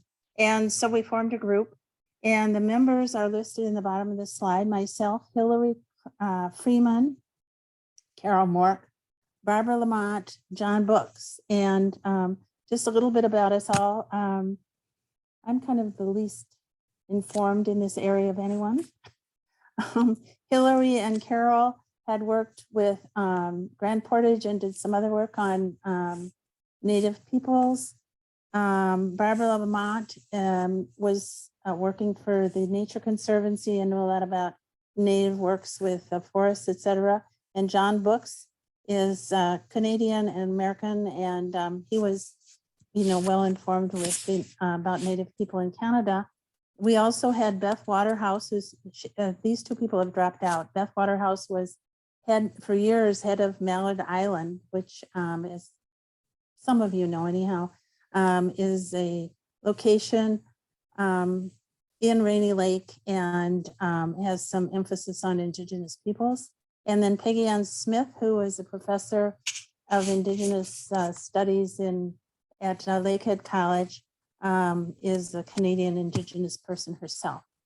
So anyhow, we formed this learning circle, and I must say we're amateurs as opposed to everybody else talking on this today.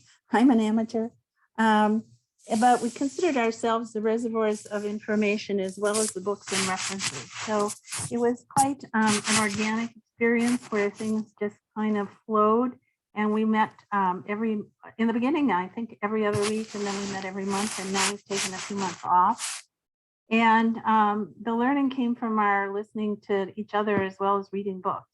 So the main topics are and were the Indigenous peoples in the US and Canada, and of course related social justice issues, both past and current, the comparison of Canadian approaches and to the US, the customs and beliefs of the Indigenous tribes located around the Great Lakes and Grand Marais, and Indigenous peoples' relationships to the land, especially forest, plant life, and management of forests. All right, is this not going to work again? It's not moving again. You can just stop sharing and then it's working. So our main questions were, what are the contexts of the various different tribes' histories, customs, living arrangements over the year and also over the years, clothes, language, stories, ceremonies, values, issues into which the Europeans arrived? What are the implications for all of that for today's Indigenous peoples in the US and Canada? So I must say, putting this talk together was a little bit daunting, because since it was so organic and just kind of happened over time, there was no real time sequence. So I went back and reread some of these documents and then tried to put it into a coherent, interesting presentation. So anyhow, first of all, we were reading the Rainy Lake House. And then Barbara Lamont and I primarily looked at the Atlas of Great Lakes Indian History by Helen Hornbeck Canner, because when I went to talk with Carl Costner, he said this is probably the closest you'll get to finding out what happened over time and with the customs and geography, history, etc. Then we also, Hillary and Carol came up with, because of another group that they're in, came up with this Shadow Nations presented by N. Bruce Dutu. And he's a professor from Dartmouth. And he talks about the Indigenous peoples in the US and especially what happened to them by the US Supreme Court. And I'll emphasize that. And then the third book that we looked at, which you just mentioned, is A Fair Country by John Ralston Stall, which was suggested by John Books. And he discusses the influence of the Métis way of governing Canada with an emphasis on the common good and negotiation. And then finally, I'll talk about One Drum, which was also just mentioned by Richard Ragamis, who's an Ojibwe Canadian writer which was suggested by Peggy Ann Smith. And it's a collection of stories and fables from a Native perspective that leads to meditations and ceremonies. So highlight number one, or book number one, was the Atlas of Great Lakes Indian History. And here I just decided to copy all the large maps because it takes you over time and space. And there's a lot more in this book in terms of customs and clothing and language and pottery and everything imaginable. But I'm not presenting that, I'm just presenting the maps, some of which are a little hard to read, but you'll get the point that we're talking about a shift over time and a shift over space, which for me to understand something, I have to start back before and then I have to go past. So the first one is the subsistence patterns. And as Victoria was answering before, there was a lot of agriculture to the south, but around the Great Lakes, it was intensive fishing. And then, as you all know, there's a lot of game. And then as you go up further into Canada, it's big game hunting. And it's important to remember that the Native peoples did have intensive agriculture because of what happened later with the Supreme Court rulings. Okay, so the distribution of prehistoric cultures from 1440 to 1600 are the associations of the Iroquoian, and that's the green, Algonquins, light green, and the Sioux in brown. So there were, according to this anyhow, there were only 3 large confederations. Okay, then there were the Iroquois Wars in the 1641 to 1701, which was to maintain the trade with Europeans for the Iroquois themselves so that they drove other tribes towards the west. And this is on this map, which is hard to read, but you can kind of get the idea that there are a lot of wars around the Iroquois areas to the east. Then there was the French era, which was 1720 to 1761, in which they dominated trade. And then the British took over these French trading posts in 1761. And you can see that most of the trading posts, again, are in the east part of the country. Then this map may be a little puzzling, but actually it's based on the Treaty of Fort Stanwix in 1768, which made the Ohio River, which is that dark band towards the bottom. You see that? That was a permanent boundary between the whites and the indigenous Native peoples. So the whites were supposed to live to the south and east, which included New York, Pennsylvania, Virginia, and the Native people were supposed to live to the north and west of this boundary. Of course, it didn't hold, but that was the idea, and that was the treaty that's represented here. And so there was this brief time of peace between the Revolutionary War and to the east and the Spanish involvement to the south and west. So this is a map from 1810 that shows these spots are to show where white settlers intruded into native lands. She calls them Indians, so in the book. So then there's the War of 1812. And this map shows skirmishes and battles in which Native peoples were involved. And it's kind of complicated, really complicated. But anyhow, she calls it the American-British War and the American-Indian War. And you'll notice that the meeting of the people in the 3 men in 1823 at Rainy Lake was after the War of 1812 and during the sessions period. So this slide shows the sessions. It was really the period of treaties where the Native peoples gave up their land essentially. And the earliest sessions were in the east and moved towards the west. And at the time of the merger of the 2 companies in 1821, Minnesota in blue, Minnesota, Iowa, and that little part of Wisconsin in blue were not yet ceded. So you can see that it moved from the pink area to the green to the brown to the blue area over time from 1784 to 1873, almost 100 years. So these are the reservations, and you can see that they're kind of postage stamp size compared to what the Native people owned in the beginning. And most of the reservations were the result of cessions. The French made some early ones out east, and then after the Revolutionary War, the reservations were established, and total supposedly, but I don't believe these numbers are right, but anyhow, it said 25,000 acres and 700 square miles were ceded to the Métis. And this is the slide. I thought about leaving this out, but you know, we all know this. There were lots of epidemics for a couple of centuries. So the Indian villages this is where the Indian people lived in villages, but they were much reduced in terms of population.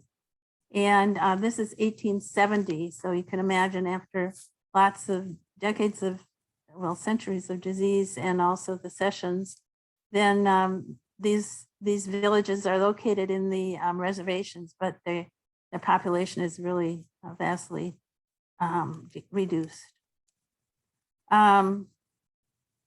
Most of the tribes had moved to the west, except the Iroquois, who stayed in the east in their original lands by and large. So that was a little rough going. This is even rougher going in terms of being upsetting, but it's history. So highlight 2 is the U.S. Supreme Court and the Indian tribes' justification for taking tribal lands. This is found on the Minnesota History Forum, and it's called Shadow Nations, with that professor from Dartmouth, who was really, I just found this very interesting. It was, as I said, suggested to us by Hillary and Carol. So in the US Constitution, Article 1, Section 8 says, Congress regulates commerce with foreign nations, states, and tribes. And so the implication there is that they're all sovereign entities. However, later issues were consent, incorporation, and sovereignty. So in this presentation, Professor Juta starts out with the court case of 1978 on the bottom there, which was under Chief Justice Rehnquist.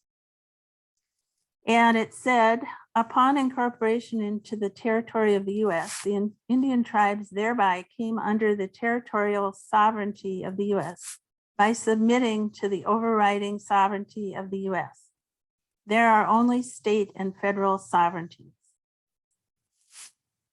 So his question is how this must be based on some precedent. So what's the precedent? So he said, the European doctrine of discovery is the basis for taking of tribal lands, which is what Ted Catton was talking about, the commercial version of land versus the Indian or native version of it as a spiritual thing. And it's stated that their lack of agriculture was the basis for stating that Indians did not own the land in which they resided. And that was incorporated into the finding in the court case in 1823, which, as we note, is the time of the meeting at Rainy Lake House of these 3 individuals in the book. So this one says, this is the earliest one that he cites. The inhabitants' character and religions offer an apology for a superior genius of Europeans that might claim ascendancy.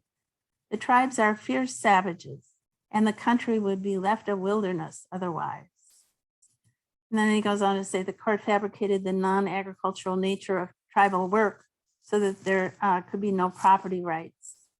So even though they, as we saw in the first map, they had intense agriculture, this was fabricated so that there was a justification for taking the land.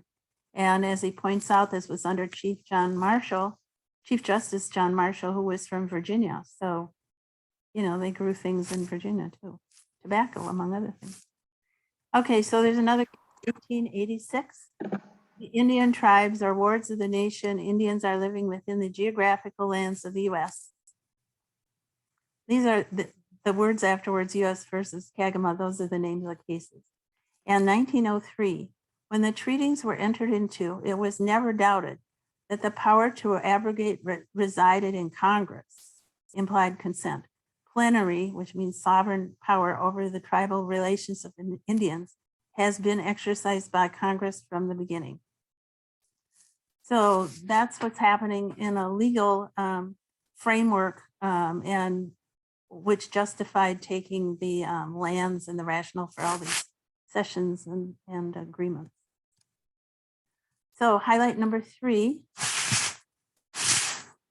was The Fair Country by John Ralston Saul, and it describes the Canadian response to integrating the Indigenous peoples and says it was different than in the US. So from the cover, it says, Canada as a Métis nation is shaped by the penchant for egalitarianism and for negotiation over violence. In failing to recognize this, we Canadians block our progress. And then someplace in there, he says something like, one result is the legal requirement that all laws in Canada are measured for the greater good versus in the US, the requirement is the good of the individual, and the individual's rights are protected as in the Bill of Rights. It must be noted that Canada has not been entirely kind to its Indigenous peoples, however. Canada's response to the fur trade relationship. Now, this was written by John Books. Are you on, John? I am on. You want to read this? Sure. France and Canada, or France and England, developed the fur trade with the cooperation and the exploitation of the Indigenous peoples. By incorporating lessons from those fur trade relationships, Canada has grown by including other immigrant minorities from around the world. Doctrines of fairness and inclusion have been the guiding principles of Canadian government. Saul concludes his book with the idea that for Canada, citizenship is a circle that welcomes and adapts, which is a very native concept. Want to add anything else?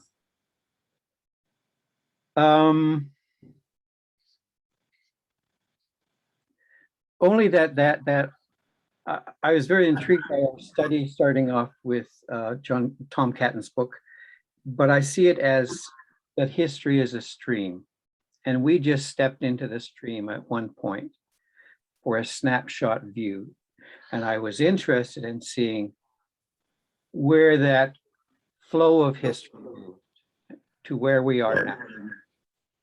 What brought us to this point? Nice. Thanks. Yeah, I think that's part of the part of what I like about our study group is that we're looking at it over time and looking at it from different perspectives. So I'll go on then to highlight number 4.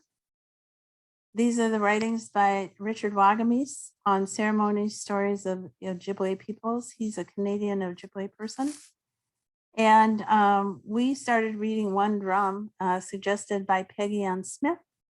And I'll read a little bit of that, but also I've read all these books. I mean, I just think he writes just beautifully.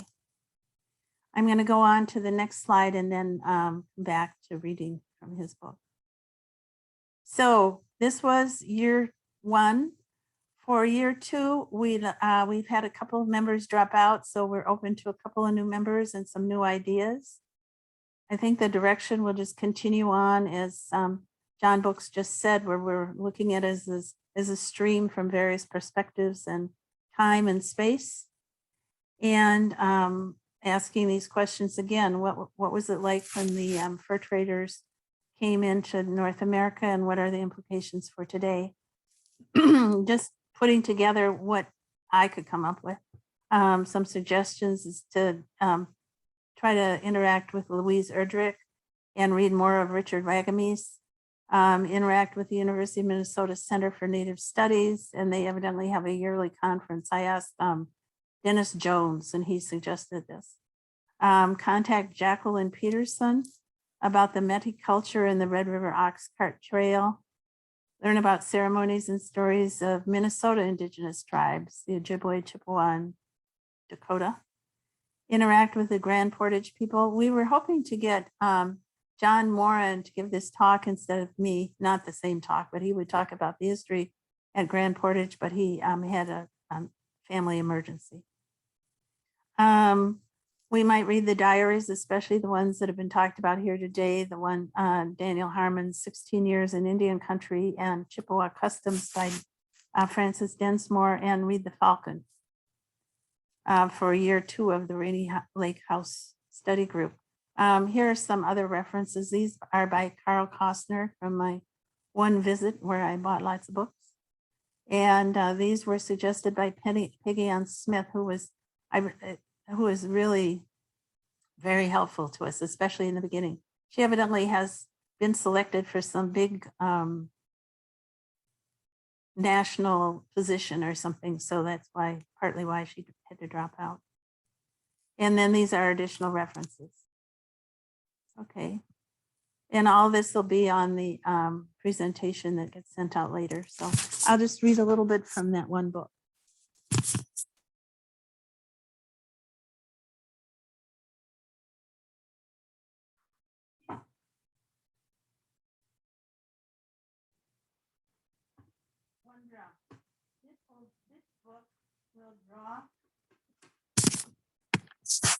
This book will draw from fundamental teachings of Ojibwe tradition called the 7 Grandfather Teachings to illustrate in a contemporary way how all of us can use universal spiritual truths to find harmony in our lives and communities.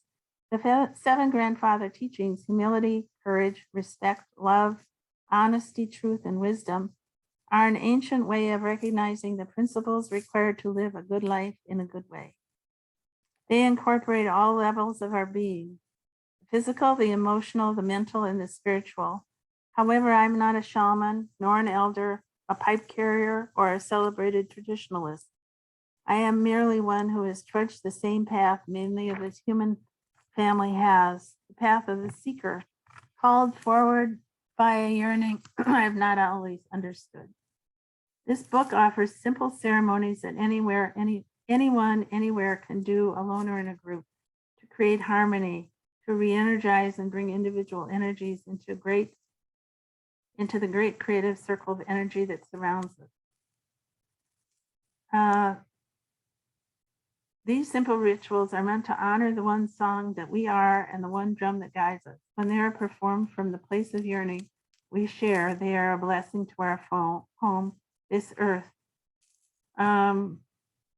The ceremonies are meant to function as one song, an honoring song. It's our teaching way. An honor song is sung in recognition of the spirit.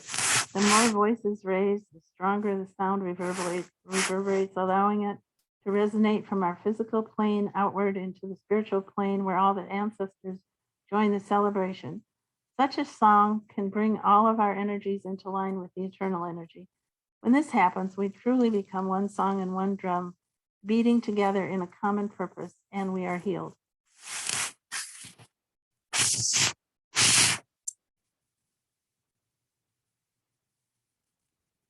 There was a question about how people could apply to be part of that learning circle for membership.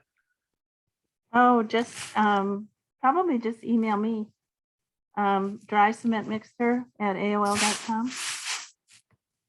And I'll send that to you in a follow-up email as well. So Sure. Thank you. Yeah.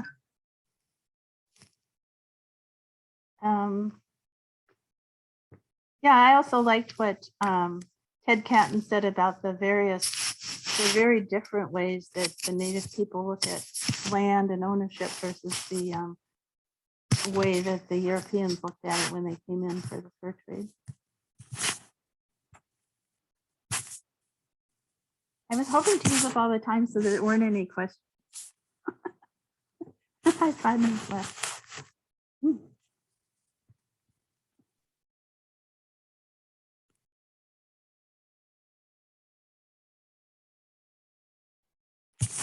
I know it was difficult to look at some of those maps because you know, they're so small, but all I did was I just went through this book and every place there was a double map, I just copied it. But there are lots, can you see this? Can you see what I'm showing? Oh, you can? How can I get this, my slide off of the stop share? Okay, I'll stop sharing. Okay, so I don't know if you can see this, but there are sections on pottery and on lots of drawings of different people and lands. There's a landscape, and here are some of the people, and you know, you get an idea of the costumes. Carolyn, you have to hold lower. Oh, you do? Yep. Okay. Yep, there you go. Somebody wanted to know if you could show the cover of the book, please. That's the atlas. A little bit difficult to find, but I was told by Carl Costner, and I think I sent for this. But all the other books on his list I was able to get by just going up to his historical center.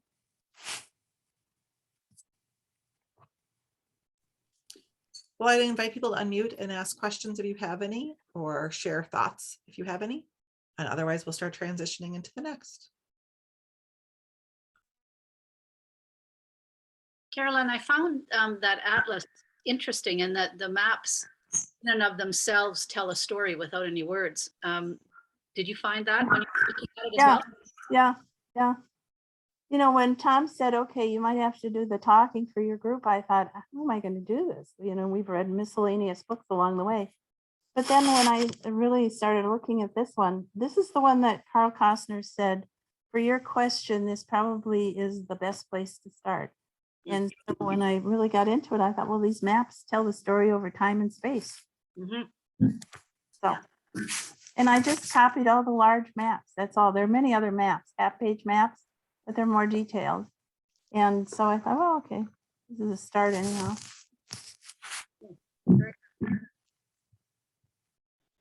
Oh, Nancy, are you trying to unmute? I can push the button for you. It'll invite you to.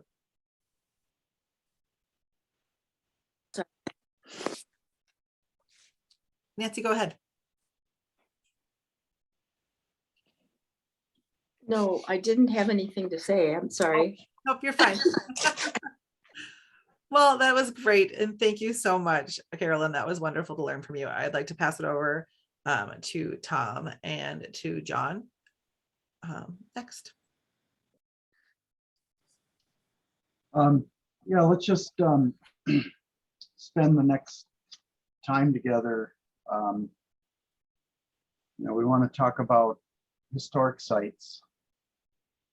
And the reason that we would want to talk about that is that there are places to explore virtually in our backyard.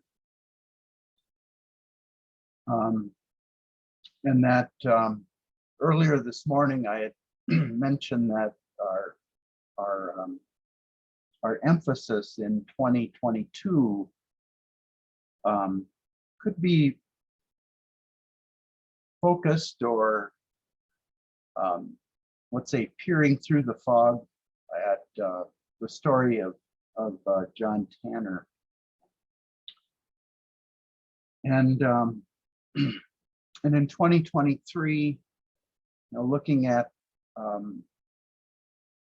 the story of Stephen H. Long and how he fits, really that it's not as compartmentalized as it sounds, because these stories have a tendency to build on one another. Today we've taken a close look at the merger and the life of John Mclaughlin, and we've seen how there's an interweaving of the merger and the incidents surrounding what happened during John Mclaughlin's time at the Northwest Company, Pemmican Wars, and the physicality and the embodiment of it all as an experience of study. So just briefly again on these learning circles, they're open, and as topics are suggested by the readers group and leadership within the topics arise, small communities can be formed that would to take a closer look. Now, you know, one example of a close look is what the Native Perspectives group has done, in that they've gone beyond learning into what I would call a sensing journey. They've really investigated things that they didn't know very much about, but they've also approached the topic in a way of sensing it. And as you can see from Carolyn's presentation, they sensed it visually through the maps, and they've sensed it through,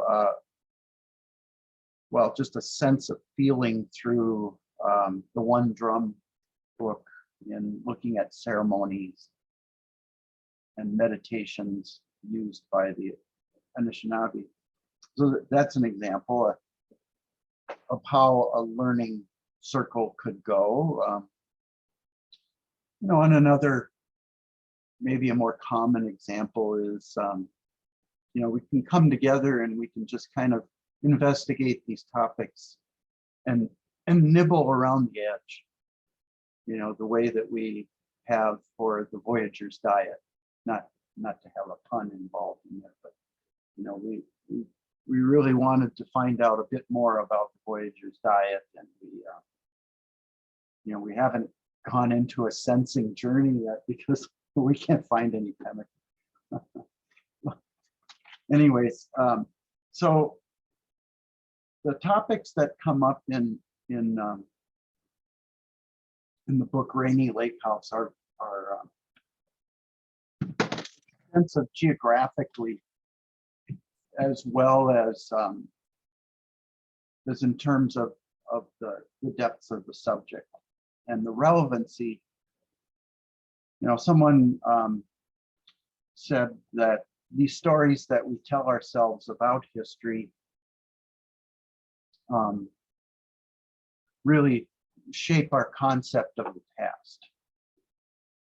And in addition to that, these stories that we tell ourselves about the past really they begin to shape the future. And I think some of the Native perspective topics really showed and demonstrated how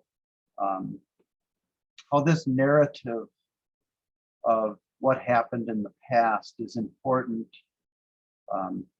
to dive into in a deeper way. As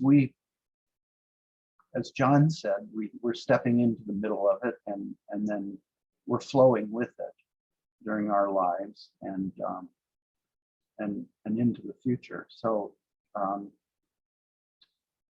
so getting together with a group of people and exploring some topics is a good way to get into the flow. I just made a list of the historic sites that we have access to and how we could sense more from them. You know, we've got Grand Portage, Fort William, Fond du Lac in Duluth, Quetico Park. Things happened in Quetico Park, and there's actually a historic library there, cultural and natural history. Fort Francis, where Rainy Lake, the the actual Rainy Lake sites are at. Fort Snelling in St. Paul, where the Stephen H. Long expedition began. Pembina, North Dakota, which in the book Rainy Lake House, Ted Catton makes reference to things that happened in Pembina. And on to Winnipeg. So just as a treat, I thought it would be fun to look at a snippet of the presentation that Carl Koster gave last week about what can we find at Grand Portage? What's there for us? How is that interpreted? And I think Kelsey can start that. It's a short snippet, 3-5 minutes, but it just gives you an example. Run out. Well, of course, it does start to run out eventually, but some of these people, especially some of the French, and when they're here collecting this fish, one of the first things they've noticed in their journals is of local flora and fauna. They notice the local native people, and they notice one thing, that many of these native people were intrigued by things these fishermen had. And when I'm talking things, I'm mostly talking about material culture, shiny buttons on their clothing or knives, things like that, which were unusual and strange to the inhabitants of North America who were here. So to entice, of course, something beautiful to these fishermen, of course, furs are waved in the airs. And of course, that was always valuable. So that's where the trade begins. It starts as a fish trade, which goes into furs with the native populace. So we're going to see the furs start leaving North America right about that time in the late 1500s, early 1600s is when it's picking up. And it's just the time, that you start seeing the use of furs going up in Europe as well. Now, when we're talking fur, and we're going to be doing that for the next hour, almost every time we mention the word fur, we're referring to one certain type, though all furs were accepted in the fur trade. And of course, that's the fur that you're all screaming in your heads right now, the beaver. Yes, of course, it is the beaver, the second largest rodent in the world. The largest, by the way, in case you're doing a crossword puzzle tonight, would be the capybara, I believe, down in South America. We're talking about the beaver tonight. Now, what you also know, of course, and I have a beaver right here to show you, so I'm not here totally alone tonight. This beaver right here, the main use for beaver, of course, is all of you probably know as well, since you probably have some interest in the fur trade because you're listening to me tonight. And that would be, of course, the beaver use in the hatting industry. Let me just briefly go into that because people have this confusion that, a beaver felt hat is going to look something like this, and that's not what we're looking at all. There's three parts of a beaver hide that I'm holding here. Now, the first part of the beaver is the lovely fur that you all see. It's gorgeous, it's beautiful, it's pretty. That's not used in hat making. This is actually pulled off and discarded in the hat making process. The other side, of course, of the hide is that lovely leather. It's a strong leather. It's not thin like a skunk or a fox would be. It's tough, it's stout, it's good leather. Unfortunately, it's also not used in the hat making process. It's tossed out as well. That doesn't leave us with much. I understand that. But there is one layer that we have not talked about, and that's what's between the leather and the outside fur. And to see that missing part of the beaver is we almost have to bend the beaver here a little bit and pull back some of the fur, and you really can't see, but there's a small little gray fuzzy layer inside here. quite often it's easy to see on a beaver hide when you're looking at the edge of it, and you can see this little gray fuzzy layer right there. See that? Yeah, it's a good view right there. You know, that right there, that undercoating of the beaver is what is used in the hat making process back in Europe and all over the world, even to this very day. It's this inner fur right here, which is compressed with not much more than water and pressure, which creates from numerous beaver your fine felted hats, of course, of compressed beaver fur. There is nothing in this hat here but strong beaver being compressed together. And that's that fashion that, of course, is setting off this fur trade. So these hats are popular in the 1500s and 1600s. Now, it doesn't mean that we're the only spot for these furs. North America, of course. There are furs. They're the Eurasian beavers. They're over there in Europe. You know, China had beaver, Europe had beaver. Yeah, there was beaver over there. But as the fur trade continued, they rapidly, especially when we get to the 1700s, they're about gone. One estimate actually believes that by the year 1800, less than 600 Eurasian beavers still existed. So they're about gone. Because when we start talking about numbers being shipped out of Minnesota, where I'm sitting, you're going to see that 600 doesn't mean a lot. So we got our start of the fur trade. Now, who's doing this fur?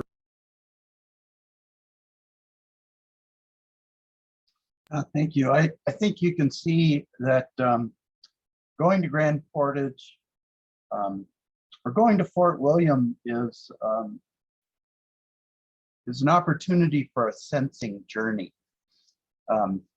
You'll be immediately embodied into topics of the fur trade and engaged with people like Ranger Carl. A little bit around the edges, I'd like to introduce someone named John Gustafson. John lives in Duluth, and I think he can share with us a couple of things about Fond du Lac and maybe some other sites. Is that right, John? Are you prepared to do that? Good afternoon, Tom, and others. Yeah, I just showed up about 10 minutes ago. Well, the interest in reading after reading the Rainy Lake House book was thinking about some of these historic sites, which, having pretty much spent most of my life in Duluth, I was only vaguely aware of. And so visiting some of these sites has just been a real experiential thing for me. And so I haven't been able to do that as much as I had liked, but even so, it's just the sense of place and also a sense of time that happens when you are in the locale where some of these historic events and visitors were there. It's just very, it's just a awe-inspiring kind of experience for me. And Fond du Lac is the site of in the far western reaches of Duluth, right at the site of the bridge on Highway 23, where Wisconsin is on the other side, and so on. I mean, that's the site of the fur trading post that John Tanner visited, that Cass visited on his explorations up to the Cass Lake almost at the height of the site of the Mississippi source, and Schoolcraft's visit, and I don't know. And now I go there, and there's a nice rock there, big boulder with a plaque on it. But you can look around this older neighborhood and there's not much there. But when you start to be there, it's just you can start to see the events of the past. So that's a quick introduction to what my interests are in, especially this group and in reading the book. And there's others out there. You're well aware of Grand Portage and Old Fort William, and actually the site of where the original fort was, and there's so many others. Mona Hunter has shared that kind of interest in finding the historic sites, and when you actually visit there, it's just fun to look around and kind of imagine what it was like back in the day. So so that's my interest, and what I hope to do more of is actually identify these sites and give directions in some kind of a pamphlet or book or something in the future, so that everyone that has an interest could pick it up and take an afternoon off and go and visit some of these sites. So that's my word, and I'm sticking to it. So Thanks, John. Maybe before we talk about Fort Frances, I think Dale has a couple of photographs. Do you have those up and available, Dale? Which ones, Tom? The Kekabeka Falls and Oh, yes. Kelsey, did I send you those pictures of the falls? So I was camping at Kekabeka Falls in the fall, and walking in the park, and of course the visitor centers are all closed, so you can't get any interpretation and information from anyone, but the campsites were open, and stumbled across the historical plaque. While Kelsey's looking for that, I'll just tease you with what it looks like. So it's one of these blue and gold plaques, and on it, it said the Mountain Portage. And I say Portage, Tom and I talked about that this week. Is it Portage or Portage? I'm sticking with Portage. And what's on the sign is the portage around Kekabeka Falls formed a link in the historic Kaministiquia canoe route connecting Lake Superior with Lake of the Woods in the west. First recorded in 1688 by the French explorer Jacques de Noyan, it was later abandoned in favor of the shorter Grand Portage Pigeon River route. And you're all familiar with that one. So once that portage fell under American control and on the American side of the border, interest renewed in this other route, and it was rediscovered by Roderick Mckenzie. And from 1803 onward, it was used by the fur traders, explorers, soldiers, and surveyors, including Simon McGillivray, David Thompson, Sir George Simpson, Sir John Richardson, Simon J. Dawson, and Colonel Garnet Wolseley. I started to walk down the path, and I was with my puppy and just myself, and I thought, well, I'm not going to go and do the whole thing because I'm a bit of a chicken in the bush. But I think it's something worthwhile to look at and to go and do that hike, to envision or to walk through with the falls roaring beside you, and hearing them why you need to do this, because you can't go over the falls, obviously, and to get down to the bottom and then to look at the Kaministiquia River just flowing off it in front of you. I think it'll be quite nice to do. It seems to be well maintained. I think it's a fairly easy hike, change in elevation, but not all that difficult, I don't believe. So I think that's something that we should do when we get a chance to come to Thunder Bay, get out to Kekabeka Falls and look at this plaque and walk the mountain portage. Yeah, the photo I have is just of the plaque that is not for Kekabeka Falls. So. Okay. So I let me just see if I can quickly get my files opened. I'm not all that quick at this. Do you want me to pull up the other one while you're looking for it? Sure. Sure.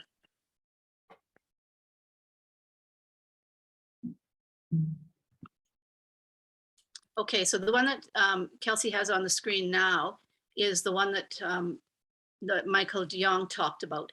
And so you can see there's a lot of writing on the plaque, and it's a chronological, there's some time frames on it as it builds a bit of history. And this is apparently right where those council chambers were when they signed the documents for the merger. Fairly nicely maintained, better now than it was before. The plaque in the front is yes, correct. Yeah, that's the Parks Canada historical designation plaque. So there's some information that the feds have put there to talk about this. The monument originally put there by the founder of the Historical Society, Peter McKellar in 1916, I think. So it's been there a long time, but that too is a site you could stand at and look around and kind of envision, although it's difficult to see the water past the trains, but you'll get a sense of what it was like at that time. So let me see if I can see some Kakabeka Falls pictures.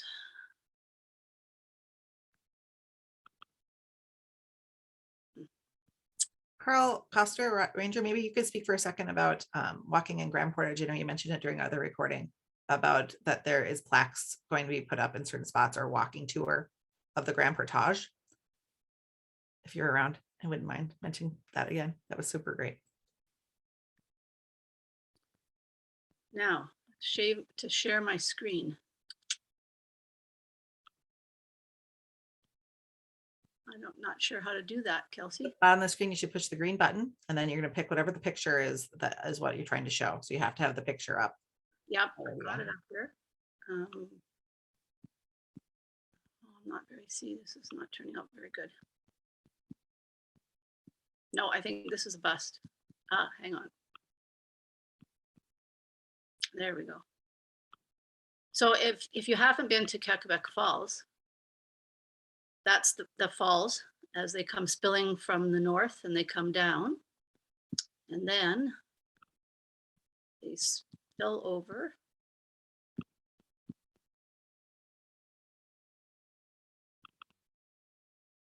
I had a picture of the downstream side, but I had some trouble yesterday. There we are. Had some trouble opening these on my other computer.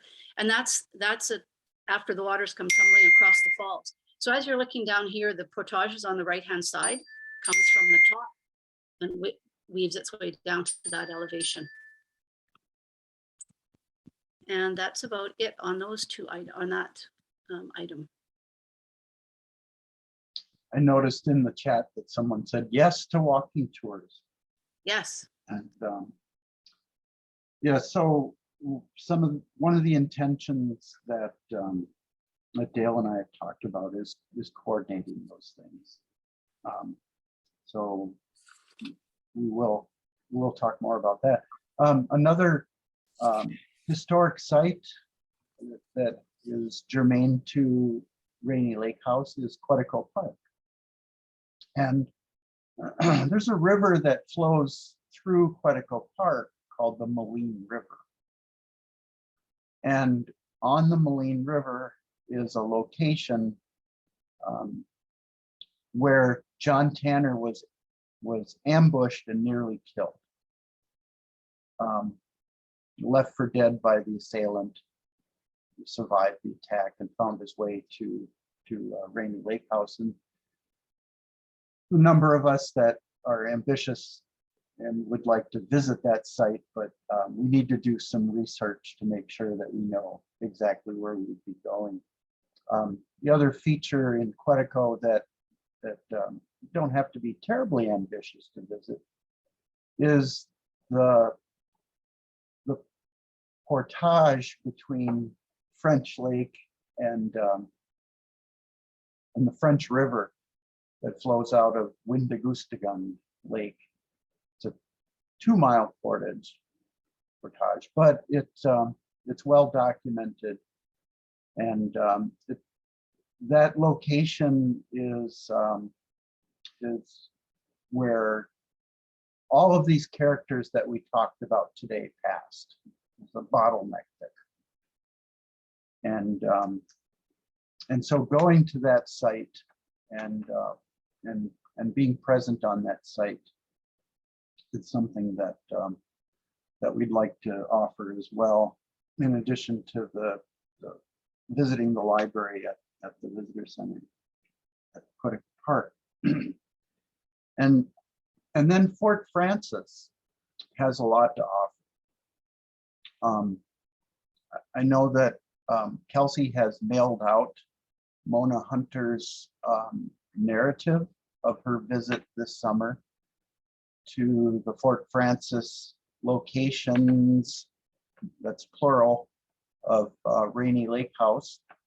A couple of attempts at locating for the Northwest Company, and then a location for the Hudson's Bay Company are there, and Mona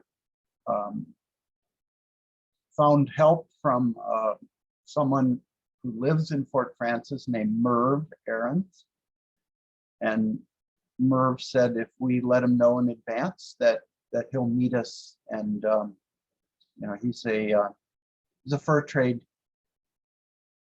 amateur historian, but he's lived on the Rainy River and in Fort Francis for the last 30 years, and that's been his study, and he can help interpret what we're looking at. And if you look at Mona's work, you'll find that there's a lot to see there, and it would be really fun. Another site that that would hold a lot of interest would be Fort Snelling. It's a little confusing. There's two Fort Snelling administrative units. One is the Department of Natural Resource Park, a wooded area along the river, both Minnesota and Mississippi River, is called Fort Snelling State Park. And then the Minnesota Historical Society maintains the buildings that weren't destroyed in development of the Twin Cities area, and it's quite extensive. And they have historians there that can assist us in understanding what Fort Snelling had to offer as an outpost in the middle of nowhere in the early 1800s, but specifically how it supported and supplied Stephen H. Long's expeditionary force and launched them up the St. Peter's River, which is now the Minnesota River. Pembina, North Dakota, has a lot of fur trade history from the period of time surrounding the development of the Métis people, and there's a lot to see there. And then we get to Winnipeg. And Kelsey, I don't know if you're able to bring up some of the slides of that we have from Winnipeg. Is that and the I'm map? happy to do it. Would you like the map first or the slides? No, or the let's look pictures? at the map first. That sounds great.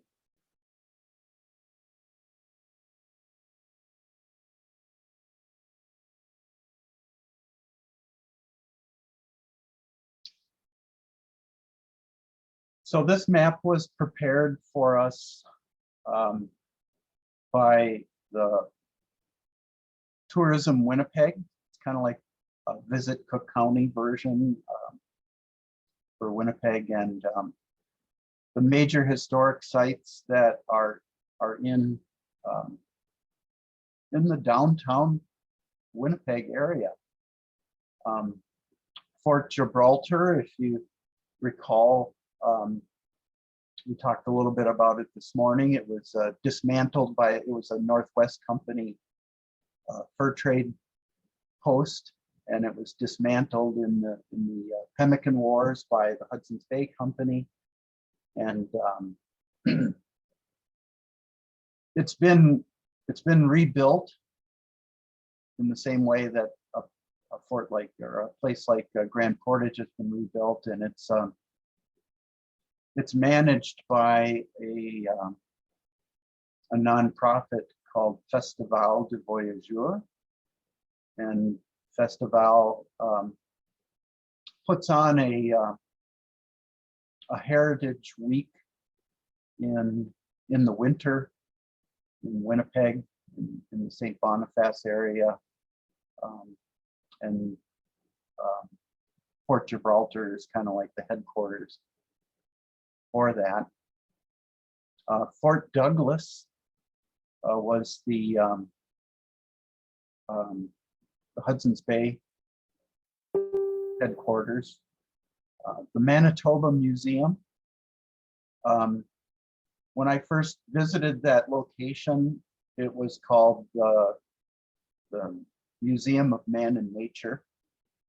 And then it went through another name change. It was called the Museum of Civilization. And now they've settled on the Manitoba Museum. And the Société Historique is another location in Winnipeg and in St. Boniface that I haven't visited, but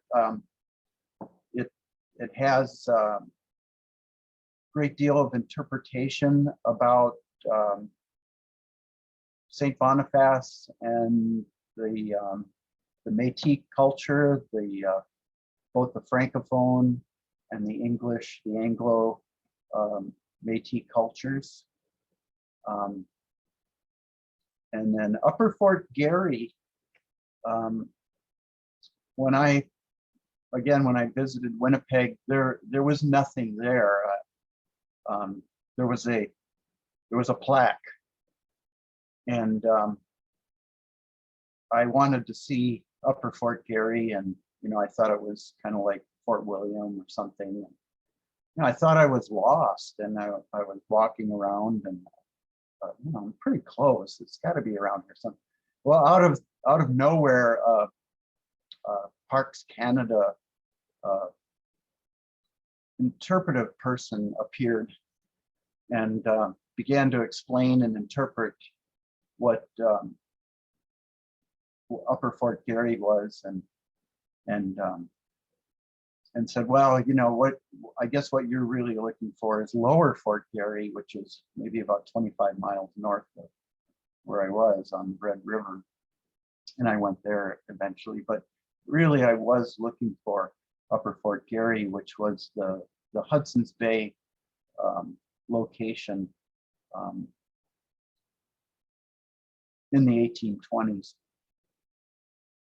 And then the St. Boniface Museum, again, has a lot of historic information. And I see the Manitoba Archives, number 5 over on the left. The Manitoba Archives has all of the Hudson Bay journals. I think Ted Catton said that he wanted to visit the archives, but he didn't, and he was able to communicate with them and get copies of what he needed. So I've been to the archives, and what's really fun about the archives is that if you have a question and you walk into the archives, you'll meet a front desk person.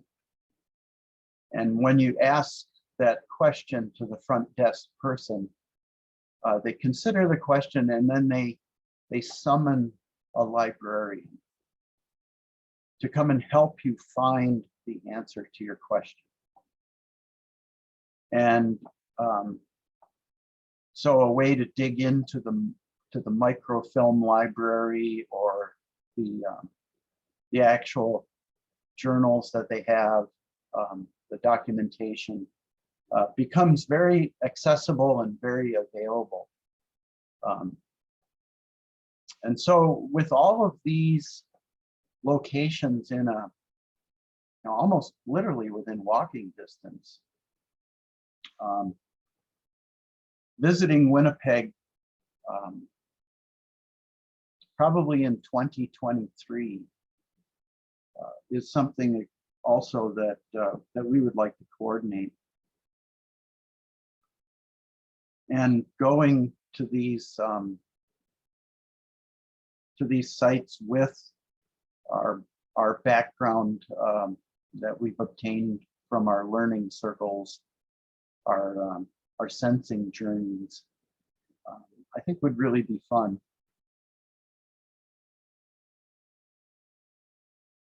So I think there were some really good chat points that came up. Maybe Kelsey, if you could help us. Oh, wait, before we do that, there are slides. Yeah, there, Kelsey can bring the slides up. While I'm doing the transition, do you want to talk through the chats and chat questions?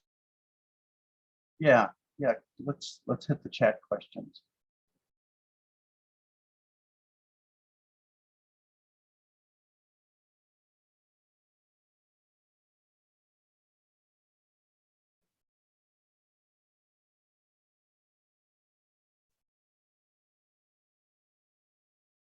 See, I think there's some discussion about the Sioux and Fort Mackinac, and that has quite a bit of mention in the Rainy Lake House book. And I think Carl gave us some information about the Northwest Company post in Pine City on the Snake River. Yep, he did. And you know, just as interest, he recommends a book by George Nelson, The First Year in the Fur Trade. Yeah, so Kelsey, let's take a look at those slides.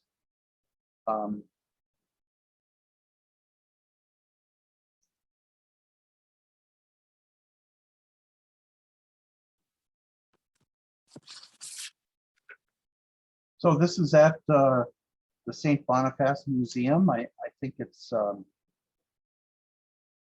you can see it's one of the original oak timbered buildings. And it looks like there's a Catholic church still there. I don't think it's an active church, but things are there to see.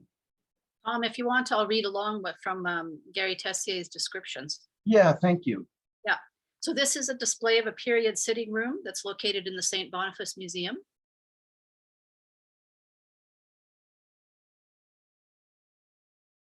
And this is a display also located in the Manitoba Museum, just an interpretive display, lots there to see, and that's just a sampling. This is a view of La Maison de Bourgeois at Fort Gibraltar. Photos taken from the Palisade Walkway on the north riverside looking south. The fort, originally located on the other side of the Red River and closer to the current Forks location, is managed by Festival du Voyageur. And this is a view of a section of an interpretive multimedia panel located at Upper Fort Garry. It looks kind of new, Tom. It might not have been there when you were there. Just north of Broadway and Main and just west of the Forks Historic Site. This is a view of another section of the Upper Fort Garry Historic Site. It looks like it's quite extensive interpretive panels. And then I think what you're looking at there is a remnant of the gate or a reconstructed gate. I'm not sure. Our source didn't get into it for us there. So this is the non-such. And so this text I'm going to read is provided by the museum.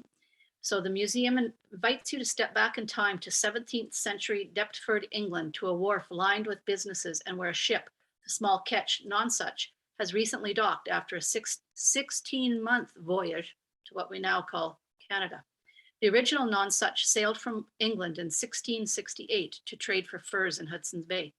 Her trip proved successful and the investors established the Hudson's Bay Company in 1670.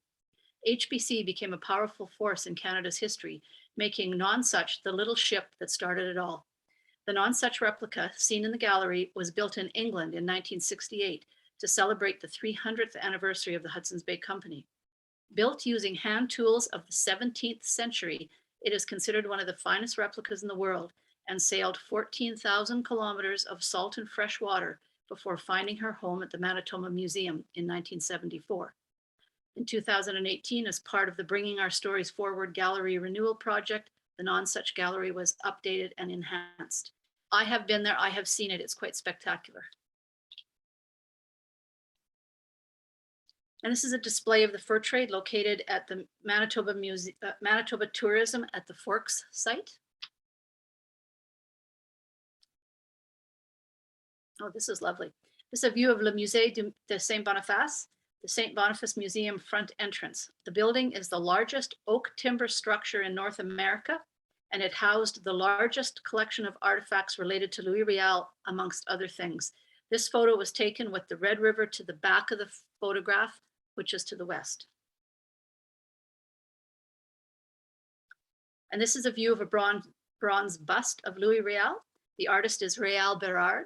It is located on the grounds of the Le Musée de Saint-Boniface. And this is the gateway to Upper Fort Garry Historic Site. We saw that in one of the earlier slides. And again, this is La Maison de Bourgeois inside Fort Gibraltar, photo taken facing south, probably from the northwest tower of the fort. La Maison de Bourgeois would be facing the front entrance to the fort, which was located on the banks of the Red River. And as Tom mentioned, all within walking distance of each other, maybe a kilometer at most separating them all. The Manitoba Museum might require another small kilometer, we've been advised. So quite doable and would be quite fun.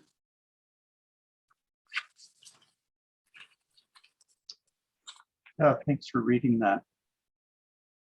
So that's a long view of some of the things that Dale and I would like to coordinate as interest grows or as interest wanes. You know, we'll definitely sense that with our conversations from you, our emails, etc. So just to look ahead in the short term,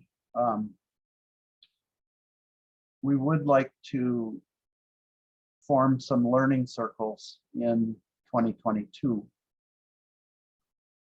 And we'd like the ideas to come from the readers group in the same way that the questions that we posed to Ted Catton came from the readers group. You know, Dale and I, as we receive emails or we harvest information from the chat, we'll put that together, and then probably in early February, there'll be a Zoom invitation that comes out, and we can check in and we can list some of the learning circle ideas that have been brought forward, and ask if people would like to begin to dive into those learning circles. And then Dale and I can coordinate, put people together who are interested in some of these different topics. So yeah, in the meantime, I think reading The Falcon would be a good launching point. Getting an idea of how Edward James was listening to John Tanner and transcribing John Tanner's narrative into that document. Ted Catton gave us a pretty good overview of his view on the accuracy of that. And I think you'll see good examples of how John Tanner was engaging in the big fish stories. You know, how many of this animal or that animal did you catch or kill, or, you know, hunters, fishers, you know, somewhat have a tendency to stretch the size of the fish, and I think that might be what's going on. in there. But there's a lot of topic in Mclaughlin that could result in people getting together and talking about a little bit more in depth. And so we'd like to coordinate some of that. So yeah, we'll come together early February, and if you can't make that, there'll be notes that we share so that you can see, what did come to the surface. And yeah, I guess that's about it.